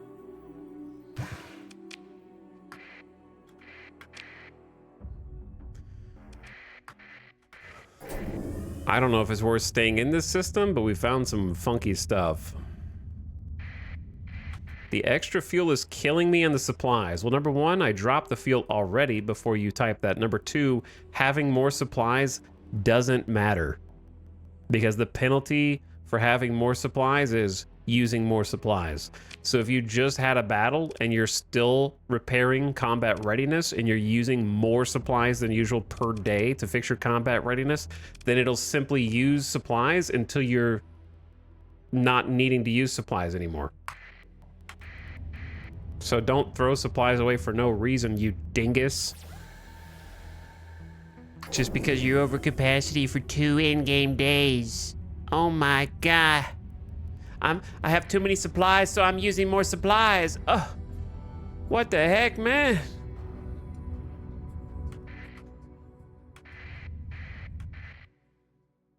This is the fleet that I wrecked earlier.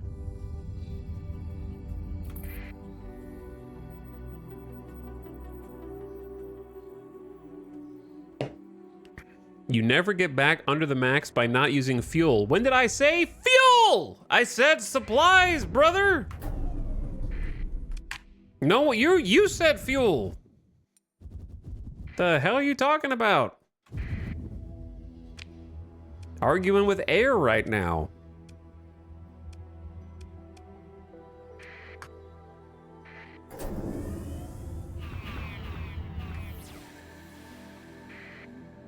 The first thing I said was I already dumped the extra fuel.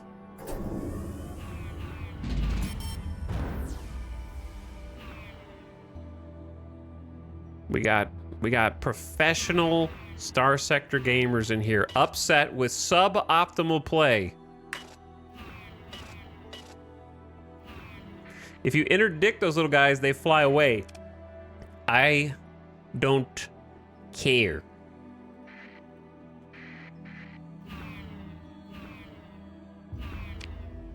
I'm gonna interdict. Never mind.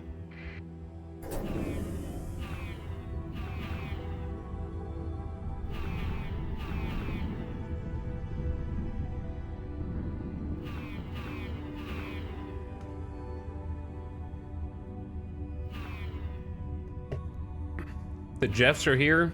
The origin of the phrase Jeff on this channel comes from Starsector, and this is why. This is why. There is a shocking number of people who just follow the Starsector community via Twitch, and just like obsessively get a notification anytime a Starsector stream goes live in the category.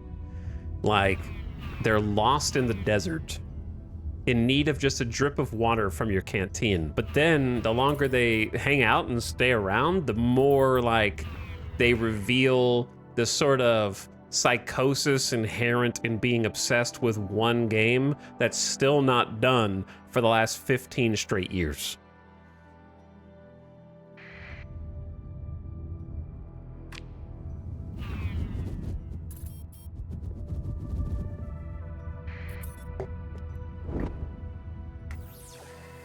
And they are incapable of just sitting back and like enjoying the thing that they're obsessively desiring by extension of following the directory so diligently. You know, it's just like a dramatic irony.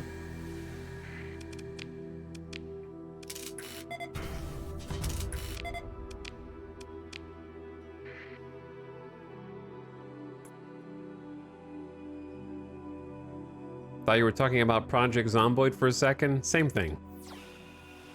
Same category.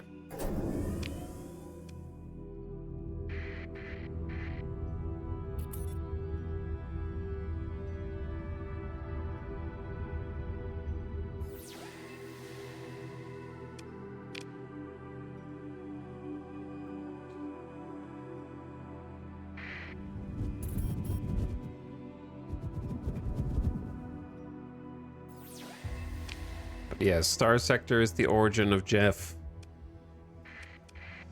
It's where it all began.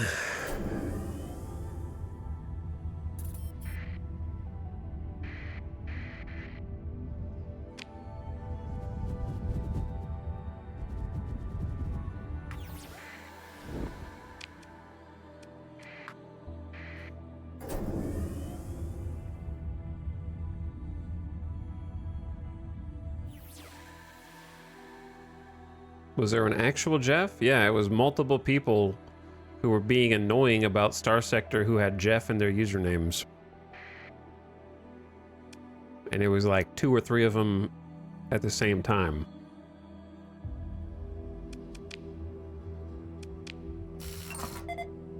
So that's why they got called, it became Jeff.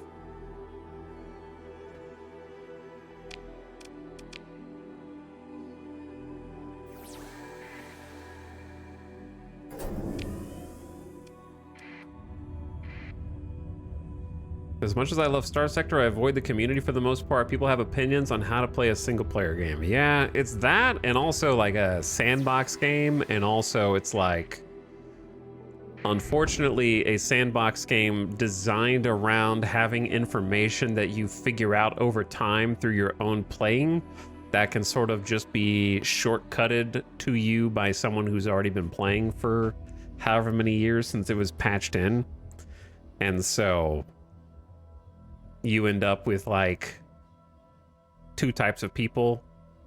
People that think that they're helping you by sort of trying to shortcut you to the information that they already have on playing it, or the types of people who are just like, you don't play without these 10 mods? What are you doing? Because they've gotten bored of like the base game already, and they've already exhausted every single one of the faction mods multiple times and just mod the shit out of it.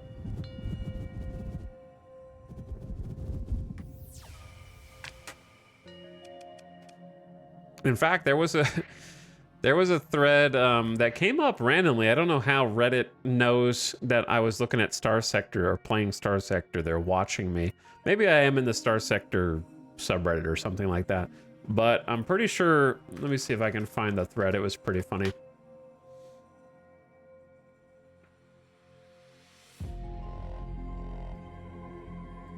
Here it is.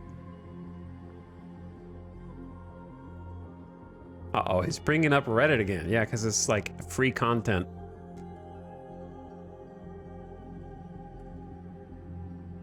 Okay, so this is a thread from 1 day ago. It's brand new.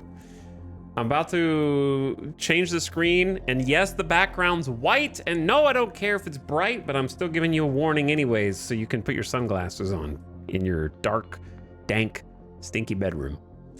3, 2, 1. Why is the max level 15? Balancing is the obvious answer, but I'm easily 100 hours into my current run, and I hit 15 a long time ago. I have, of course, been having fun, but I feel like I max out my stats and build long before I've even started accomplishing my goals. I installed the 40 cap mod, and it feels a lot more natural. This game and Dwarf Fortress are tied for my favorite game, of course, but some elements, like the vanilla max level, feel a little clunky. The fact this game is so easily moddable forgives any sin it could commit, though. Why, chat, why is level 15 max level? Why not level 40? Asks OP. How many skills are there? 1, 2, 3, 4, 5, 6, 7, 8, 9. So there are, what, 40 exact? So that's just every skill. 2, 3, 4, 5, 6, 7, 8, 9, 10. 1, 2, 3, 4, 5, 6, 7, 8, 9, 10. Yeah, that's just all skills. So they have a serious question here. Here comes the white screen again. Why is level 15 level cap? Why not just get every single skill in the entire game? 107 upvotes for this, by the way. This is the Starsector community in a nutshell. Top comment is the most rational. Keep in mind the max level of most enemy officers you encounter are level 8, so the player character is actually quite overpowered in that sense. Okay.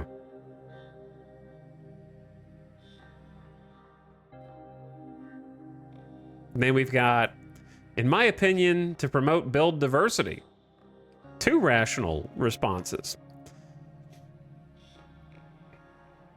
Exactly. 15 perk points seem pretty well balanced for the current amount of available skills. Like, you can comfortably get a few utility and combat skills each, but you have to weigh options and make decisions.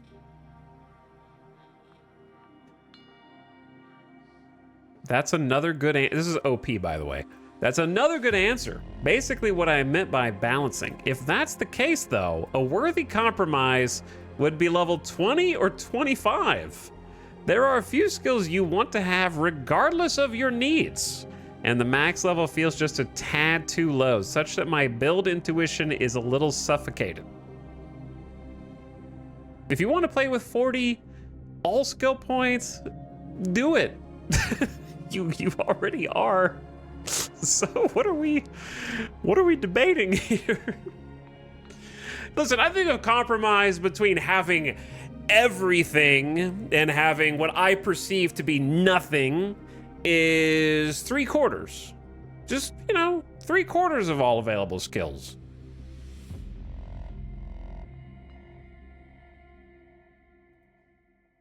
You just want to not have to choose 15 of them. But you would still probably be modding the game. Okay, and then we have, it's only 15 if you allow it to be. In I edits are fun.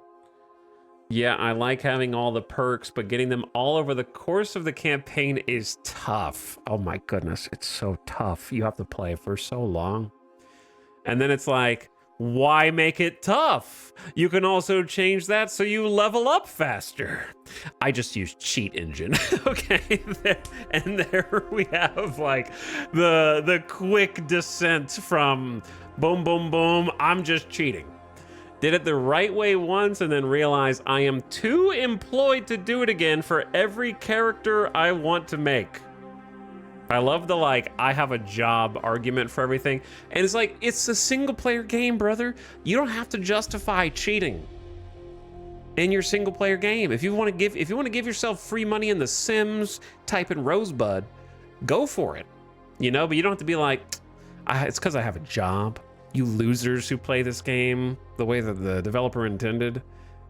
If you were more employed, this would be different. My time is too valuable to be playing this game, yeah, basically.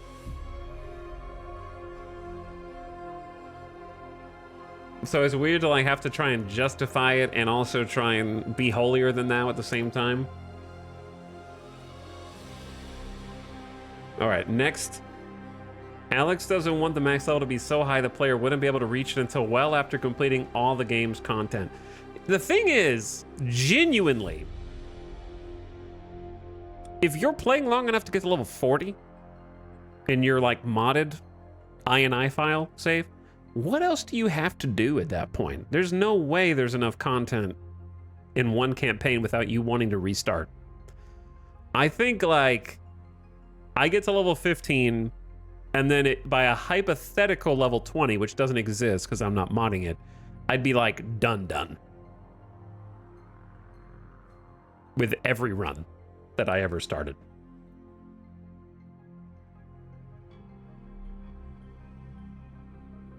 Like if you have all 40 points, it just has to compensate for not being good at like controlling the spaceship, right?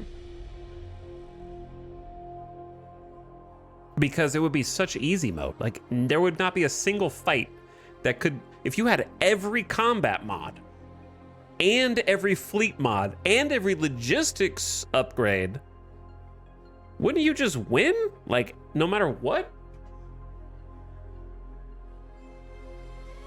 Some people legitimately paint the map and stuff. I find that boring, but to each their own. You can paint the map, but at the like at a certain point, doesn't whatever. It's a single player game. Do what you want, but don't pretend like that's the normal. We're not finished until the entire map has been wiped out, which you can't even really do without Nexerelin because factions respawn. So you'd have to be modding already anyways, right? You can't eliminate factions without Nexerelin.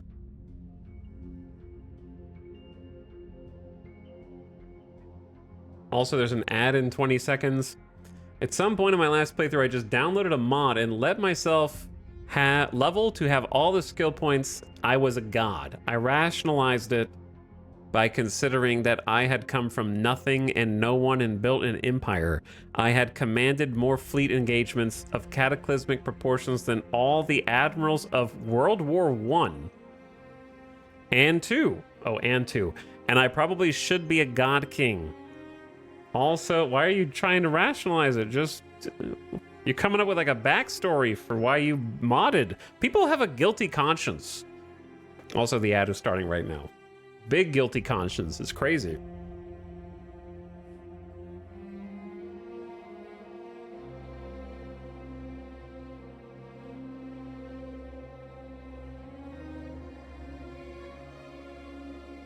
Personally, I feel 20 would be a sweet spot. I think 20 would be a bit OP. I mean...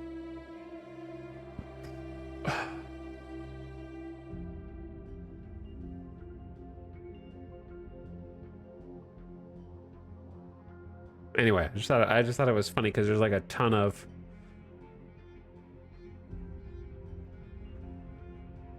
You get a bit OP after that, in my opinion. -4 points. Downvote that guy! Why is level cap 15? Because you get a little OP after that. No! You're wrong! Downvote that person! Downvote Alex, who created the game, because clearly that's why it's balanced there. Right? Isn't that why the 15? You're just downvoting the developer of the game, basically, because that they picked 15 for that reason, presumably.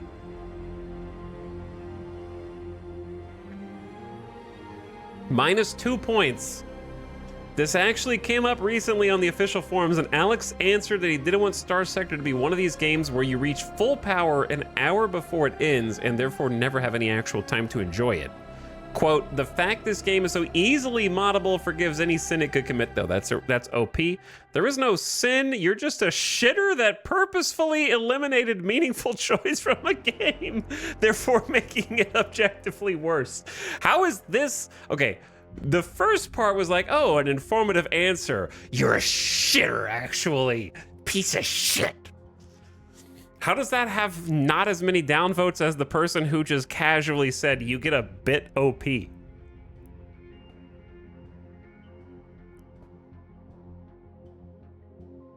We found the vanilla purist. I mean, that's that's me. I'm the vanilla purist.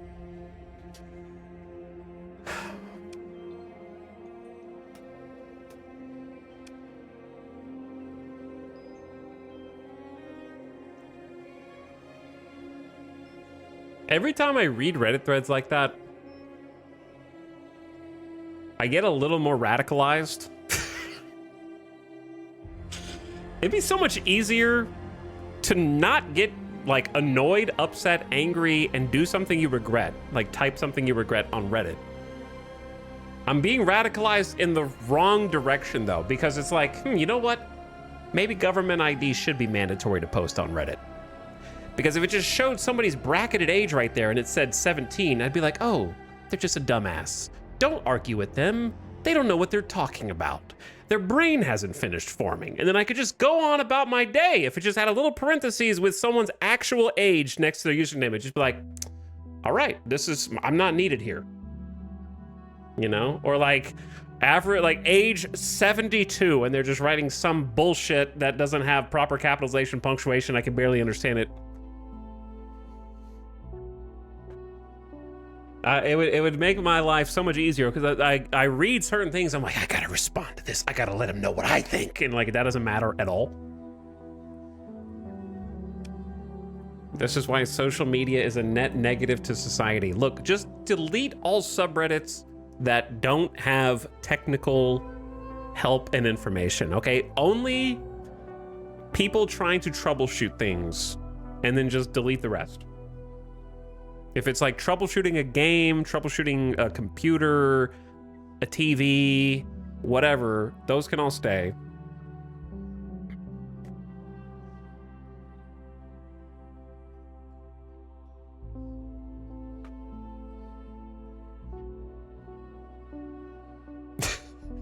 Anyway, welcome back. Welcome back from the ad. Side rant done, I think, for now. I don't know where I am. What am I doing? Oh, we're going up. That was the main rant. I'm not actually in support of that, by the way. I was just kidding. The figurative point I was making was just, you don't know how old anyone is when they're just typing things. Like, I was there when I was a kid, you know? I probably wrote some dumb bullshit when I was like 14, 15, 16, 17, 18, whatever. It's everyone's rite of passage to be able to do that. And there was definitely... I definitely remember being a kid typing on random message boards and forums, and there was like a beauty in feeling like a little bit of an adult, because unless you typed like a child, nobody knew you were a child, so your opinion was taken more seriously than by like other people who would look at you in real life, and there was something freeing in that. So you know what, I did it. Everyone should be allowed to do it, and throw opinions about dumb video games on the internet if they want to. So now that I'm old, I'm also allowed to get annoyed and mad at it, because other people probably were when I was a kid, and they were how old I am now, but back then, you know? And like, the people who are writing that stuff are also gonna grow up to my age and feel the same way. So it's just the cycle. It's just a cycle that is eternal. The internet cycle. 47. Add another 0.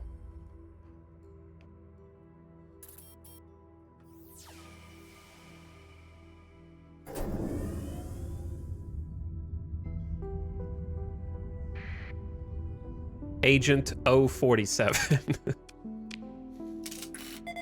I'm not bald yet.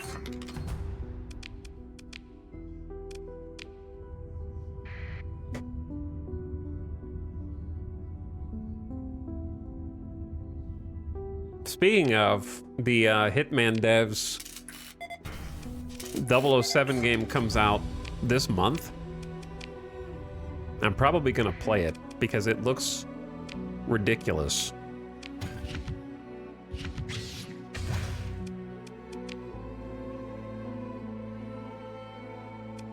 Why do I only have 345 supplies? We might actually need to leave.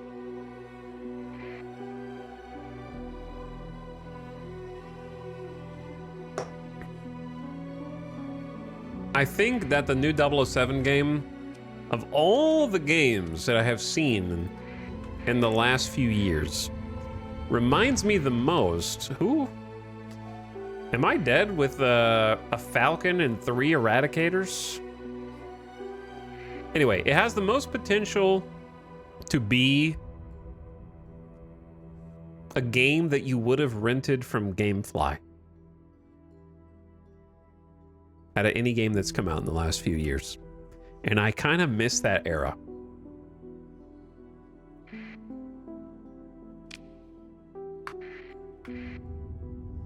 Pirate Armada?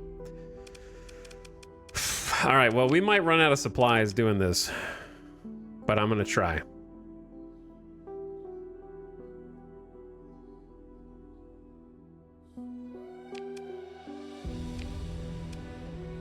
Because I only have 300 and I have to deploy every single ship, so.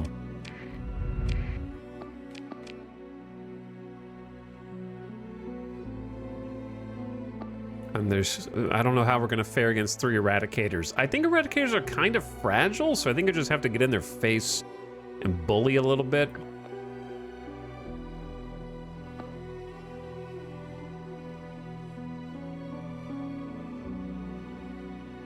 Maybe I'm gonna send the monitor.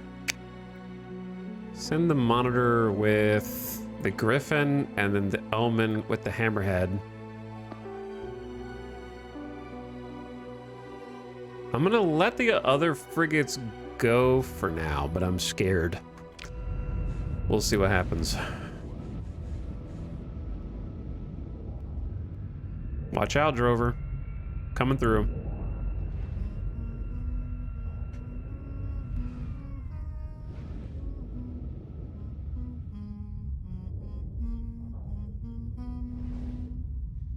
Okay. Curious how this battle's gonna go. Okay, I'm boosting in again.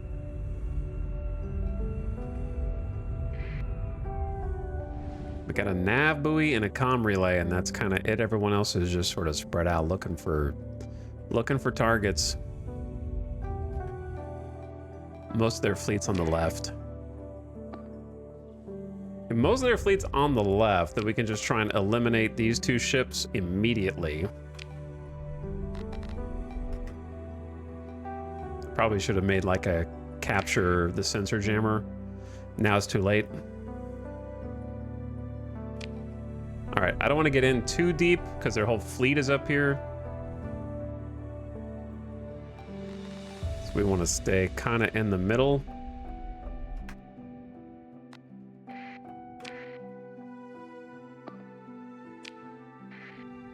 Okay, there we go.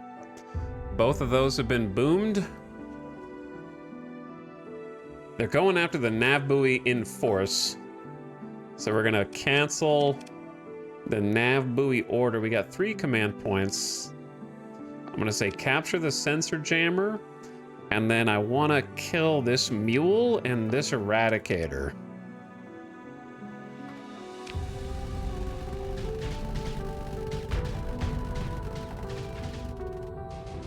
My brawler up here has been a little greedy. We can give a little support.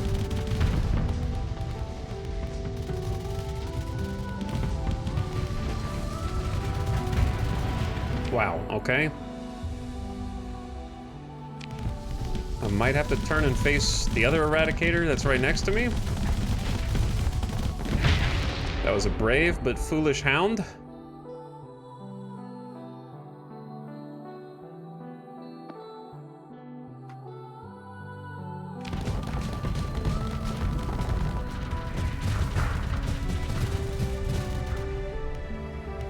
Kind of just keeping my eye on him at this point.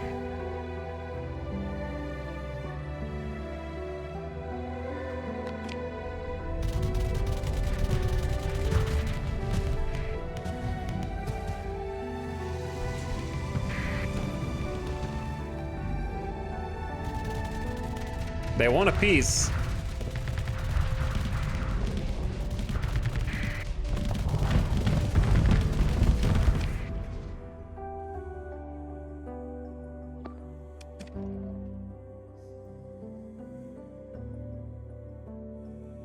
Okay, so let's get some backup over here.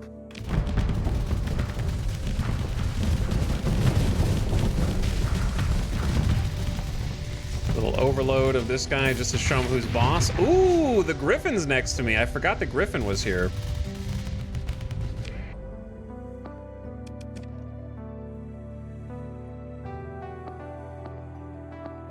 I think all these guys should be able to get this Eradicator. Me and the Griffin together can do some work here.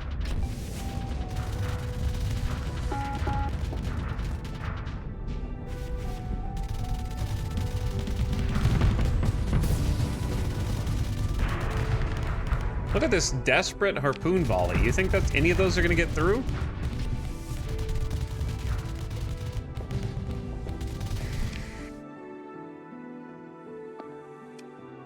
Okay, forget the comm relay. So they destroyed one. I need some help.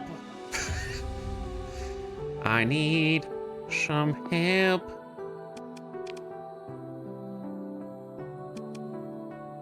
We're a little spread out is the issue.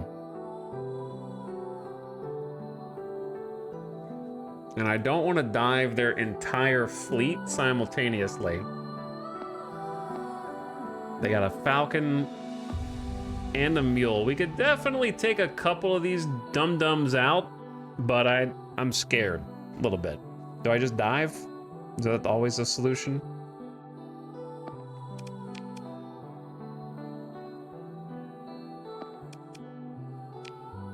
I'm gonna set this to harass, and then I'm just gonna set an engage order so we're at least getting some help on the Falcon.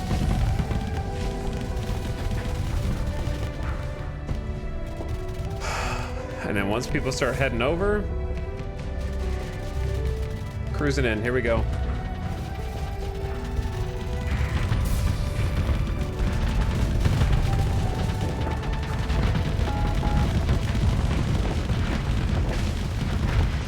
There's one. Now the big dog. Actually take this nerd out first on the left.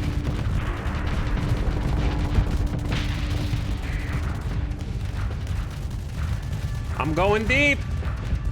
None of your stupid missiles can get through my point defense.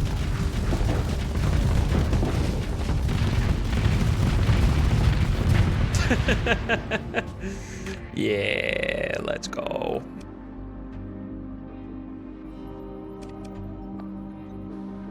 All right, Tempest, you're in a little deep. Send someone to go get the nav buoy, somebody else to get the comm relay. And then we want to engage up here. The other Eradicator, is it trying to escape? What's the plan?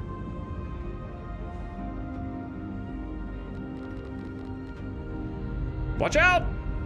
Move!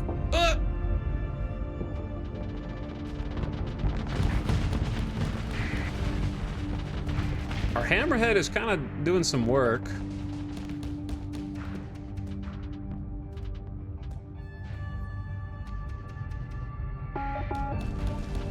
They got their own burn drive.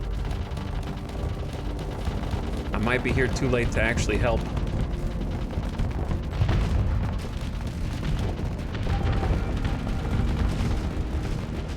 Getting zapped by the Omen.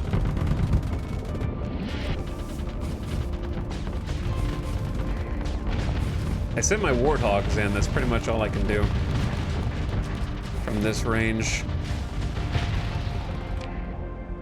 Okay, one of their ships retreated. Now I want to engage here and engage here.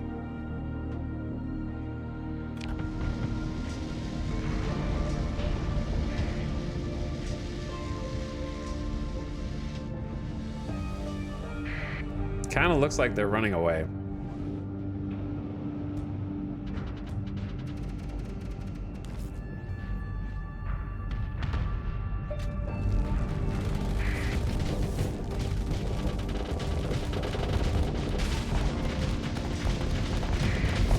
Watch out, little one. Uh-oh. We're about to have a problem. Yeah!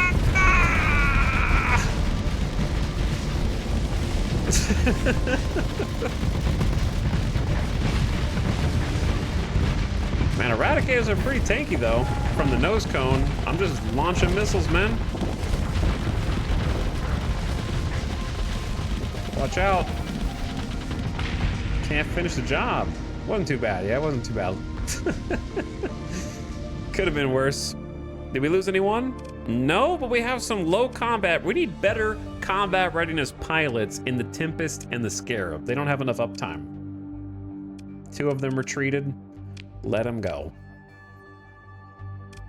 I don't think I want an Eradicator. I'll pass.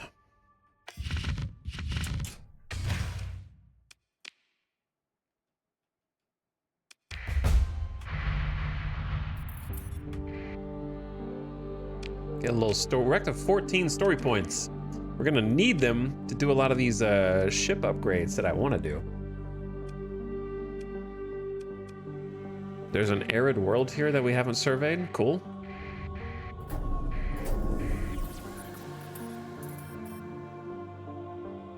I was kind of like in that battle for so long that I forgot where I have and haven't explored yet.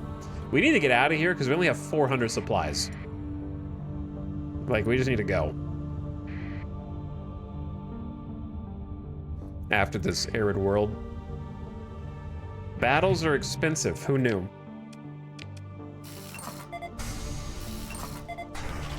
Interesting.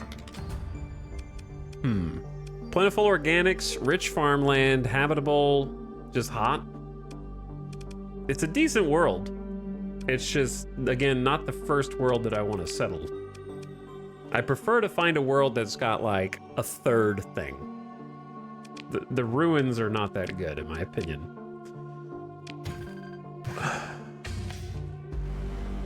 Wow.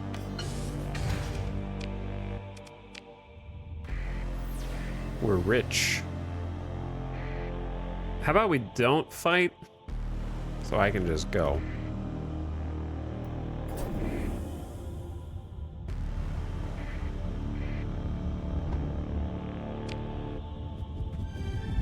All right, let's go back.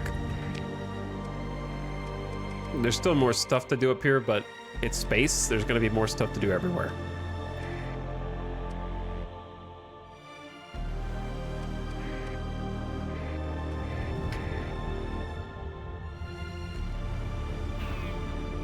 Brother.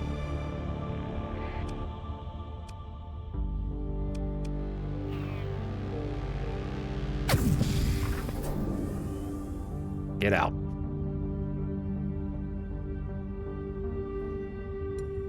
Unfortunate that this is going by the wrong way. If it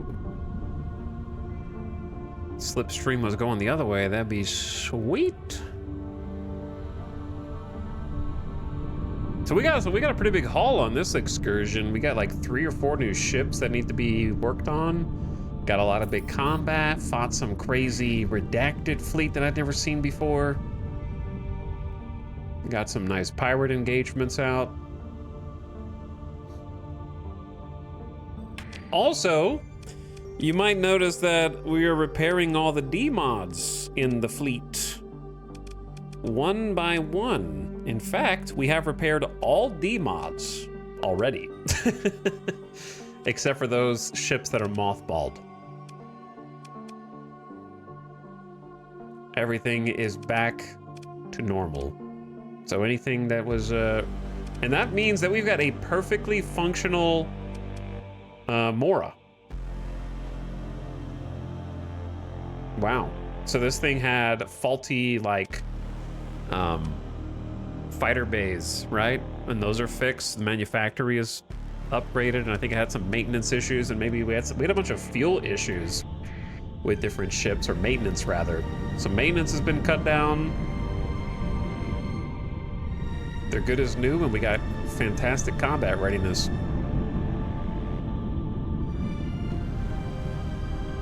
I think I'm just gonna have to emergency burn through this. Yep. Gotta go fast.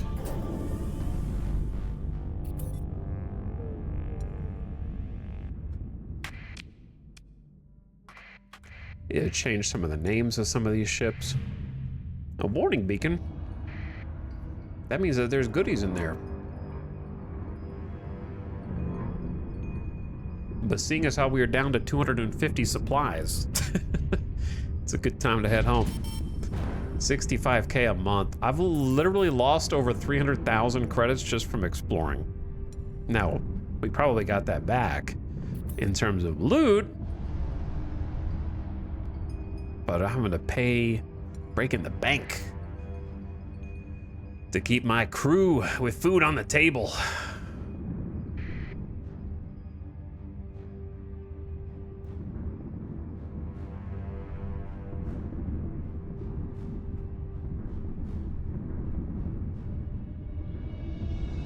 I don't think I've found anywhere that I really want to like settle down yet. I'm gonna look at the planet finder and see what's available. Maybe we know of a place that I haven't looked at.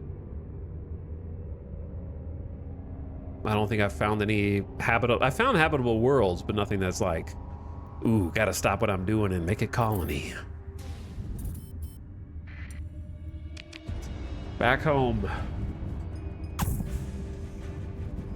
Transponder on. Unidentified fleet pursuing hegemony trader. Now that's a fleet right there that would cause us some problems. 3-star might be a little generous.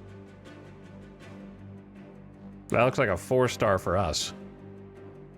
What they don't really have is, well, they do have frigates actually. Yeah, they got a lot of frigates. Holy. That would be a nasty engagement. We would lose, I think. Stout.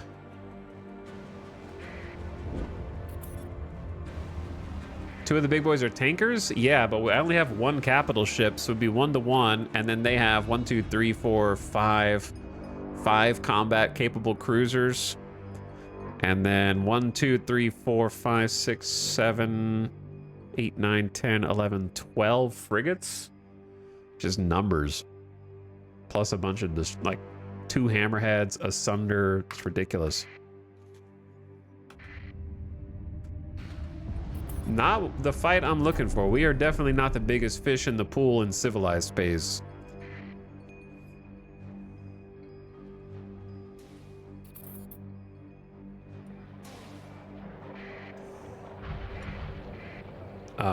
Whose fleets are these? Oh, Persian League.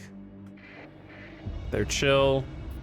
Who's this? Okay, these are just Persian League fleets. I was like, these are way too well put together. Persian League going crazy against the hegemony right now. They might take over here in a minute. They don't worry about me. Okay, this is my little storage base. So what I'm gonna do is drop off all my weapons here.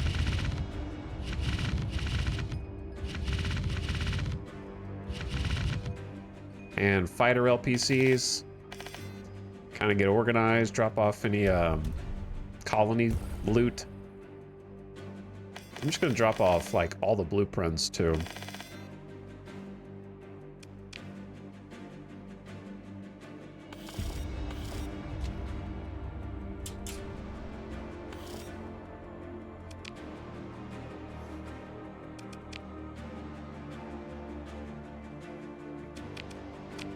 Okay, likewise. Oh yeah, we still have a Valkyrie chilling here. I'm probably gonna put the, I don't want to really haul Marines around right now. So the Phantom Phase Transport, we're just gonna store that. I'll use the Phase Tender, especially now that I can fix the demods. And we'll probably use the Dominator as well. I wonder if the star rating is including your mothball ships, otherwise it's pretty generous. Yes. I'm not super familiar with this game, but I believe there are a bunch of different factions, right? Are you aligned with anyone? No, we're freelancing right now. So there are a number of factions. There's in vanilla, there's the Hegemony, the Ludic Church, the Ludic Path, who are generally hostile to everyone.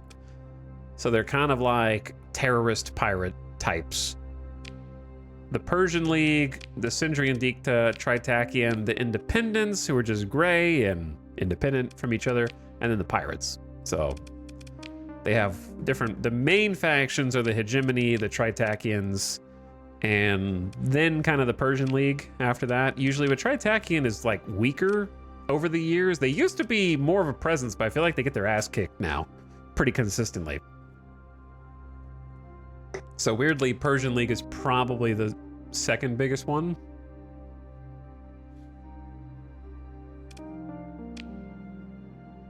Yeah, the Ludic side is like, basically they have the whole space religion of Lud's revelation. So the church are kind of the ones who take, in this case it says, your use of high technology is considered reckless, filling a hollow in your soul with false comforts of the material world. Some among the faithful pity you, others distrust you, whereas the path considers you basically the slaves to demonic technology, much more hostile. So they're like splinter factions. The reason that they exist in the, I'm not going to go into deep lore, but basically there were a series of AI wars where man went too far and the AI had to be put down a couple times, and there are still remnants around there. So these are the ones who are like, we don't do that anymore, but they take it to the other extreme, which is kind of funny. So their ships are more like, if they were a Warhammer faction, I feel like the Ludic side would be like the Orc Boys. So they kind of no shields, no lasers. We do missiles, we charge in, and we DACA. That's pretty much their technology sort of foundation. More DACA. The Ludic Lasher is my favorite ship in the game. Yeah, they've got some interesting variants.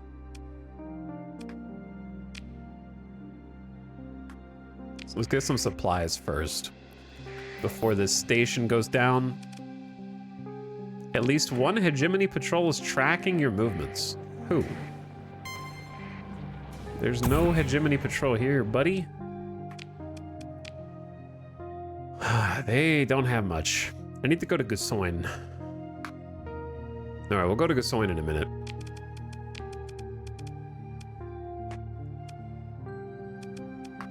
I'm gonna turn my transponder on.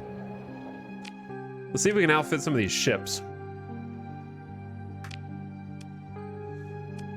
I know it looks like a pile of garbage right now, but it'll get fixed. It's 0% combat readiness at the moment because we've found this and reclaimed it basically. I tried to do Path or RP once. Problem is, it's one build style where a 30-ship fleet is not enough. I wish fleet size was more dynamic based on deployment points. Yeah, I can see that because they just want to throw. They just want to throw as much as possible, all at once. Gotta summon those reinforcements, I guess. I kind of like the way this is built up already, to be honest. So you gotta use your imagination with what this Dominator looks like. It'll get repaired. We got a lot of choices. We don't want Devastators for this, because these are very, like, pinpoint, forward-mounted guns.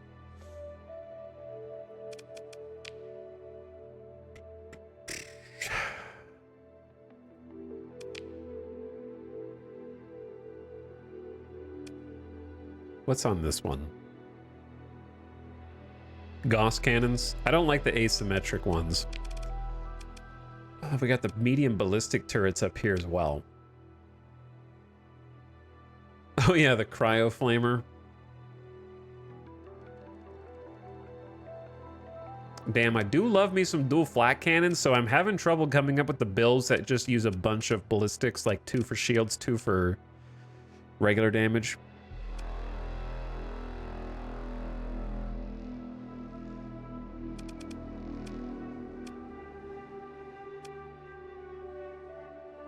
You can always change that. Yeah, I mean, you could change anything in the game. We're just talking about how the game is. Saying you can mod it is kind of beside the point. You can mod anything.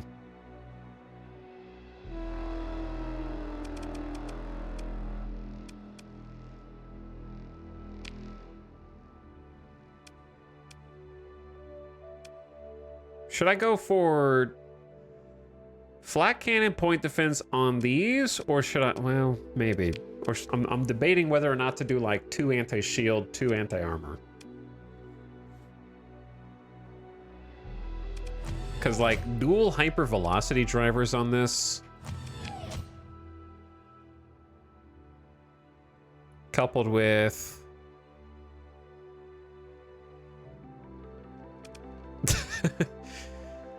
Mjolnir cannons are a little shorter range. The flux per second of these is 667. Holy. That's too much flux, man. I don't know how you will sustain that. The Gauss cannons are also 600, though, and the other build does it. Supposedly. But they're using flat cannons on the side. They're not stacking hypervelocity and Mjolnirs. Mjolnirs are pricey. Is there another... I just haven't found all the large weapons, I guess, because I only have anti-shield, anti-fighter, and general.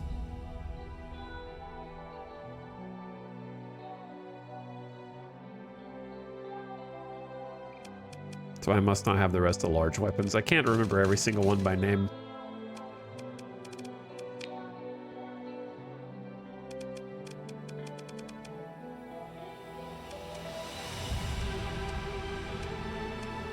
Three medium missile mounts. What do I do with those?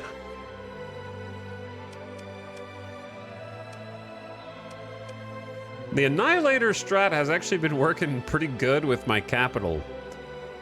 Like, 1 Annihilator rocket pod? Psh, not that crazy. 3 Annihilator rocket pods, and you're kind of cooking. Just throwing 3 of them down range. I only have 2, apparently. No, I have 3. Just like on this ship, it really does, like, strengthen numbers.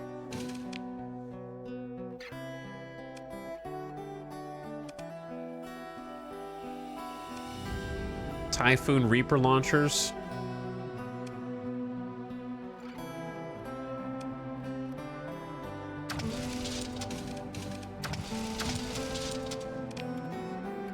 Same number of ordnance points. What's the range on these? 1200 tops?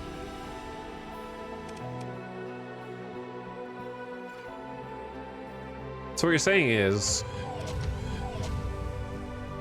Shield shunt? I know, I'm thinking about it. Did you ever try proximity mine launchers? I did. They seem cool. I already did. At least regular flat cannons. I love flat cannons.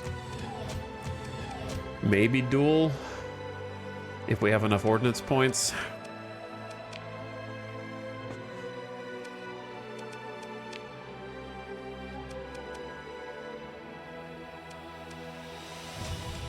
Light dual machine guns on the tailpipes. Actually, yeah, we have flat cannons on the front. I'm just gonna save some ordnance points by doing some, like, generic light machine guns or Vulcan cannons. I don't like Vulcan cannons on cruisers. The range matters to me.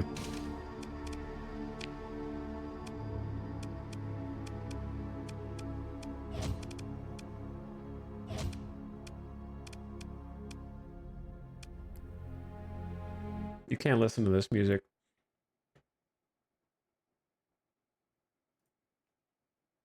can listen to this music. Degraded life support's gonna be fixed also. Time to use some story points to build some S-mods in. I'm thinking about just doing the same thing as before, which is... Oh yeah, we have a bunch of new stuff, actually. I kind of have to go look at everything.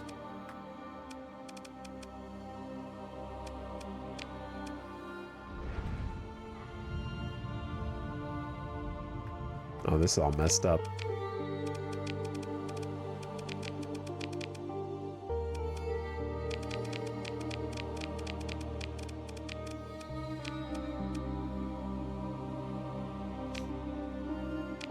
All right, I haven't put any...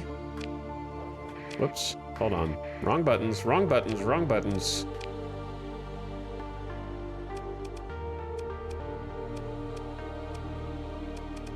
So hypothetically...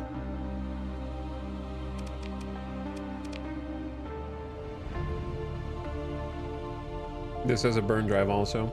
This is a simulation. By the way. Just as a pure hypothetical here. So the goal is burn drive in, get close. Oh god, the burn drive goes way longer.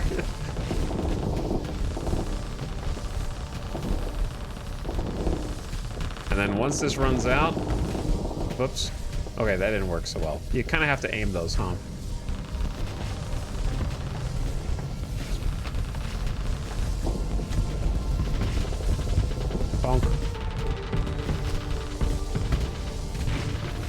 But then when you do get close enough,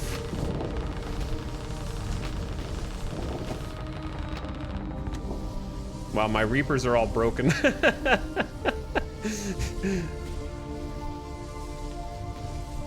they're like EMP'd. Ooh.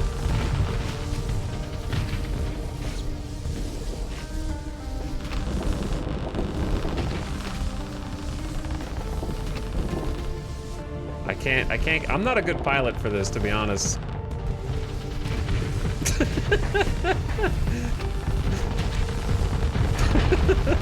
Wait, is this not how you're supposed to pilot these things? Just keep ramming into your opponent until they die?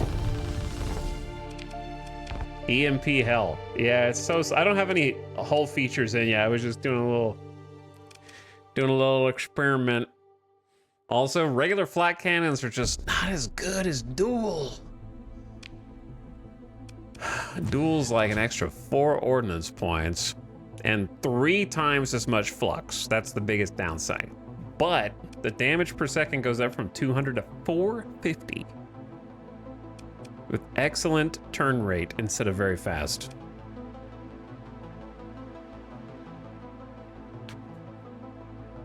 Maneuverability might be too bad. Well, I haven't, like I said, I have not done, okay? Wait.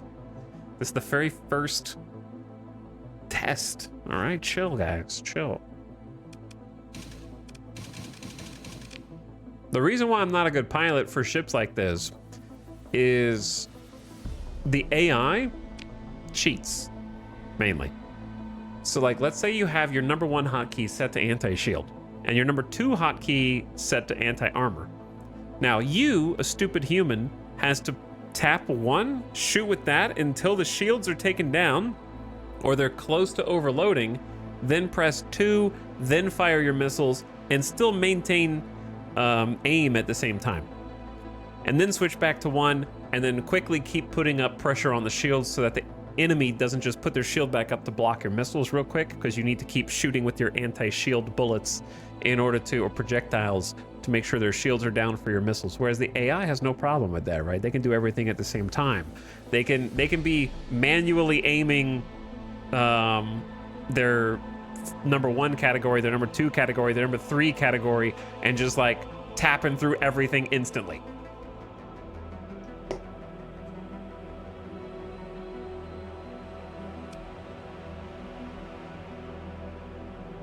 Which is why, like, I like piloting my battle carrier, because my battle carrier just flies in a straight line, and all I do is have to hold left click down to shoot Annihilator rocket pods when I want to. Because the rest of the guns are just firing automatically like magic, and it's fine. This is why I mod to level 40. Ugh.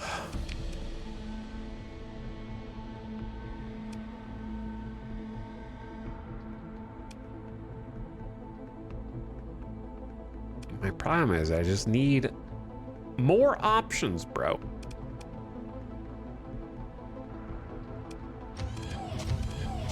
Like 2 Mjolnir cannons that cost 24 ordnance points each. It's less than Storm Dealers. These are energy. They're general damage. But to help them punch through,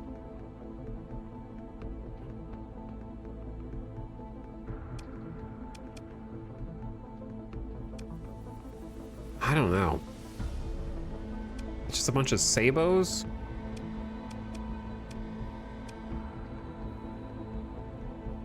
I feel like Gazer SRM pods just don't do that much. But you do get 18 ammo, which is nice.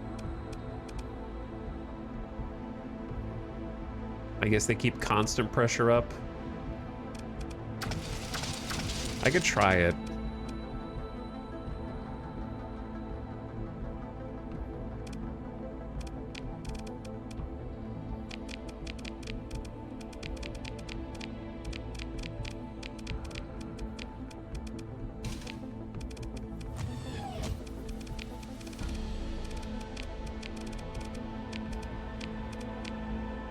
Wait, I forgot to,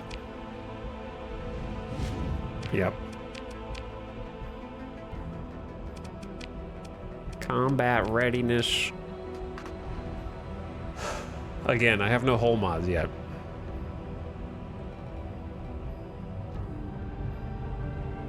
So I don't expect to win necessarily. I'm just pushing buttons.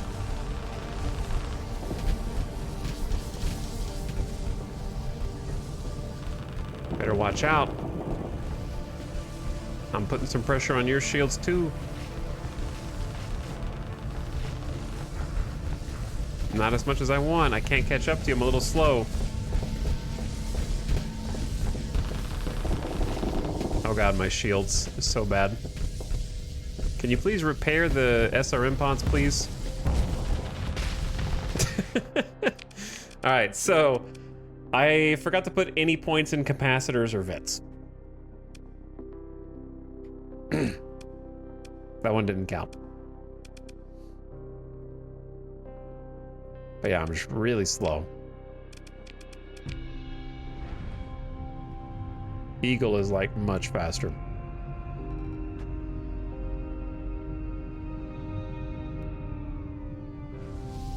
Those gravitons just EMP the heck out of you from forever.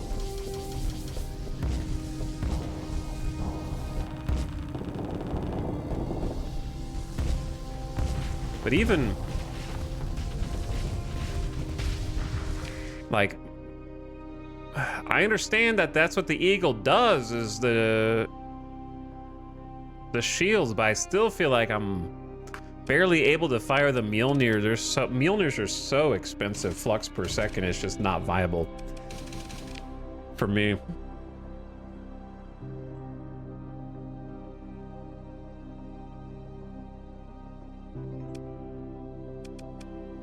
You know what? Just leave it mothballed for a minute. I need to go to the other worlds and just see if they're selling any weapons that I don't have.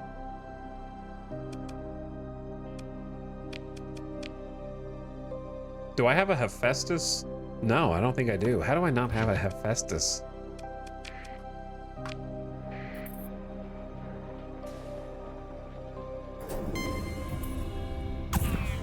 Don't interdict me, man. What in the running with the transponder? My transponder's off? No contraband found. I thought my transponder's on. They must have seen me turn it on. That's what it was.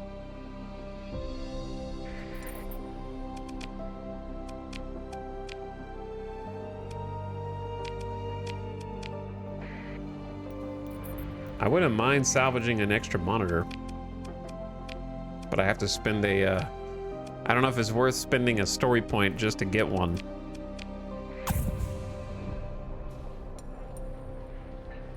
Look at this. War! There's another monitor. That's a third one. But this one I don't have to spend a story point for. So, I'll take it. That one's just free.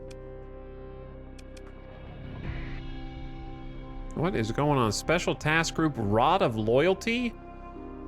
There are some scary fleets here that I want no part of.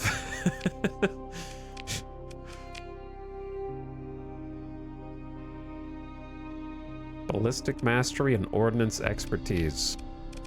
You know what? If there's a freelance administrator here, we're kind of at the part of the game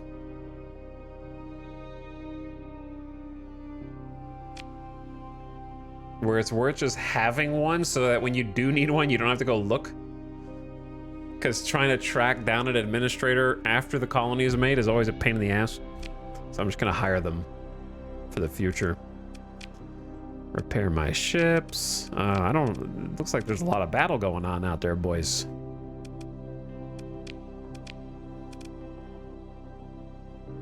Why are you selling an Onslaught 14th battle group?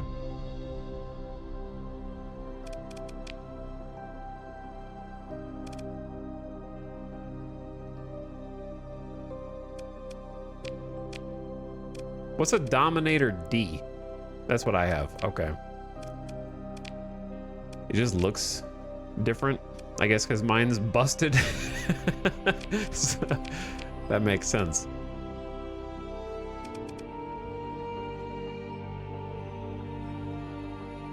I don't hate Manticores,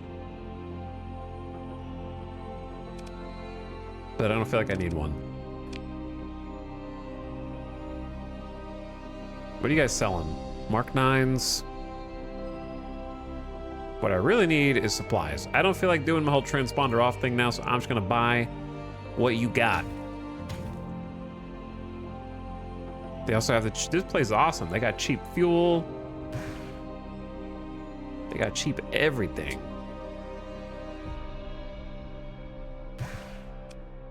You pay $242,000. Psh.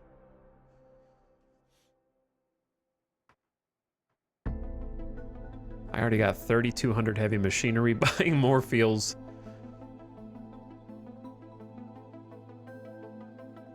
I gotta sell something because my inventory's too full. I guess I could just come back and buy more supplies afterward.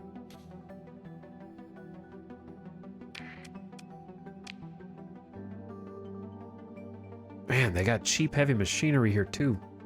I could make a killing if I had some inventory space. Go sell all this heavy machinery to Yang. They've also got another Hephaestus here.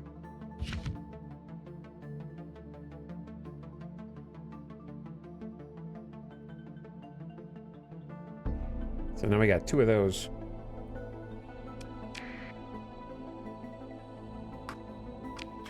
All right, where are the pirates? Let's go say hi to them. We're doing good on money, but I just really need to free up some storage space. Wait, is their station gone? The pirate station is deleted, but they haven't lost their world yet. That's weird.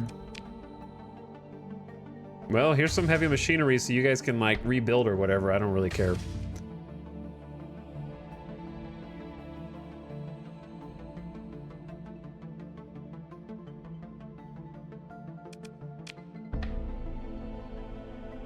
So we're gonna sell like 300 heavy machinery to you guys. I'm also gonna get rid of these luxury goods. I got some Volturnian lobster for you. We got some recreational drugs, some harvested organs. Man, they're eating it up. They also want to buy supplies. here you go. 800 supplies for you. How about organics? Nope. How about volatiles? Wow, they're paying 546. That's almost more than anybody. I'm just gonna ditch them all. Get rid of these. I don't feel like going to Flamma necessarily. They're not really paying that much for heavy armaments, but I'll take almost 400 grand in other stuff.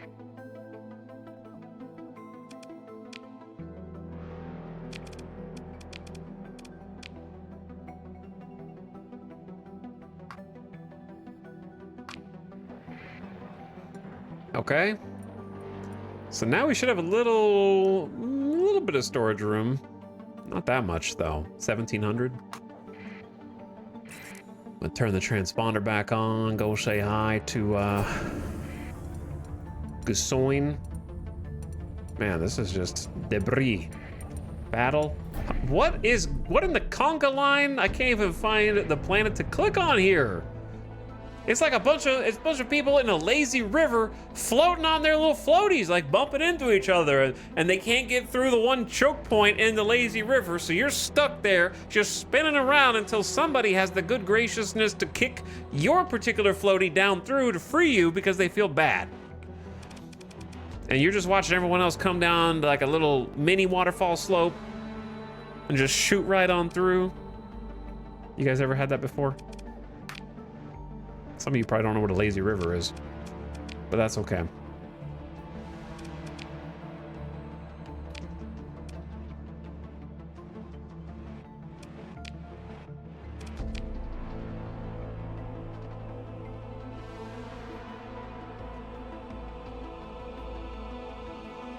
Chat, how many of you don't know what a lazy river is?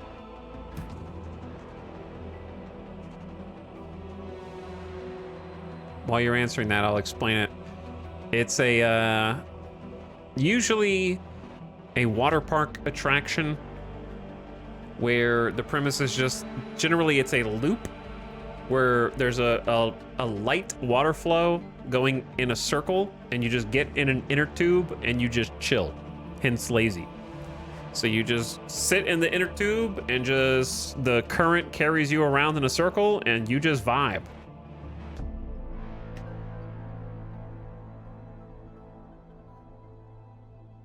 So it's pretty cool, actually. It's very relaxing.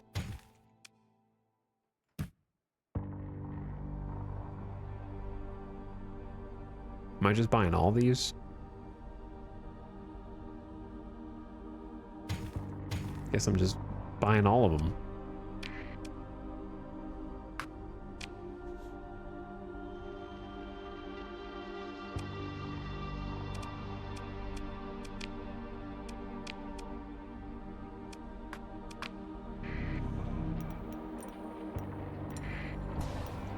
Look at this, though.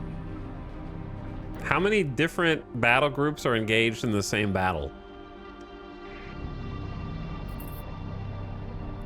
These are some giga fleets, too.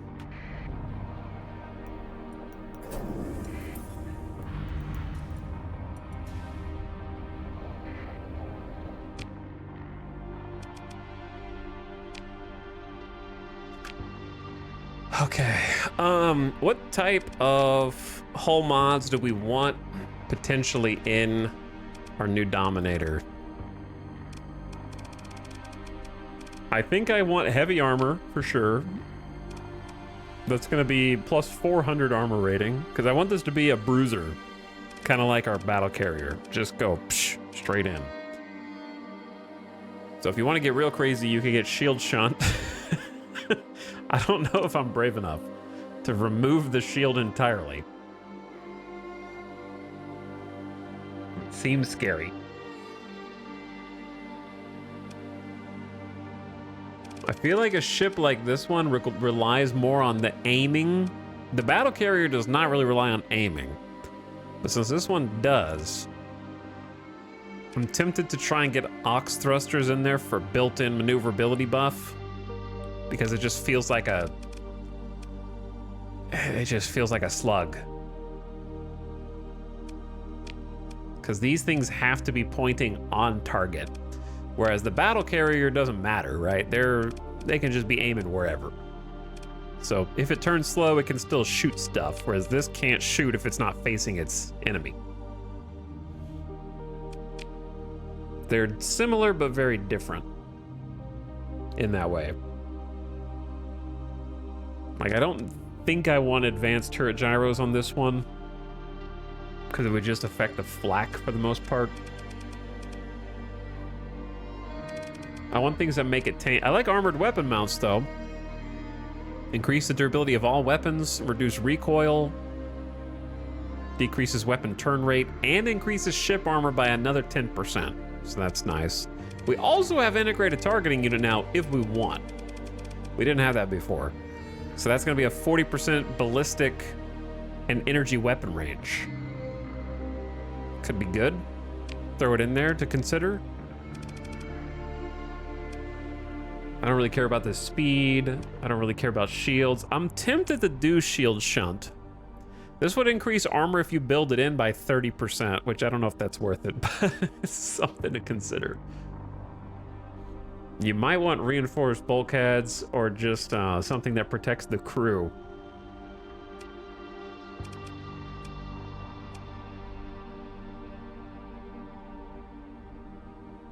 I do like insulated engine assembly, but this has a lot more protection. Like, it has a lot more point defense on the tail, so it's not that important to me. Peak operating time is 540 seconds, is pretty good. Probably expanded missile racks, because it's gonna have 3 forward-mounted missiles you just want to spam. I'm not gonna keep all these. I'm just picking all the stuff I want, and then I'm gonna narrow it down.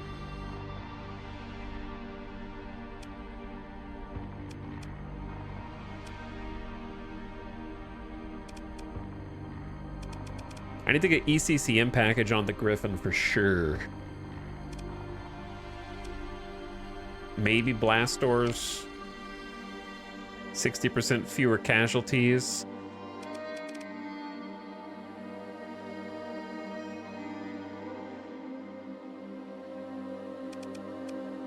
Also, ad coming in 15 seconds. Automated repair unit is great. I think those are the main ones, and I'm considering shield shunt. Yeah, we already have that. Without shield, it's pretty vulnerable to EMP. It is, but you can get resistant flux conduits that makes it stronger against EMP. Just some ideas, just some thoughts. These are the ones I'm thinking about. But yeah, ad coming on, take a beer beater in the ad.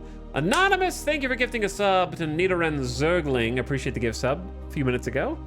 Hummus also with the space hub. Thank you for spacing out for 68 months. Hummus, how's it going? And I saw Burnt Heat earlier, Craftsboo. Thanks, guys.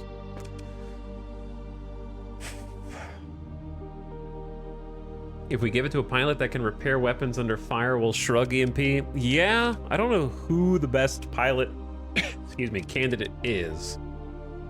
Maybe that level 7 that I put in the Griffin. And then put someone else in the Griffin. Because they've got impact mitigation for armor damage. They got target analysis for bonus damage. They got damage and range for ballistics. They got missile spec. They got gunnery implants for auto-firing weapons and low recoil. They got ordnance expertise and elite polarized armor. They got a lot of stuff going on. Which is the polarized armor is the EMP damage taken reduction by 50%. Up to. So I think that's the one. All right, be right back.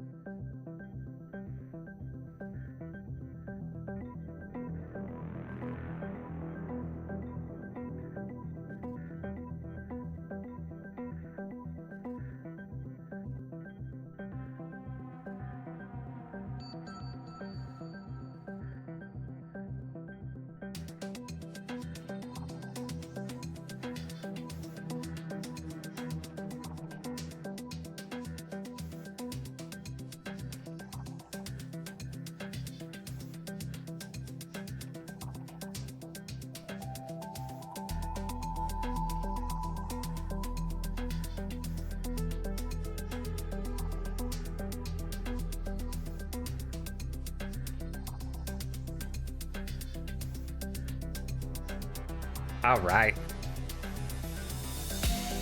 What's up?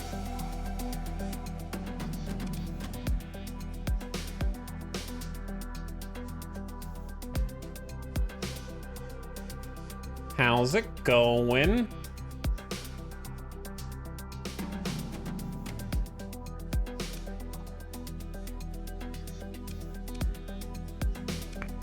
Okay, now how to narrow this down.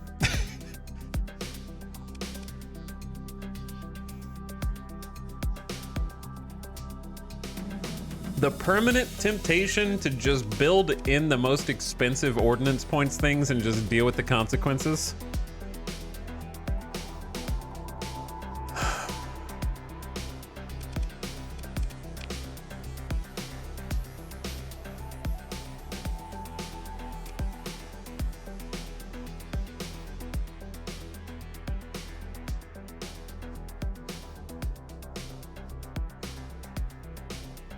I don't know which way the Dominator I prefer. Do I prefer using missiles to go through shields? Or guns to go through shields?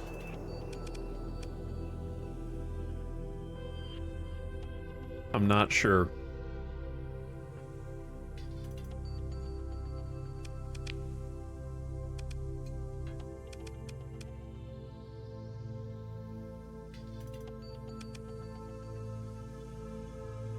Hephaestus is like 440 flux per second, and that's anti-armor.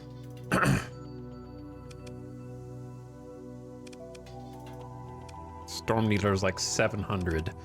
The Mark 9 autocannon is a little cheap. It's a budget pick.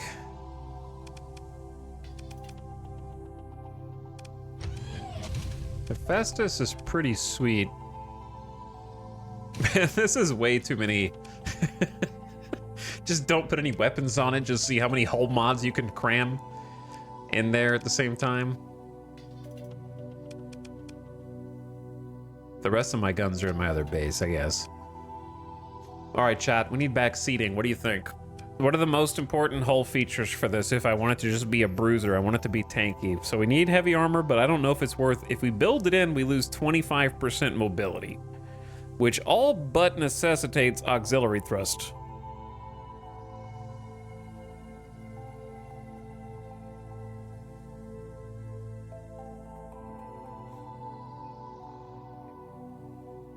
If I don't build it in, I have to use 20 out of 200. 10% of all of our ordnance points go to heavy armor. So it seems like I'm just gonna have to build it in, deal with the consequences.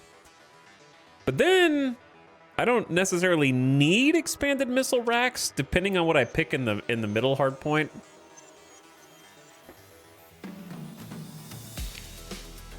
So I might just go with the default of Annihilator rocket pods. That way you don't really feel like you're missing expanded missile racks too much.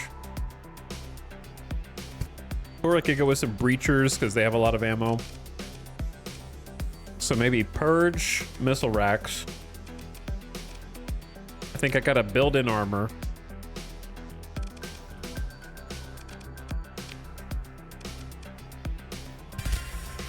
That's one of two.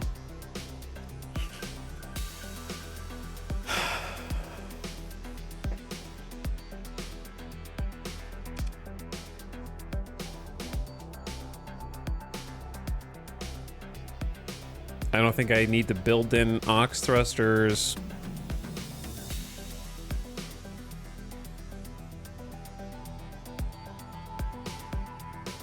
I don't know. I might live without integrated targeting unit. We'll see, because that just saves 15 ordnance points.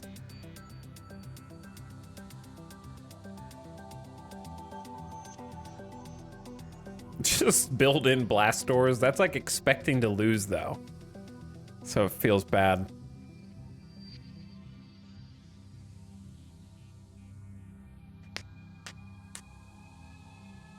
Automated repair unit build-in reduces repair time of all damaged weapon mounts by down to 20%, not by 25%, to 25%. That's crazy. Yeah, I was actually thinking about building in shield shunt and getting 30% bonus armor. I was thinking about it.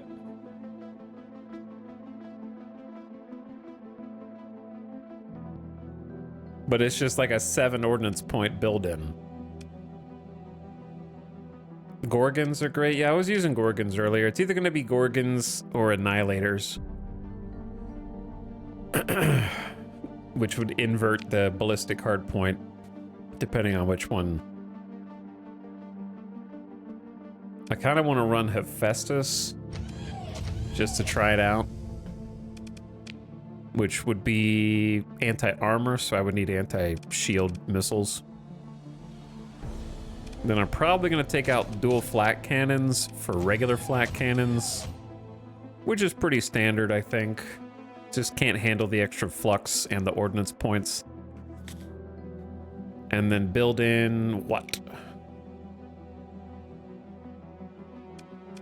Like, these have 900 range. Do I really need integrated targeting unit?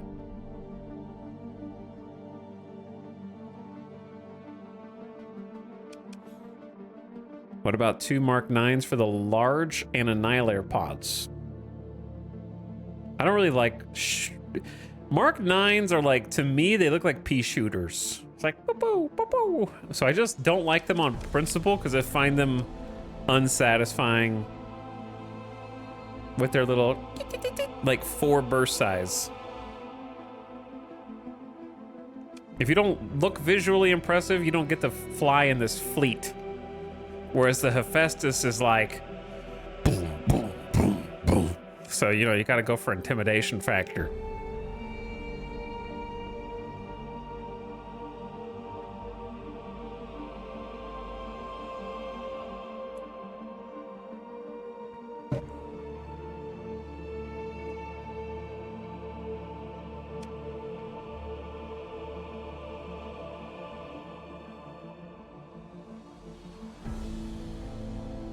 I'm actually gonna, I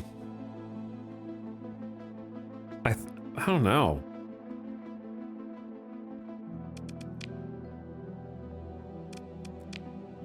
I could just build in integrated targeting unit.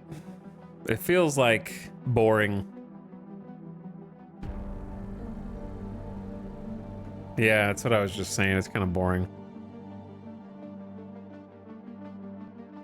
I guess it's the right play. I kind of just want the extra 15% armor from building in, but getting an extra 8 ordnance points is huge. All right. Build in integrated targeting unit for 40% more range. Blech. Gotta do it though. Okay, then it's time to just decide. Honestly, you don't even need that many vents if you're using shield shunt. Like, if you're not blocking anything, I'm not married to shield shunt. Like, it can be removed. So let's just give this a, oh, I don't have any weapons. Yeah, I kind of need missiles, huh?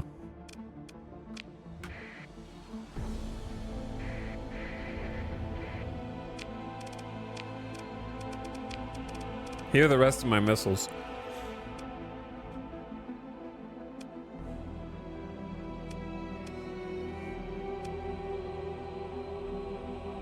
I wouldn't shield shunt with what you choose to build in. Meaning what? What would you choose to build in?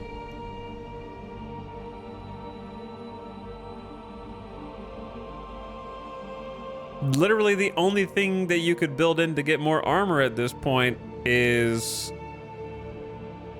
shield shunt. Everything else is maxed.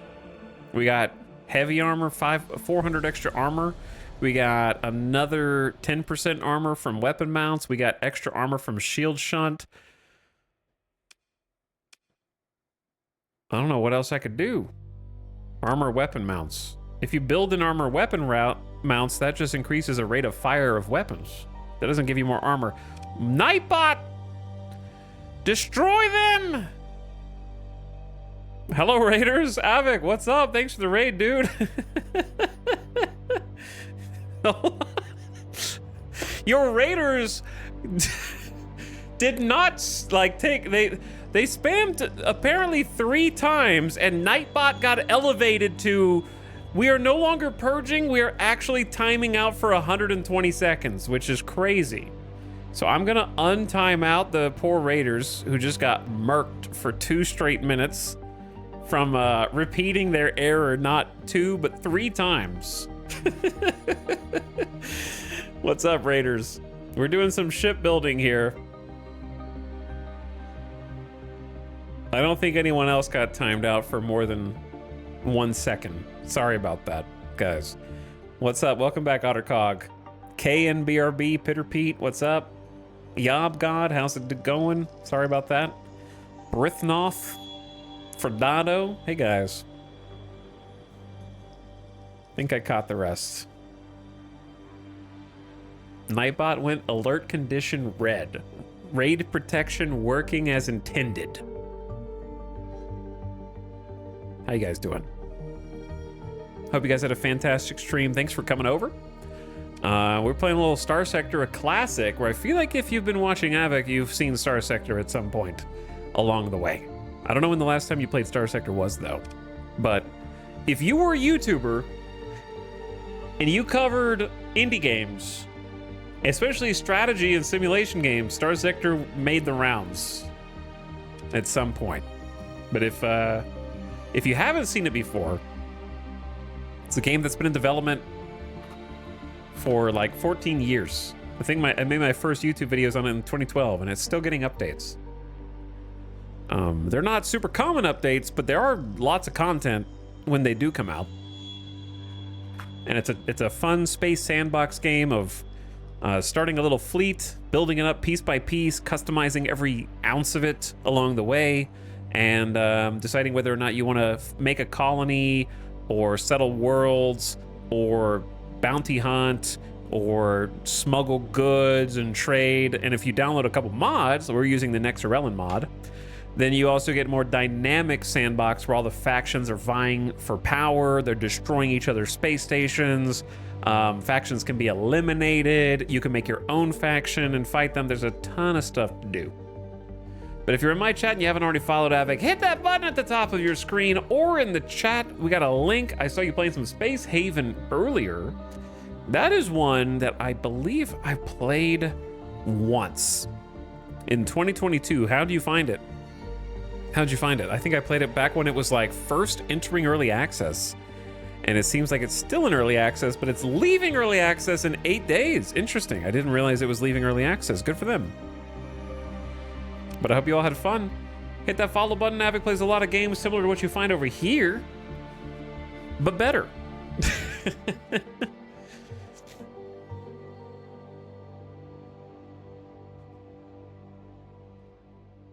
But anyway, hi, one and all. We're currently working on this ship. It's a new find that we got, this Dominator cruiser. This is my primary flagship. It's a battle carrier that, well, it's easier if I just show you.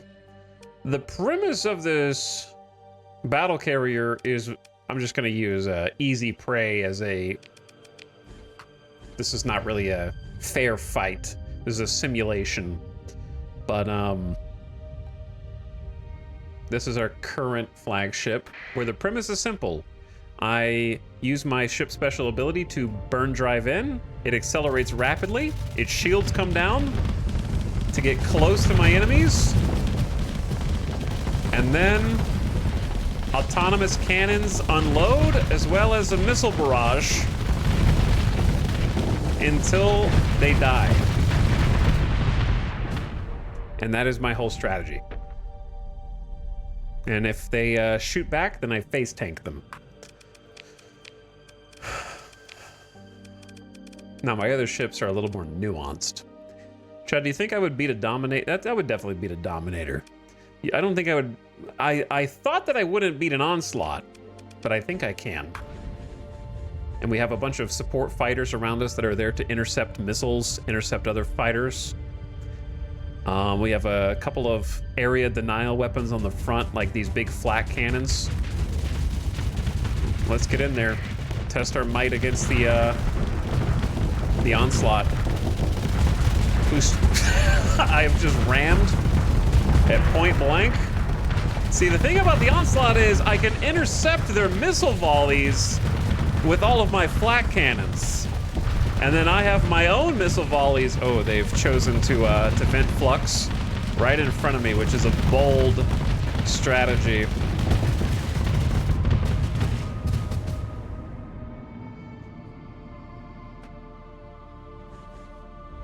But yeah, we can 1v1 an Onslaught, no problem. Easy. So that's what some combat looks like. These are the capital ships. So some of the largest ships in the game. Most of the ships are a lot smaller, especially when you're starting out. In a new campaign, you're more like to be fighting in smaller engagements, kind of like this one, for example, in a little frigate.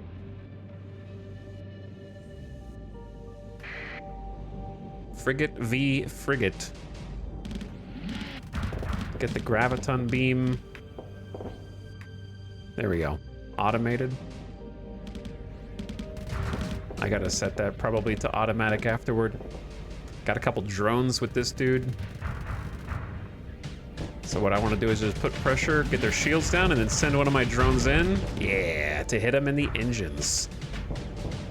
Get them with the flame out. Sneak around the side.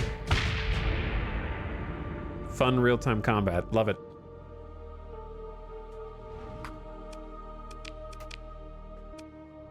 Is this the next game Ito convinces me to get back into? Always.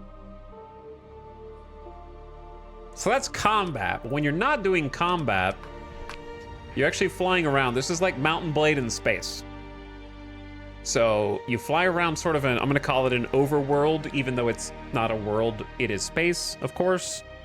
And you fly through a system, different stations. With these are all the ships in my fleet right now. You customize all of them to your liking and specifications. You've got like a character that you level up and pick different perks for. And then you step through these, well, I can't really see them. They're the purple markers on the minimap down here. These are jump points. And when you go through a jump point, you come out of your system into a sector of space, if you will. And that's how you travel between systems at kind of like hyperspace speeds. And then you explore all these unexplored star systems, and you can find habitable worlds or derelict ships or bits of things you're not supposed to find, redacted things that I can't tell you about, and surprises and resources and some nice, cool sci-fi stuff. Very fun. Lots and lots of fun. Avic said, just about to go 1.0. Really fun. Was checking out the new station mode. I know nothing about the new station mode, so if you want to tell me about it, feel free. Or if you got places to go, things to do, then have a great rest of your night also. If we don't quite have time to hang out. Those of you that just jumped in, I'm kind of just doing some ship customization at the moment, which might not be the most exciting thing, but it is satisfying it at like a base level. Oh, I was wondering, like, I recognize this song. I was like, this is not from X4. It just randomly shuffled to the Diablo 4 Lord of Hatred soundtrack, which, to be honest, the music is really good in it. It is really good. I was like, this is the Timus theme song. Made me feel like I was in the game right now. So at the moment, what we're trying to decide is how to outfit our new cruiser. It needs to be repaired, as you can see. And we're trying to get some hull modifications in for that customization and deciding which ones stay and which ones go. We have a ordnance point system that we're allowed to kind of add different things, like different guns cost differing amounts of ordnance points for balance reasons. So we've got 200 points to spend with this ship. We're trying to decide how to divvy it up amongst the weapons, the hull mods, and then the vents and capacitors, which is kind of how you stay engaged in combat long term. Each battle.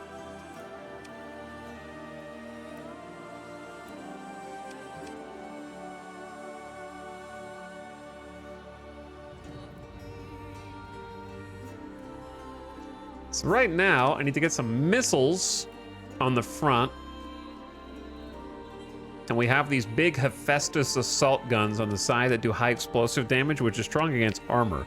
So what we want is to punch through shields. So the two best options for that, for us, are either these Sabo SRM pods, which do kinetic damage, or these Gorgon SRM pods that, or not those, the other ones, Gazer, that do kinetic beam suppression. They're a little weaker than Sabos, but they're also 1 ordnance point cheaper. And I guess the benefit is that there's 18 volleys, or like rounds. They shoot like 2 at a time, I believe. Yeah, so you can do 9 volleys by default. Now, the downside is I'm at 200 out of 200 ordnance points spent, and I have nothing in vents, which I'll still need even without shields. So I probably don't need 30 capacitors. And then I probably remove...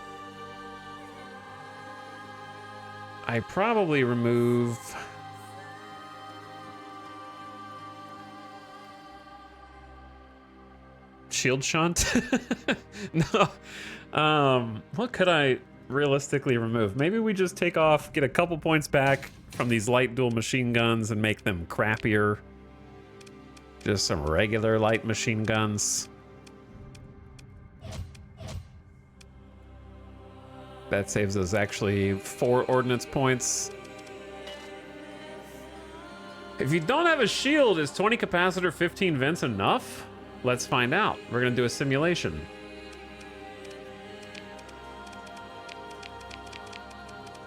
So I'm gonna set up my weapon groups here. To automatic fire for my point defense.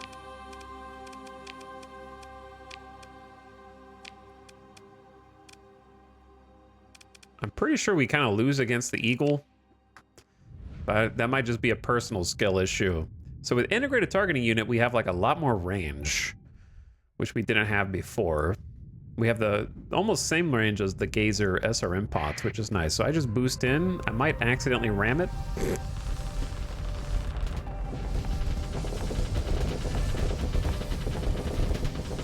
Oh yeah, I don't have a shield.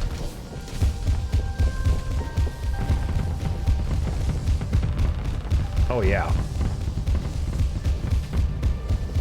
Catch it. It's trying to run away. Don't let it run away. Chase it down with the boost.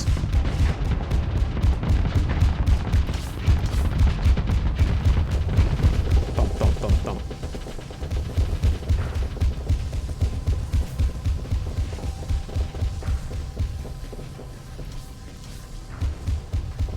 Get some more gazers out.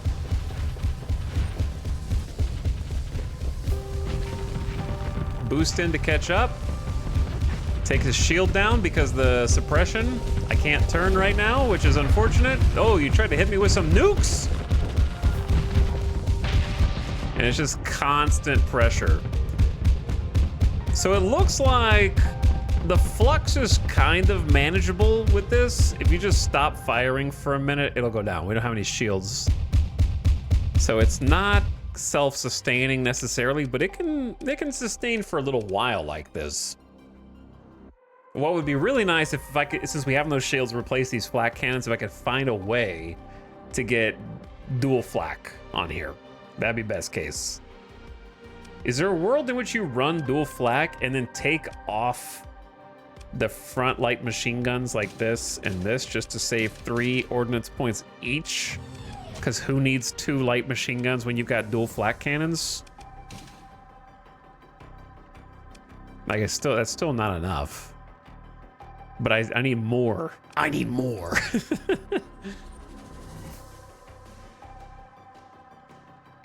Basically, instead of making a ship and bouncing around looking for adventure, salvaging, fighting, etc., you set up a station and let the adventure come to you. Can set up your station as a trade hub or accommodate allied fleets, like entertainment, medical, etc. That's cool. Really fun, though when enemies visit, it gets dicey. Oh, so it's like a whole different game mode for Space Haven. I haven't played it in 4 years, so I don't even remember it much at this point.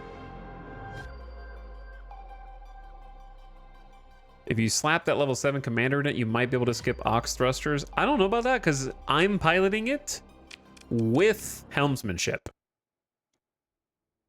So if they have helmsmanship, it's, you know what I'm saying? Like, you're already looking at what that turn rate looks like with helmsmanship. So even if they have helmsmanship, it's still going to be very slow. Like, this is how fast I can turn right now, which is still... Oh, okay, hold up.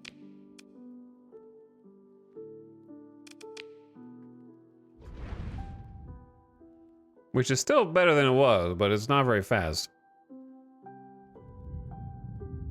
He has an extra 50% maneuver with cruiser.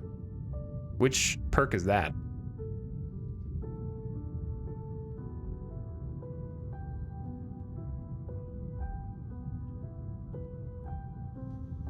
I think you can turn off boost drive. Yeah, you just hit F again. I'm just goofing around. Since it's a simulation.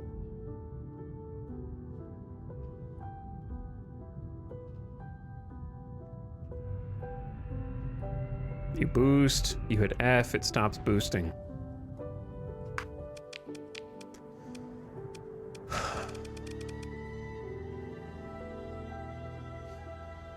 don't know what music this is either. Stop listening to it.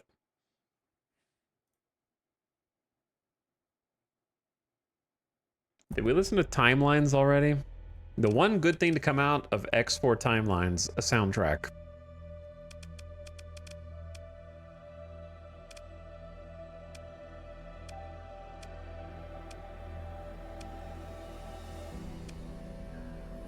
Oh, impact mitigation? Yeah, we read that earlier and I commented on it and then forgot. Plus 50% maneuverability. Well, here's the thing. They don't have helmsmanship. So it's the same thing. But yeah, you're right. Impact mitigation elite form has an extra maneuverability bonus, but since they don't have helmsmanship, then it's the same difference. Except a bit slower, actually, because he doesn't have the top speed bonus. And he's a steady pilot, so I need to retrain him to be aggressive. I don't think you can fly this ship without being aggressive. I could put a different pilot in there.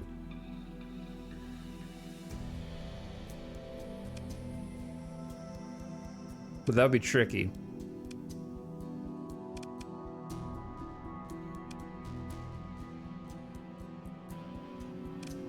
None of them have the skills.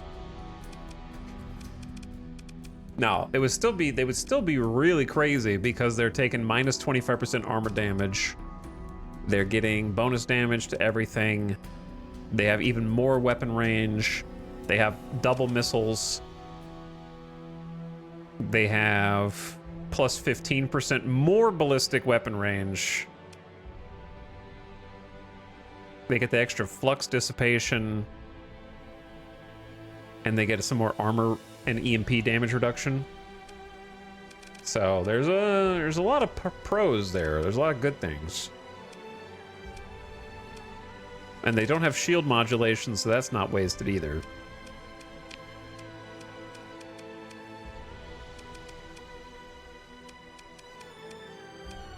So who's in the cruiser now? No one.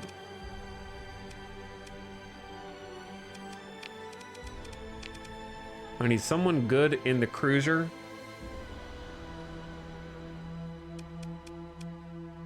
Polarized armor is really good for shield shunt. Yeah, it is quite good.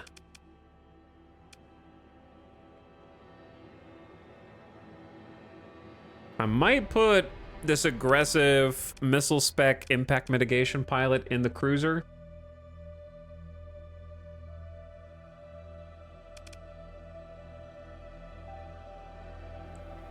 Do they have any ballistic weapons on here? Not really, just point defense. They're gonna have to level up a bit.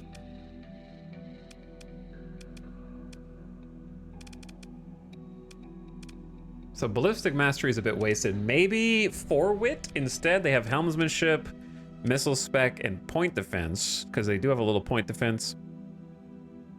And then I just level them up with something befitting of the Griffin.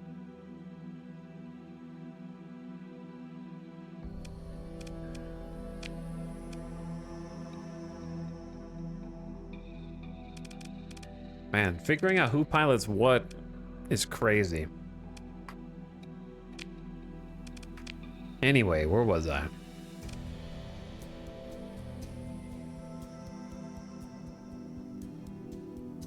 What are you talking about, Bribe?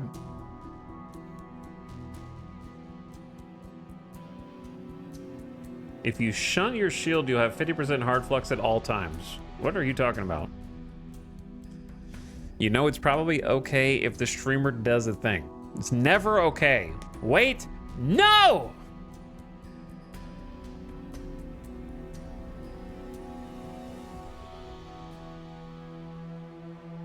We get 15% bonus armor. Maybe I should have made it 30. I should have built it into the damn ship and committed. All right, let's figure out how to get... I need a little bit more... I need to get rid of one of these, or I need to get rid of...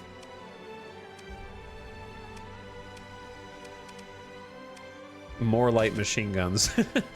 Let's get rid of another light machine gun.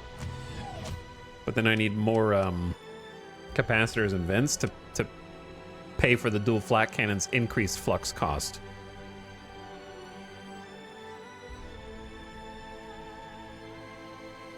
Just leave the ones on the tail that where the dual flak doesn't have coverage.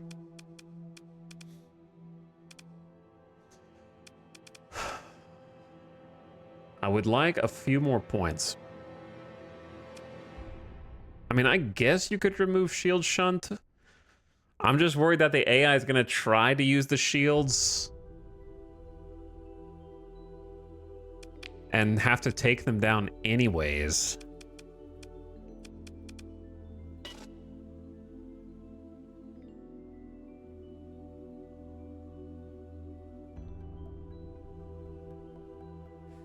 S-modding heavy armor was a mistake. No, you're a mistake. Building in heavy armor is for true midline and Luddic righteous warriors. Saying that building in heavy armor is a mistake is something that some baby bitch AI supporter such as Tritakian would say. Okay? Are you a villain who's still surviving from the second AI war that we need to worry about? Do I need to tell hegemony forces where you're located at this moment?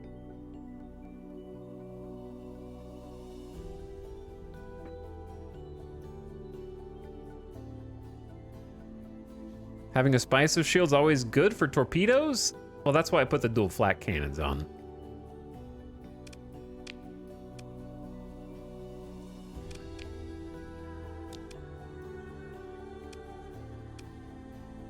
Which one of these is like a torpedo boat? Probably pirates. There we go. Let's test against 6. Okay, 6 might have been overkill. Oops.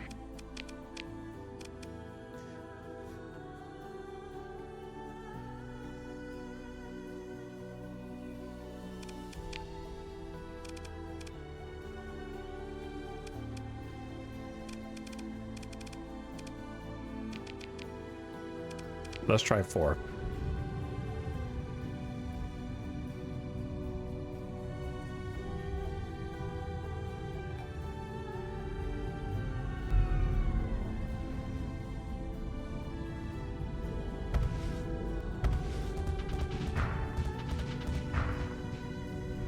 Okay, that's not going to be nearly as good in actual combat when there's fighters and decoys, and I'm trying to just kind of see how much we get hit without me shooting back, just point defense. I'm just letting point defense kind of seeing how it goes.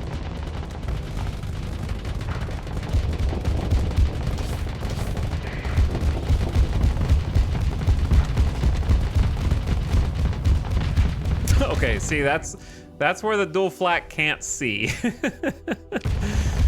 Back there.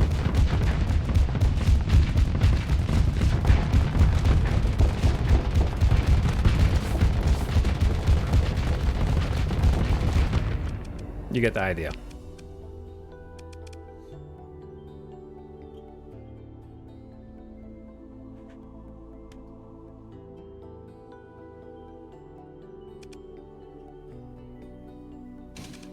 Being surrounded is bad.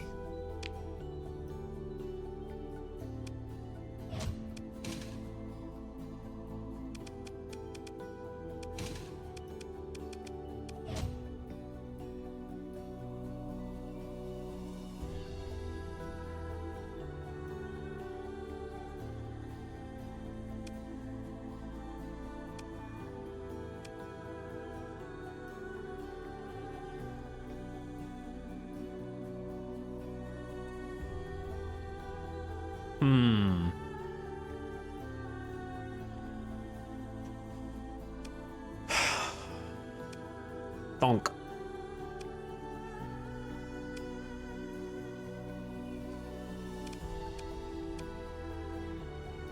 I'm not too impressed with the Hephaestus so far. It is nice for constant pressure, but it's not feeling like... I don't have any other option for anti-armor.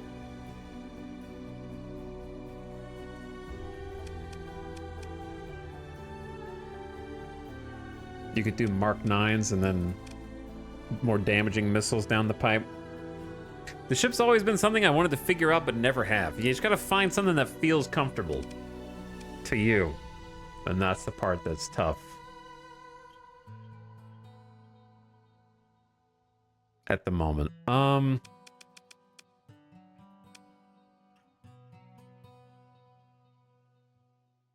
Something that feels comfortable to you.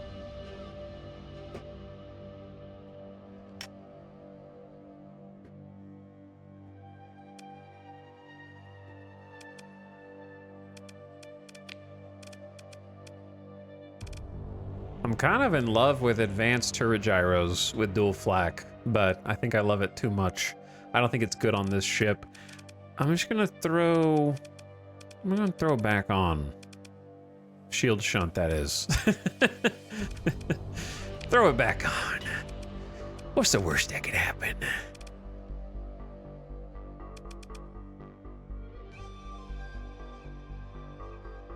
What if I go like... little more equal on the capacity? Like, if you're... Do you need capacitors if your vents are just high enough to handle everything? I don't think so. What if we go 14 capacitors, 18 vents?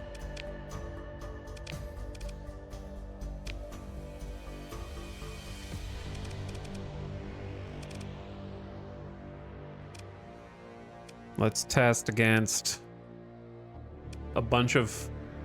like a real combat situation with a bunch of missiles.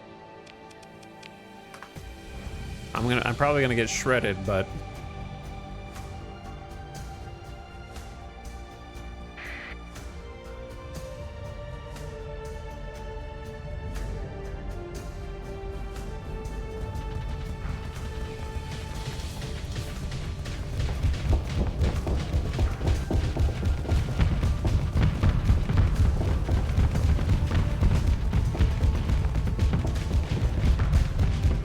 my sides! My flank!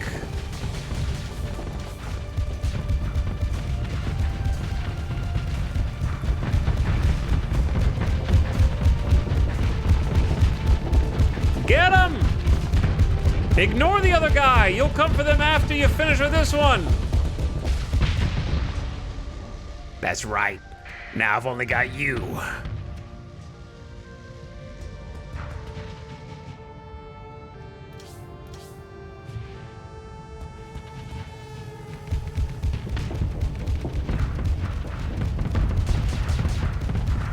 And then you just dive, dive, dive until you win.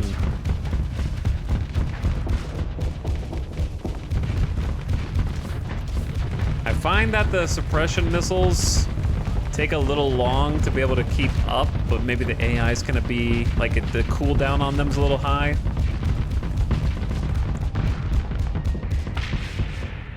I'm not having any flux problems like this. So I think we go down capacitors even more. If you could squeak in one more like 6 cost, would it be advanced? I guess advanced turret gyros is kind of like the only thing we've got that's 6 cost. It's either that, or you can put in more friends on the side here. I don't know if 2 light machine guns is worth it.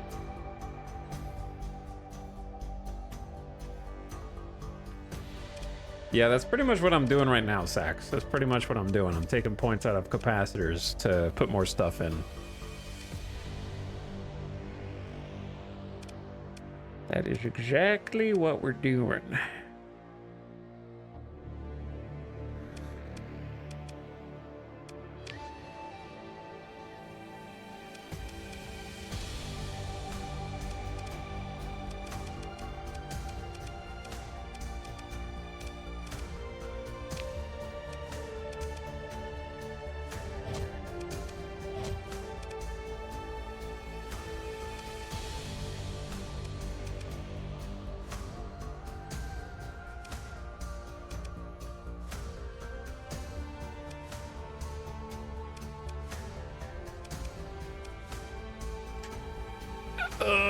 I'm just donking.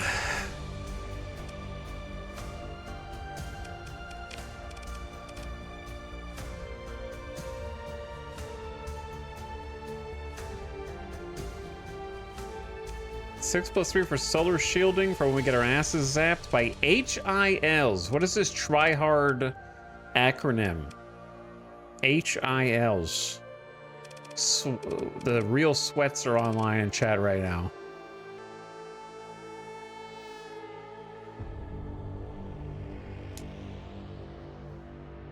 Just for 10% energy damage reduction.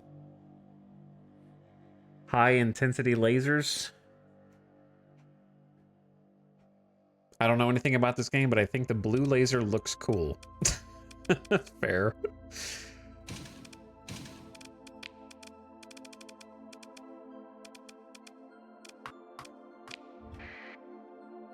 Okay, I have to be at a different dock to even try and put that on.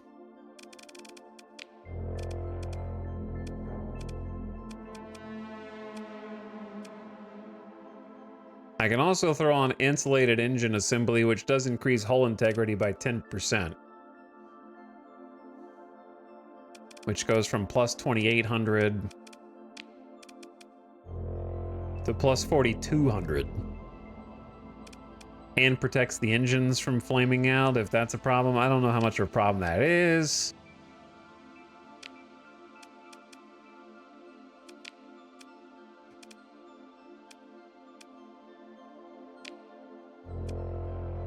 And then maybe drop the light dual machine guns on the side.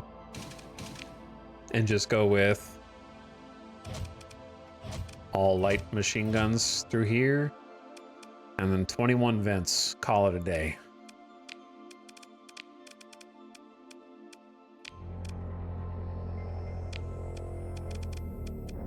Okay. Then, hold on. Let's just repair this ship because I'm tired of doing this. Repair your ship for 123 supplies. It's fixed. It's good as new. It's all good to go.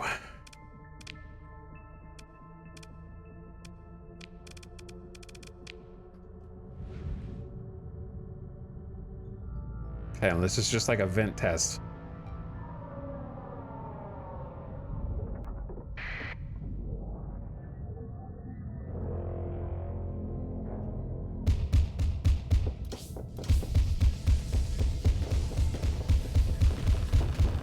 Get them, lasers.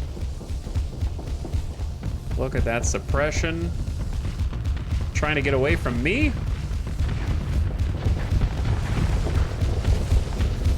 Okay, I didn't need to go that close.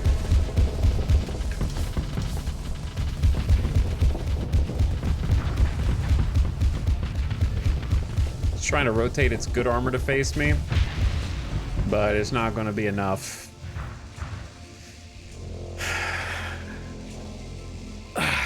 Well, it's tanky, and it feels like it's turning just fine to me. Like, for such a big ship, it feels like it's Turning okay.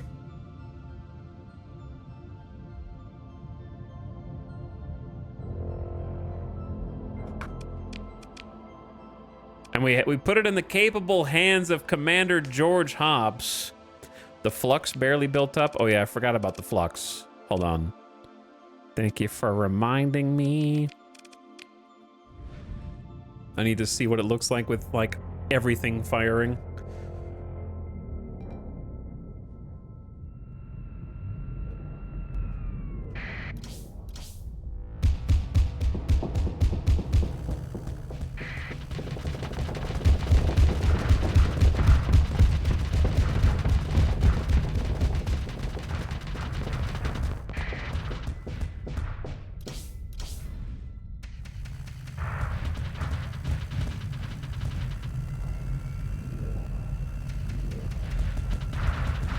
None of those missiles are getting through.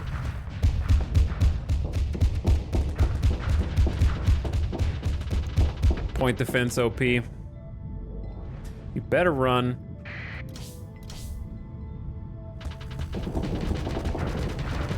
That's right, you better run. It's like they're poking the bear, and by the time I can turn around to come get them, they've already gotten away.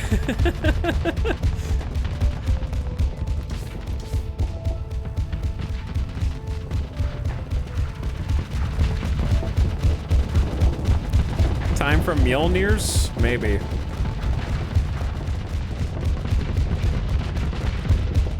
These are just little baby destroyers. You think they can get me? You think they got enough to face me?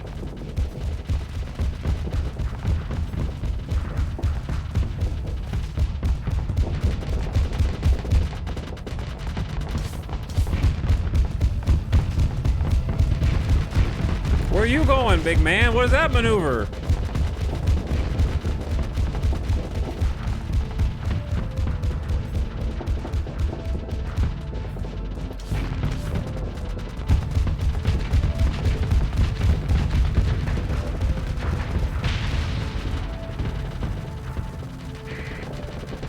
Weapons are staying online despite getting hit. Engines are even staying online.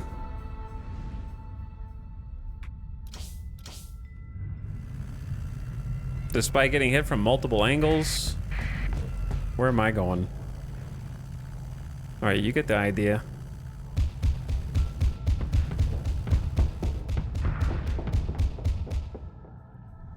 Where you going, man? All right, you get the idea.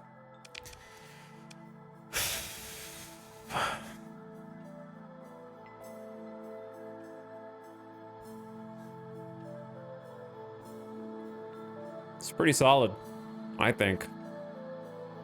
It is pretty solid. Think if you go any higher than this in terms of flux per second, you're gonna end up with big vent problems.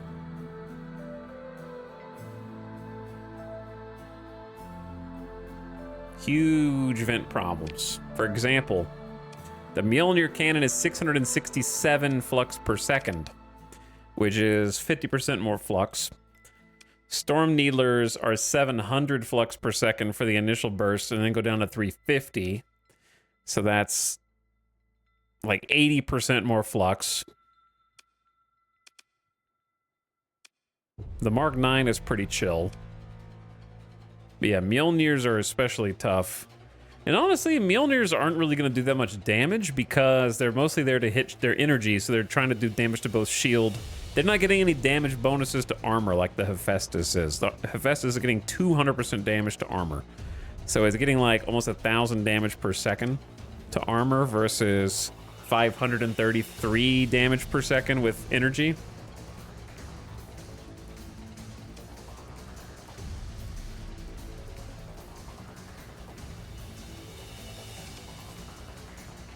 I don't think you really need those rear PDs. Well, the rear PDs are there for, like, fighters that are behind my flat cannons. So that there's something to... So it's not just completely helpless if the fighters are just, like, only able to be shot when they're in the first 50% forward of the ship.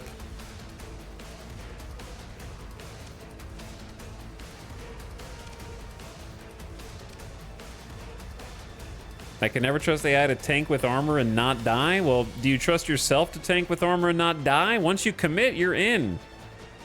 You know? That's the risk. That's what makes it fun. That's what makes me feel alive.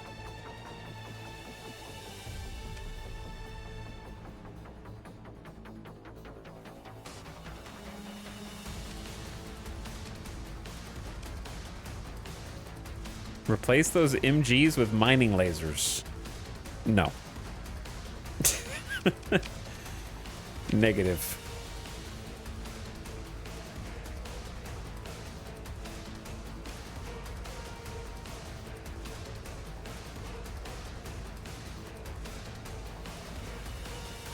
Okay. Because, yeah, if I took off 3 of these in the back, I would definitely add insulated engine assembly, which I guess would give me hull integrity up.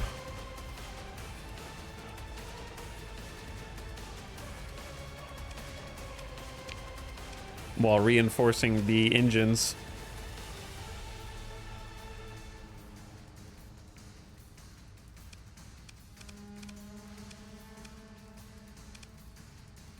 Like, I could delete the corners ones, like this and this. These are just desperate light machine guns. The people operating these turrets are like, why did they give me just BB guns on the back to take out these enemy fighters, sir? While the forward-mounted front-heavy Hephaestus are just like changing the center of mass here. And then we take out 3 points from vents, and then we throw in insulated engine assembly, and we try to get the best of both worlds. I get it, full sec. You like insulated engine assembly, okay? I get it. Child, let's take a look. How many times do you think full sec has mentioned insulated engine assembly? Insulated, there's the number 1. I mean, you just said it, right? Don't think you need those PDs now. Engine doesn't seem to flame out. Okay, that's not really mentioning insulated engine assembly. Insulated, there's number 2. Insulated engine assembly right there. Okay. Could remove the small PDs and slap insulated engine assembly. That's 3. Okay, we're gonna go with 3. 3 times. 3-ish.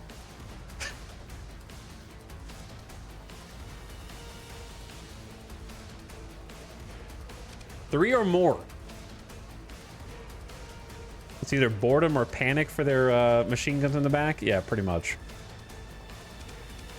Look at all these. This might be the ship with the most hull mods and hull features of any of our ships right now.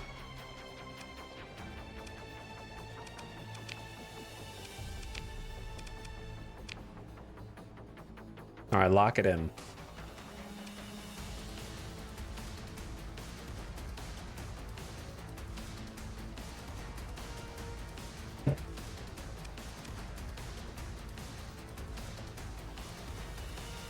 Only 3, those are rookie numbers. Listen, salesman of doom, don't even get me started on you, okay? Like, I need to see, I'll tell you how I build my Dominators. And it's like, well, actually, they're all 14th Battle Fleet variants. But then I built in armored weapon mounts, ITU shield shunts. That's 3. You can't build in 3 things into a ship unless you're playing with mods. Maybe 14th Battle Group ships can, I don't know. But everyone else's ship has got 2. So yeah, if you build in more than 2 things, and you've got a complete different variant of ship, you might build it differently.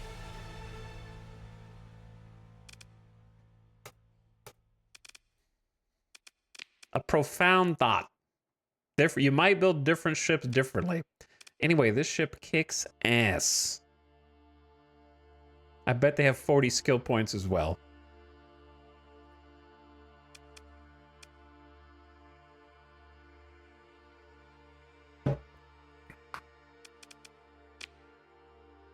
Anyway, our Dominator is done. It's finished. That's the biggest one. This one's pretty much done. We just got a little Hyperion action here.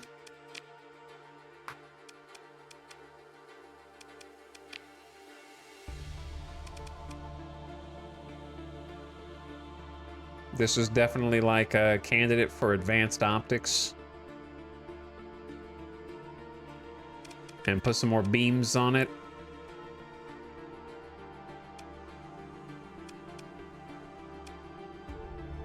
I don't think it needs a heavy needler.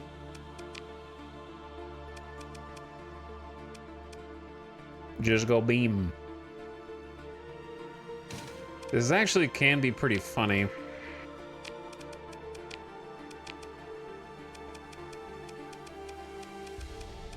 I only have one other phase lance. Well, you can do a lot of funny things with Hyperions.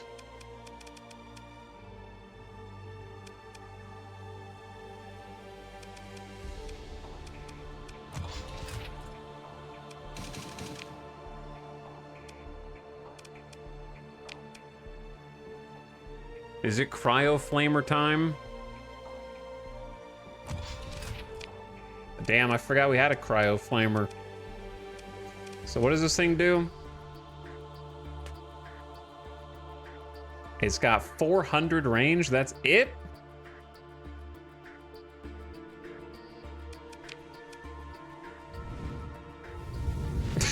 Oh, it's literally a flamethrower. Okay.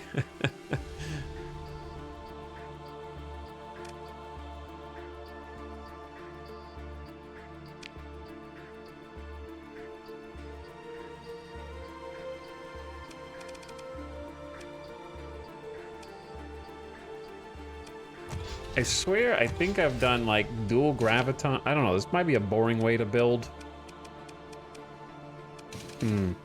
What is autofit like? Chaos. I respect it. Cryo Flamer Hyperion is kind of nifty. You could do a Resonator MRM launcher for more anti-shield. What do we just put all the chaos weapons on here?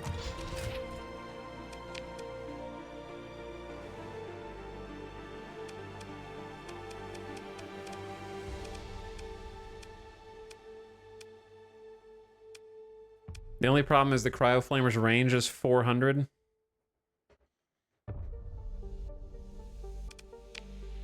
I like my weapons to be the same range. And the Hyperion being close range is probably not what you want. It's not super tanky.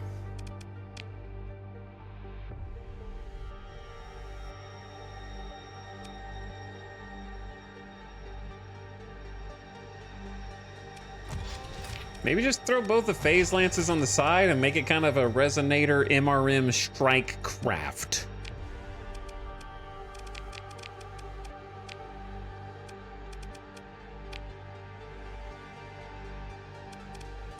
Then hit me with advanced optics for the extra beam weapon. I like beam weapons on Hyperions. I think it's fun. But it's gonna need someone to pilot it that's got expanded missile racks. Burst size 4. Max ammo 8. So you only get to shoot this twice?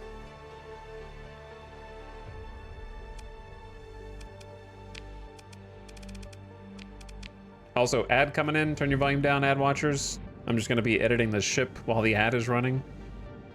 There's a lot of ship editing to do. All right, the Resonator goes pew, pew, pew, pew. It's anti-shield, so not really great against a Hound.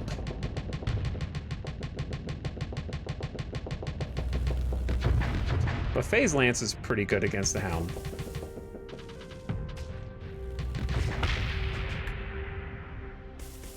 I thought it recharges? Does it? It does recharge. Oh.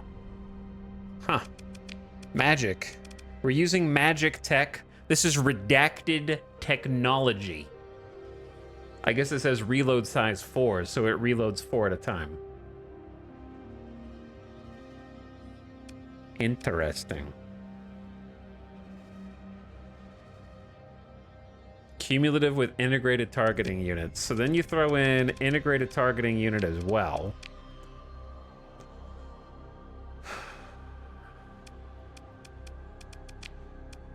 This is the kind of ship that really benefits, in my opinion, from a fast pilot, either who has their own maneuverability skill or aux thrusters, depending on who goes in it. So let me see who should go in this.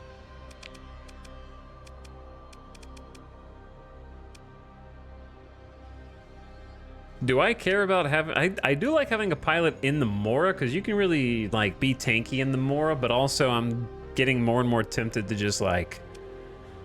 I've got too many frigates. Who do you pull here?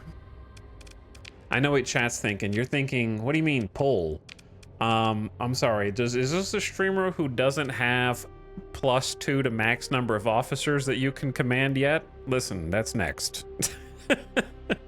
Okay, I want to get more officers.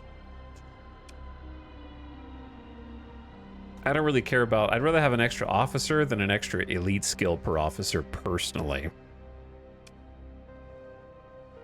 And then, yes, best of the best does let you build in one more permanent hull mod, but guess what? I don't have that right now. It's next on the to-do list.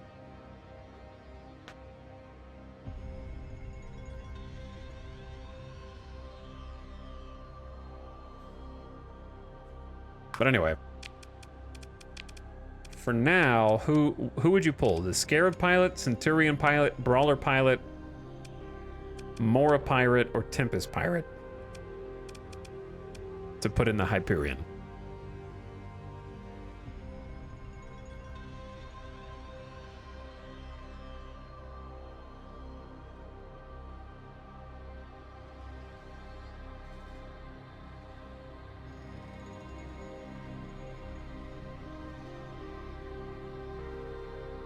I just need more pilots, actually. Unfortunately. Because I feel like if you pull them out of the Scarab or the Centurion, everyone just gets worse.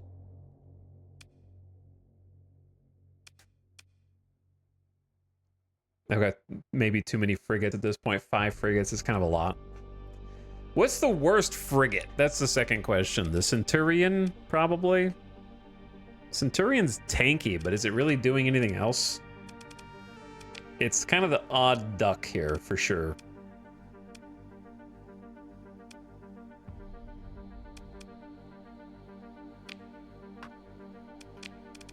Welcome back from the ad. I haven't done anything. I'm gonna just go ahead and store the Centurion.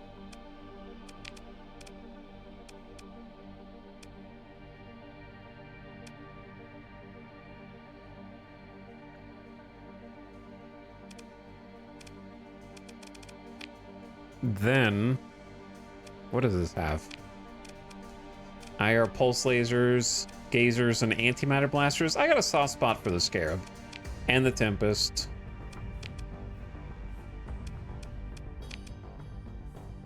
The Omen doesn't need a fighter. I love the Centurion, but you've got the Chad frigates. Yeah, we kind of do.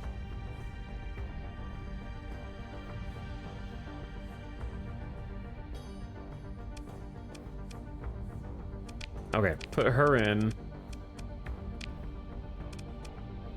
The problem is I've got this like ballistics weapon pilot who doesn't really fit in here.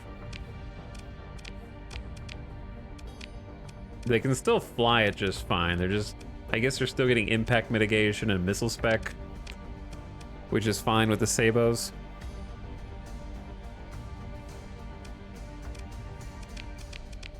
But I did kind of want like a tech frigate line, and now I've got it. So we've got the Brawler. Who is a Brawler? They've got doubled expanded missile racks for Sabos, and then pulse lasers. Stable shields, hardened shields, max flux, flux distributor built in for fun. Tempest is a Tempest. It does Tempest things. The Scarab's got a lot going for it because it's got the gazer suppression, but I haven't really finished building in hull mods in it. God, there's so much like hull modification that you can do. I could start building stuff into all these. I'm just too lazy. I might do some of that off stream. All right, I just want to get flying again right now. Unmothball and fix the Hyperion. Okay, let's just fix the Hyperion. And then be on our way. So I want optics and targeting unit for max range phase lances, which I think is good. Then I want it to be nimble, so it needs ox thrusters.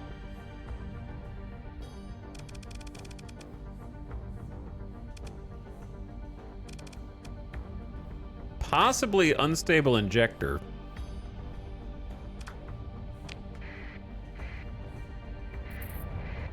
I had to go to the dock just to get eke some extra speed out, because his top speed is low. Because does it have a D mod that needs to be fixed? Why is it minus 20? It must have a D mod, right? No. Why is it? What's wrong with it? Why is it minus 12 top speed plus maintenance? Oh, because it's got no combat readiness. So just fix it. There we go. Yeah, now it's 126. So possibly unstable injector, possibly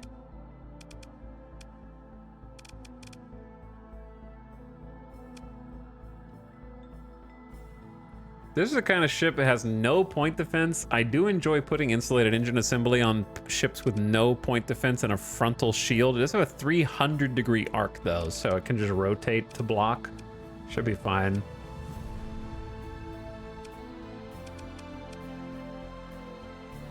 I like hardened shields on these types of ships also. Or you could just do extended shield and make it a full bubble. And yeah, expanded magazines would work on the missiles, which will increase its regeneration rate if you S-mod it in. So maybe we should just S-mod that in. I want too many things here. I do want too many things.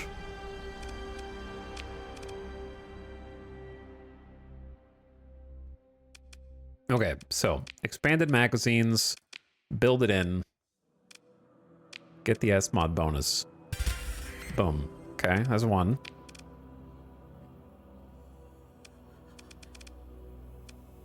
What's the other one? Build in advanced optics.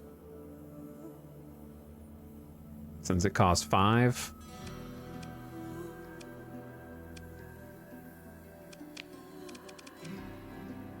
Man, it keeps going to Diablo 4, but I love the D4 soundtrack, so I'm super down. And the new music is really good. All right, advanced optics. You get built in too.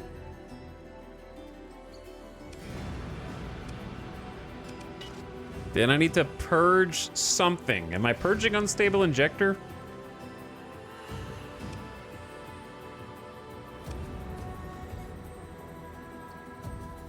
Or hardened shields? Or both?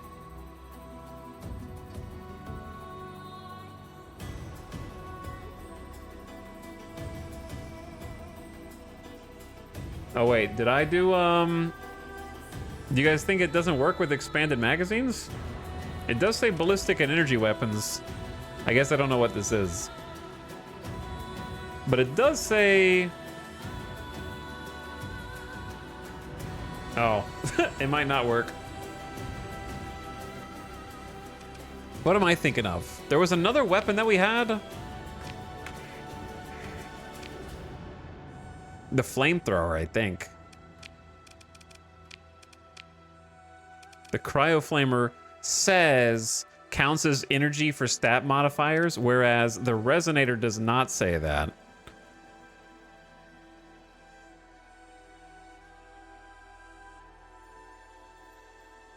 Whoops. Undo, undo. Yeah, it's not. It doesn't work. Whoops. When do you think my last save was? Hey, Alex, can I get that patch that lets you remove SMod shit right about now? Can I have that one? A little preview?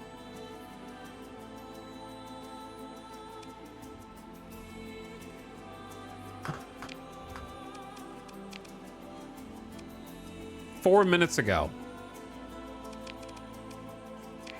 When did I put this in? I'm saved. Oh, autosave from 4 minutes ago. I'm saved.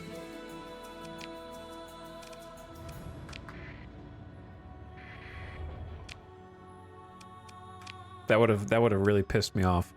Okay, build in advanced optics.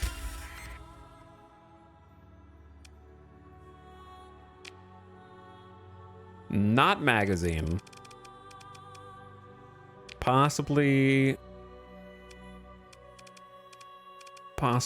hardened shields. Thank you for the update that added autosave. Yes, I know. I remember not having autosaves and just forgetting to save and it being always tragic.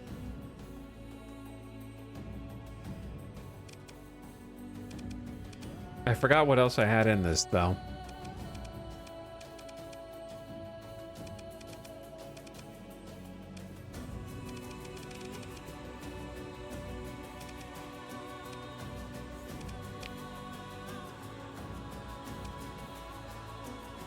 I'm just gonna plug hardened shields in. Missile rack should work. Yeah, but missile racks is not good in my opinion, just because. Not for this anyway. Because see how when it gets down to 4, it doesn't reload? So all you're doing with missile racks is sort of just like, oh, it does reload. There's just no loading bar.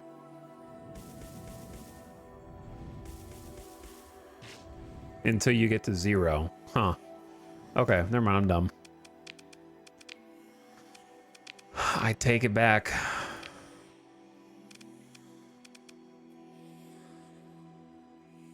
Missile racks cost 8 though.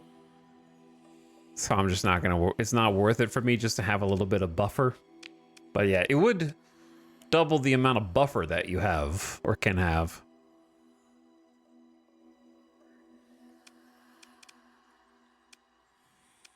So now I can have 10 capacitors, 6 vents with this as it is.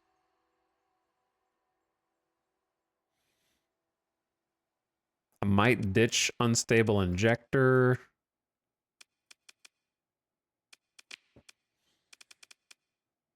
How fast are the shields?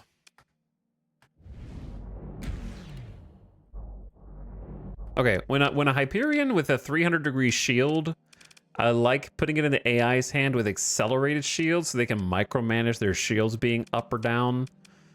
And now it's like, so they can like get that to cover a bunch really fast. I kind of value it. Now lets me get to 8 vents, 10 capacitors, which I think is reasonable. So this thing should be really nimble in terms of turn rate now, right? So if we put it up against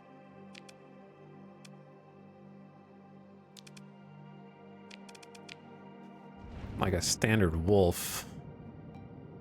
Did I take out unstable injector?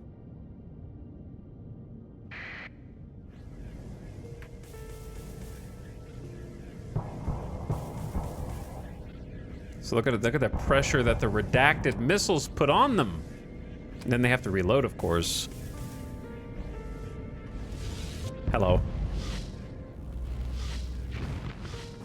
I have a phased teleporter built in, which is pretty cool. I'm not really having any problem with flux. Wait, why is one set to auto fire?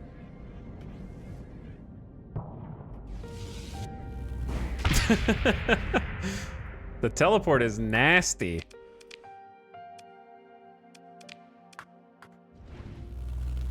Like, if I just sit here and shoot my weapons, I can't even shoot them fast enough to build flux?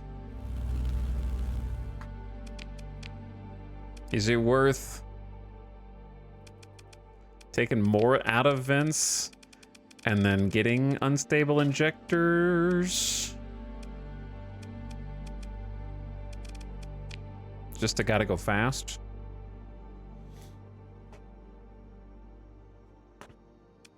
Is hardened shields good if you don't have capacitors and vents?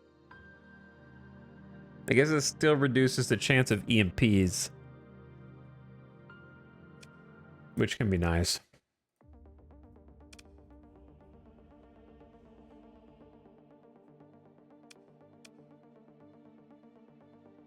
I feel like I'm just trying to have my cake and eat it too. Do I really need auxiliary thrusters here?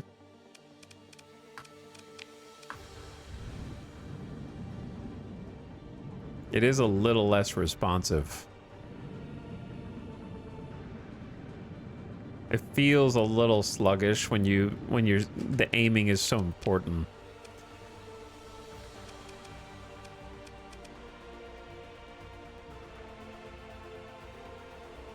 Maybe I'm just overvaluing accelerated shields. Drop it. Put aux thrusters back in. Go to 10 capacitors, 6 fence, and send it. It's done. It is done. Oh yeah, we got this phase tender. Looks like a hunk of junk. So what do you do with the phase tender again besides unmothball it and repair it?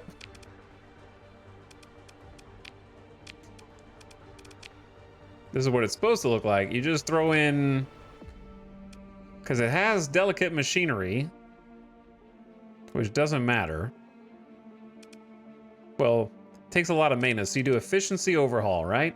Reduce maintenance, fuel, and crew by 20%.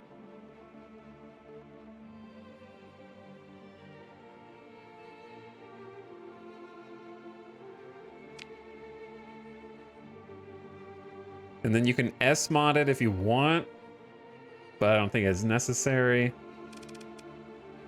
And then reduce its maintenance costs.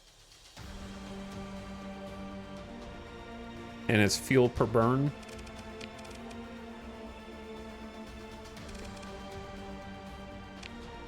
And then you throw in expanded cargo holds. Oh, efficiency overhaul's a logistics mod.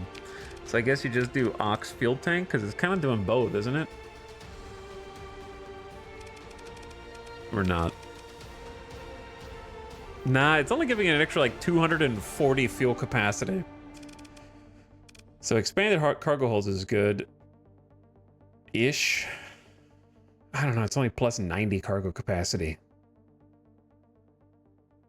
Every time I got it, it's too late and I don't need it. It's S tier for early smuggling. Yeah, it's it's cool to have, but it is just really expensive for what it is. Takes a lot of fuel and maintenance for not a lot of room. Fleet is looking very pog. We're trying. Yeah, it still does have the phase field, which is a whole bunch of text that basically means that our sensor profile goes down so we can be stealthier in general. So it's still nice for that. It is true. So I think I'm just going to run cargo holds and efficiency overhaul to make it cheaper to maintain. And if I build in efficiency overhaul, it reduces the cost. Or I can build in cargo holds.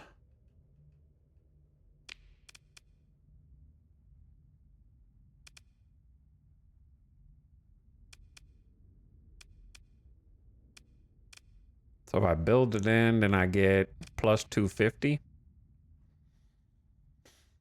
From 690 up to 850. All right.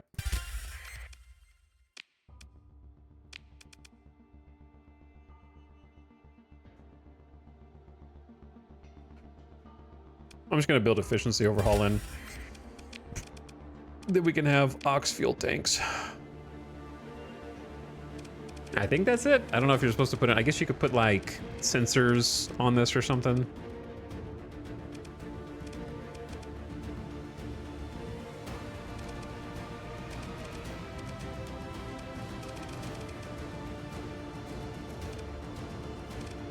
What am I thinking of?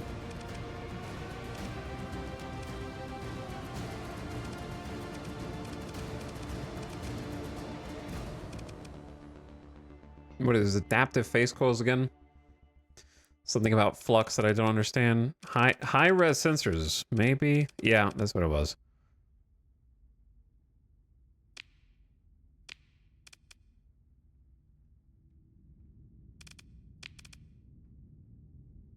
I don't know if high res sensors are actually helping me at this point.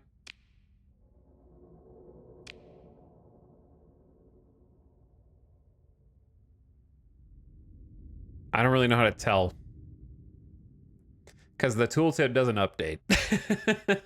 It just says the total sensor strength increase for your fleet is 249. Does that happen whether it's enabled or not? I guess it would go up. Okay, sure. High-res sensors. And then... Is there anything? I guess we already have, like, almost max survey. I don't know if there's anything else right now.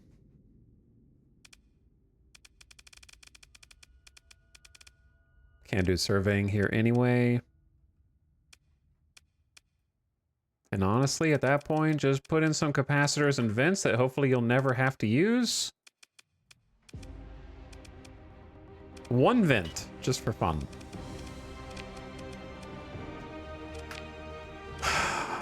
Can I just copy this?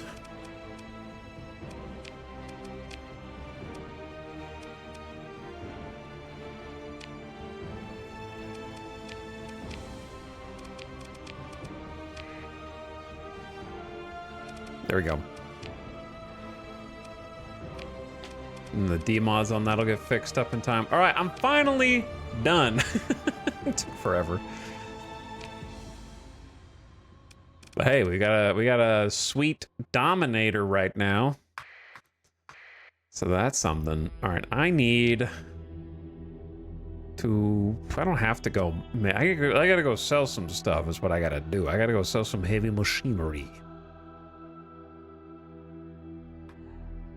And then if I wanted to buy more of this...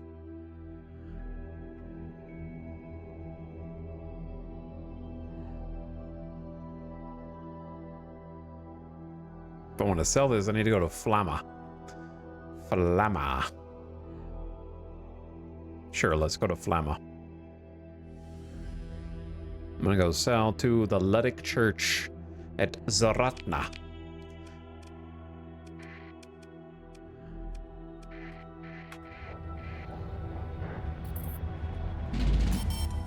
My money!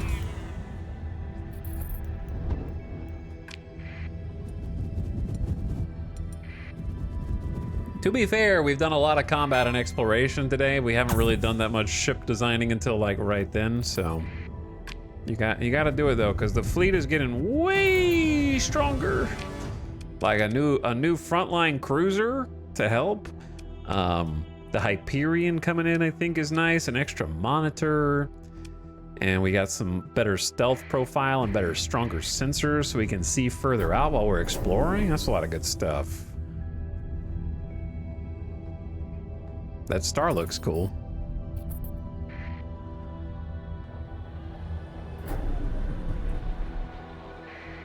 Hegemony Invasion Fleet. I don't want you to know where I am, Hegemony Invasion Fleet, so I'm just gonna hop over here. Go off the radar. Try and stealth my way back in. We got pretty good little stealth.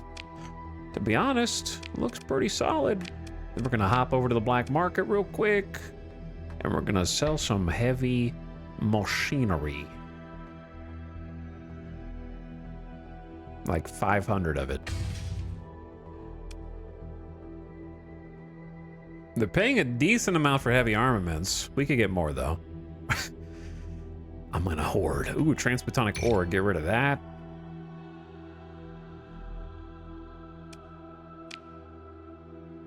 Paying 306 for supplies? Psh. Yeah, we sell those. It's a good deal, man.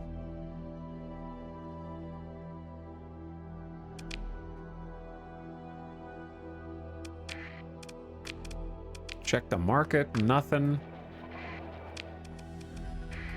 Then head to Flamma HQ. You know what I think would disincentivize black market smuggling?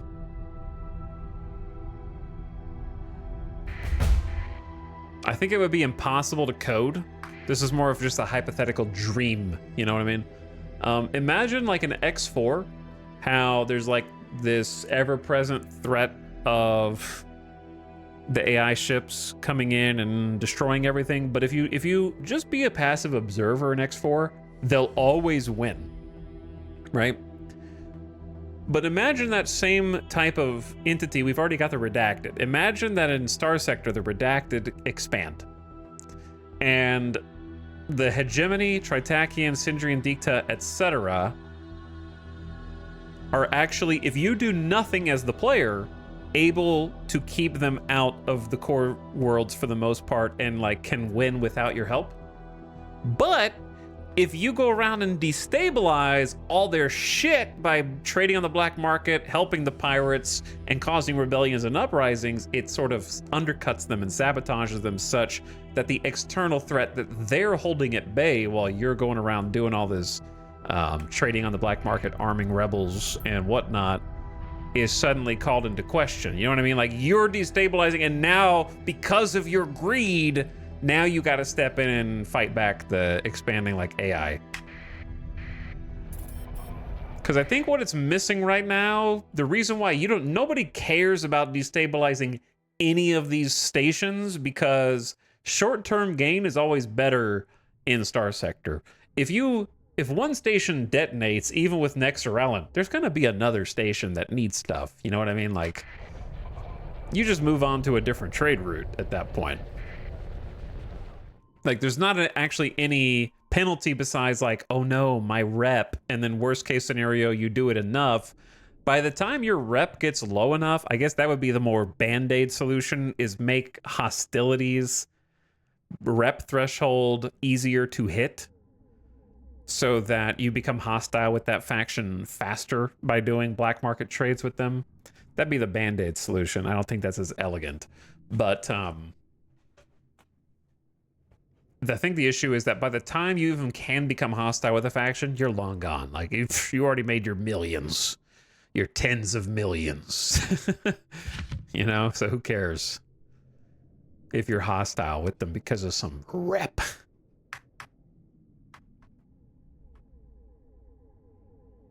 Make high rep more worth it? Yeah, make high rep more worth it, and also just make it easier to build rep. I think it's prohibitively difficult to get rep where the only good way is basically like mercenary as for a faction and just sitting there and grinding out battles for them over and over and over and over and over and over again. It'd be nice if there were ways to like do trades. Like, you want to work with the hegemony? Okay, you're going to join the hegemony trade guild. And they've got particular routes that they want you to run, or they got quotas. They want you to find cheap supplies and bring them in. Boom, you've got a trade quest now. You know what I mean? And obviously now you can kind of get some rep by going and doing like a bounty that somebody assigns. But it'd be nice if the other sandbox aspects were emphasized and not just kill stuff for plus rep. Or have some more varied mission types that are more reliable to pick up. Because right now it's very much just like a game of chance whether or not you get a quest for a faction and whether or not that actually builds up rep with them. How many crew do we need? 1681? I like to have like 500 extra crew just in case. Let's hire, oops, wrong way. Hire a hundo. I thought I was here to sell something and I forgot what it was. Oh, it was those and these. That's what it was. Oh, I wanted to check your ships. Eagles? I like eagles, but I don't feel like building an eagle right now. It would definitely fit in this fleet. I need another destroyer, though, is the issue. Literally, it's just the hammerhead. You don't really have to use destroyers, but they are pretty nice, kind of in between. I think they fill a nice role.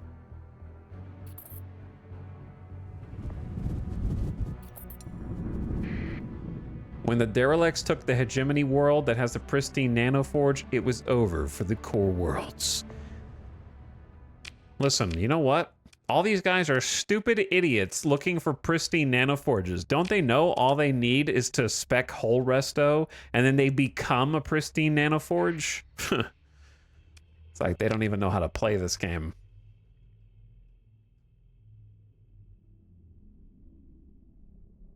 Let's go to somewhere I can sell a bunch of this stuff. Ming Daddy or Gingolts. Okay. Let's go to Ming Daddy.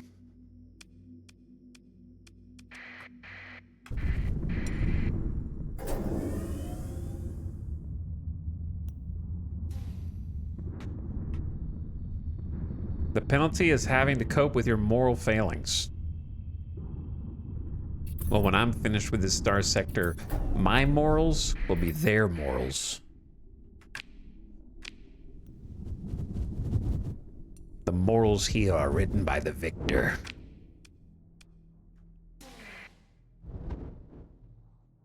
I ostensibly have X4 music on, but it's doing that thing where a few of the music tracks are kind of just not music tracks for some reason. Actually, let's keep our transponder off. Do you have a favorite faction vibes-wise?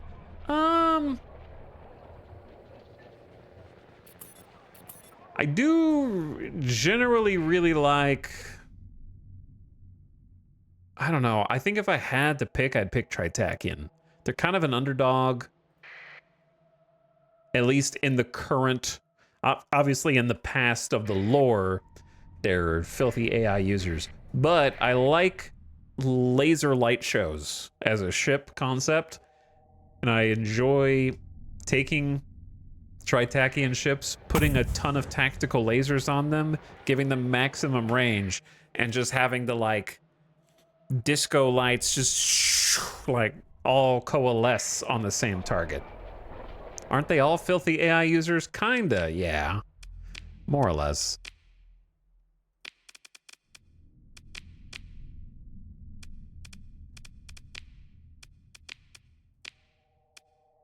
I also love the Aurora. I love a lot of the Tritakian ships. Lore-wise, I have no opinion, because I don't really know the lore that well, to be honest. Making sure my transponder's off here. Ooh, they want to buy all my heavy armaments. 12 hundo. Here you go, that's for you. And you guys can have a boatload of heavy machinery.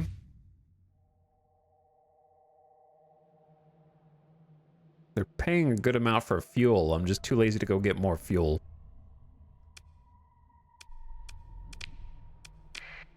Music?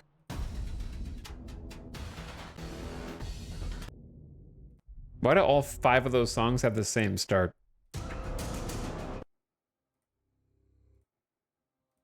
There we go. Okay, we're up to 2.6 mil. Got a little bit of inventory space now. Need to go buy some supplies, which we can do back in Dagon, maybe.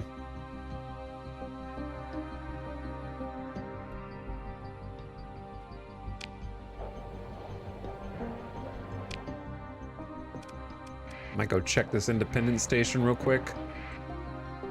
You scared me, Luddic Path. Yeah, we could probably take these dudes out, but they're neutral here? Why do you get to decide when you're neutral or hostile?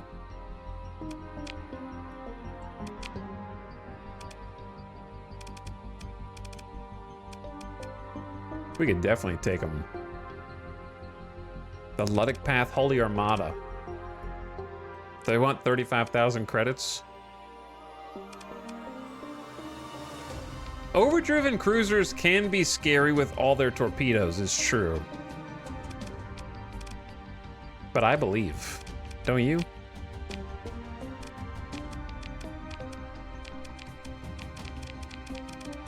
My deployment... I still got deployment points to spare, man.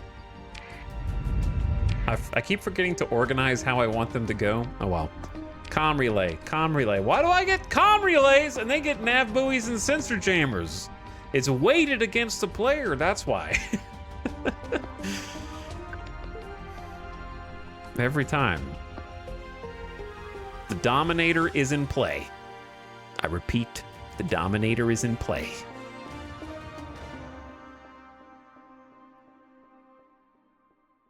I'm gonna send the Monitor with the Griffin and the Omen with Mr. Hammerhead. I have another Monitor now. Oh yeah. You roll with... Who do you roll with?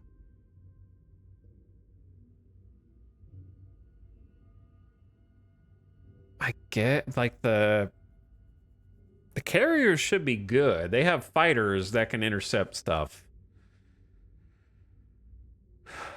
They could roll with me, I guess, but I also have tons of point defense. The other, I guess they could just roll with the Dominator. I don't know. Protect the flanks on the new Dominator. Let's see how our new level 7 pilot does.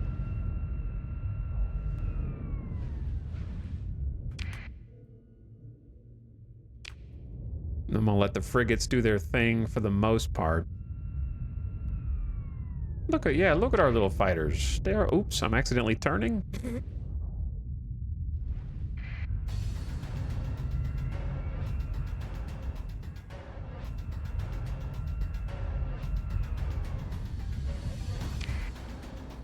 Where is the enemy? Are they clustered on the sensor jammer?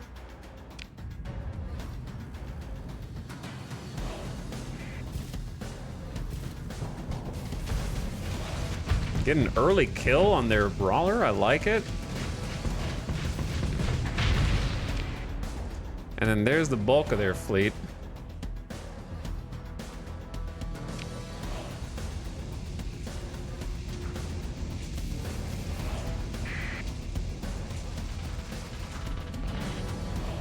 Let's see how my pilots handle it. They're getting aggressive.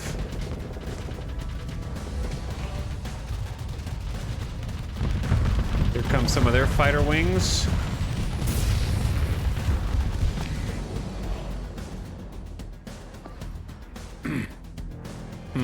It's an interesting... So we're right here. This is us.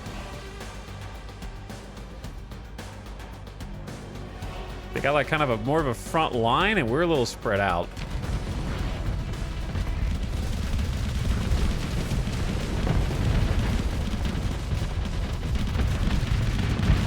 Oh damn, that dude, he overcommitted, man.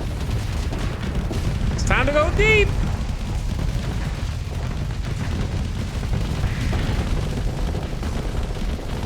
What are you doing, big dog? What are we thinking here? I gotta keep leading with the missiles.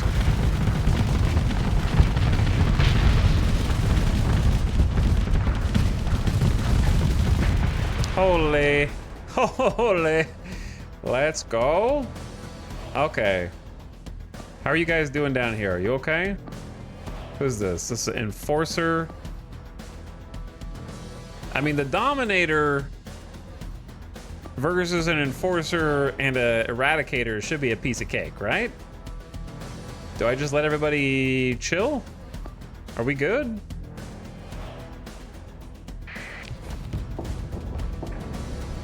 Because I'd like to finish off this Sunder.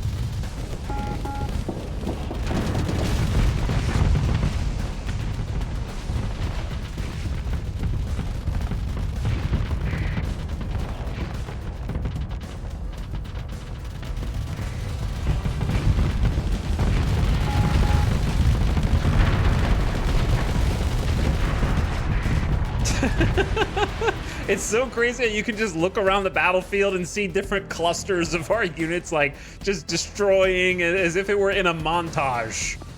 All the enemy ships. Just like cascading across. I don't think there's that much left, to be honest.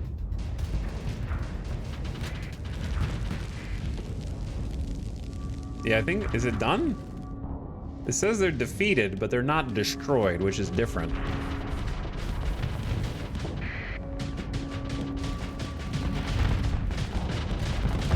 poor Condor.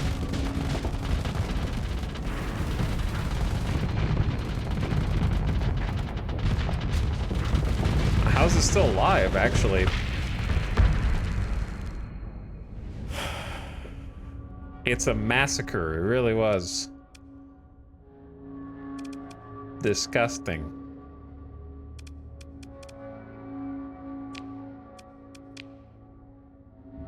I don't want any of those. I just saved that station from getting attacked. They should pay me.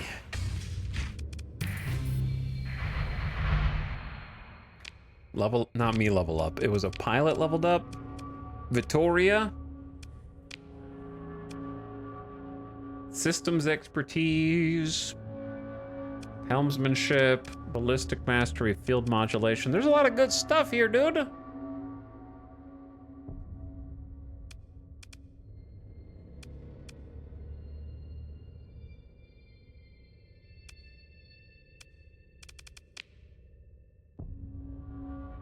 I think my top picks are either helmsmanship because I overvalue it, field modulation because I like shield damage reduction. Yeah, those would be my top two.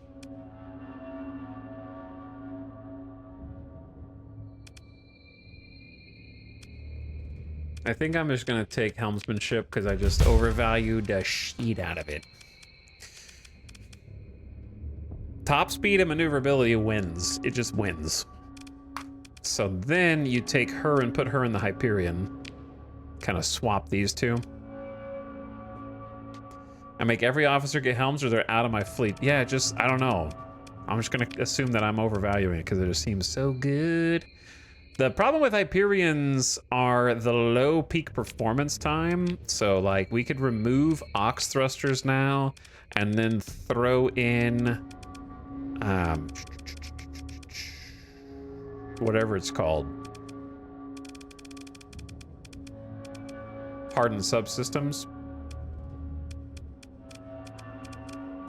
That way it gets peak performance time increase and stays in the fight longer. Yeah, that's a big, nice trade. Juicy trade. You're welcome, Tritachian Station. I just saved your ass. All right, that's a good one to end on. That's a good place to pause. Optional description will use fleet location if left blank. Go try out the big new fleet. It's so strong. Smiley face with a bleeding nose. I don't know, it's an accident. GG gamers. Got a nice little battle in there to test everything out, throw it in. Kind of mop the floor with everybody. Also, thanks for the subs earlier that I missed. Boom You gifting a sub the full sec an hour ago. Thank you for the gift sub. Boom You. Very appreciated. Lashley also says, big months. Big months, Lashley. 51 freaking months. Hope you're still out there. Thanks again for supporting the stream. Anonymous gifting us of the Yob God, who was hanging out here earlier as part of the raid. Thank you for the anonymous gifto. All right, gamers. I will send you up on out of here.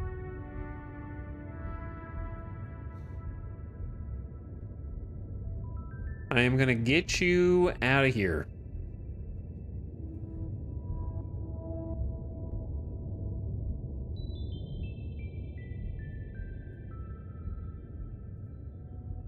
Okay, let's go on a raid.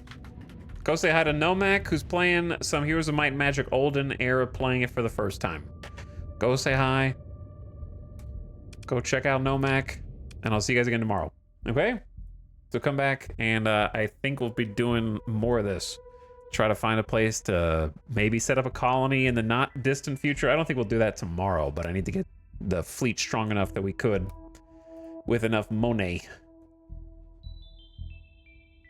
Maybe we'll take a look and see what places we've discovered that might be ripe for some settlement. I'm gonna get some food. All right, go say hi to Nomak, from Avic to Nomak. Thanks for watching, all. Have a good one. Retrograde, Chronic, Good Smile, Hateable Vermin, Mazzello, Vinny, Full Sec, RNROS, Hamsfree, and everyone besides. Mr. Moon Prime, Solaire. Have a good one, Sax, Bribe, Monster Go Home, Left Hand Aegis. I'll catch you guys later, all right? Have a great one. Sleep tight. See you tomorrow. Bye-bye. Get out.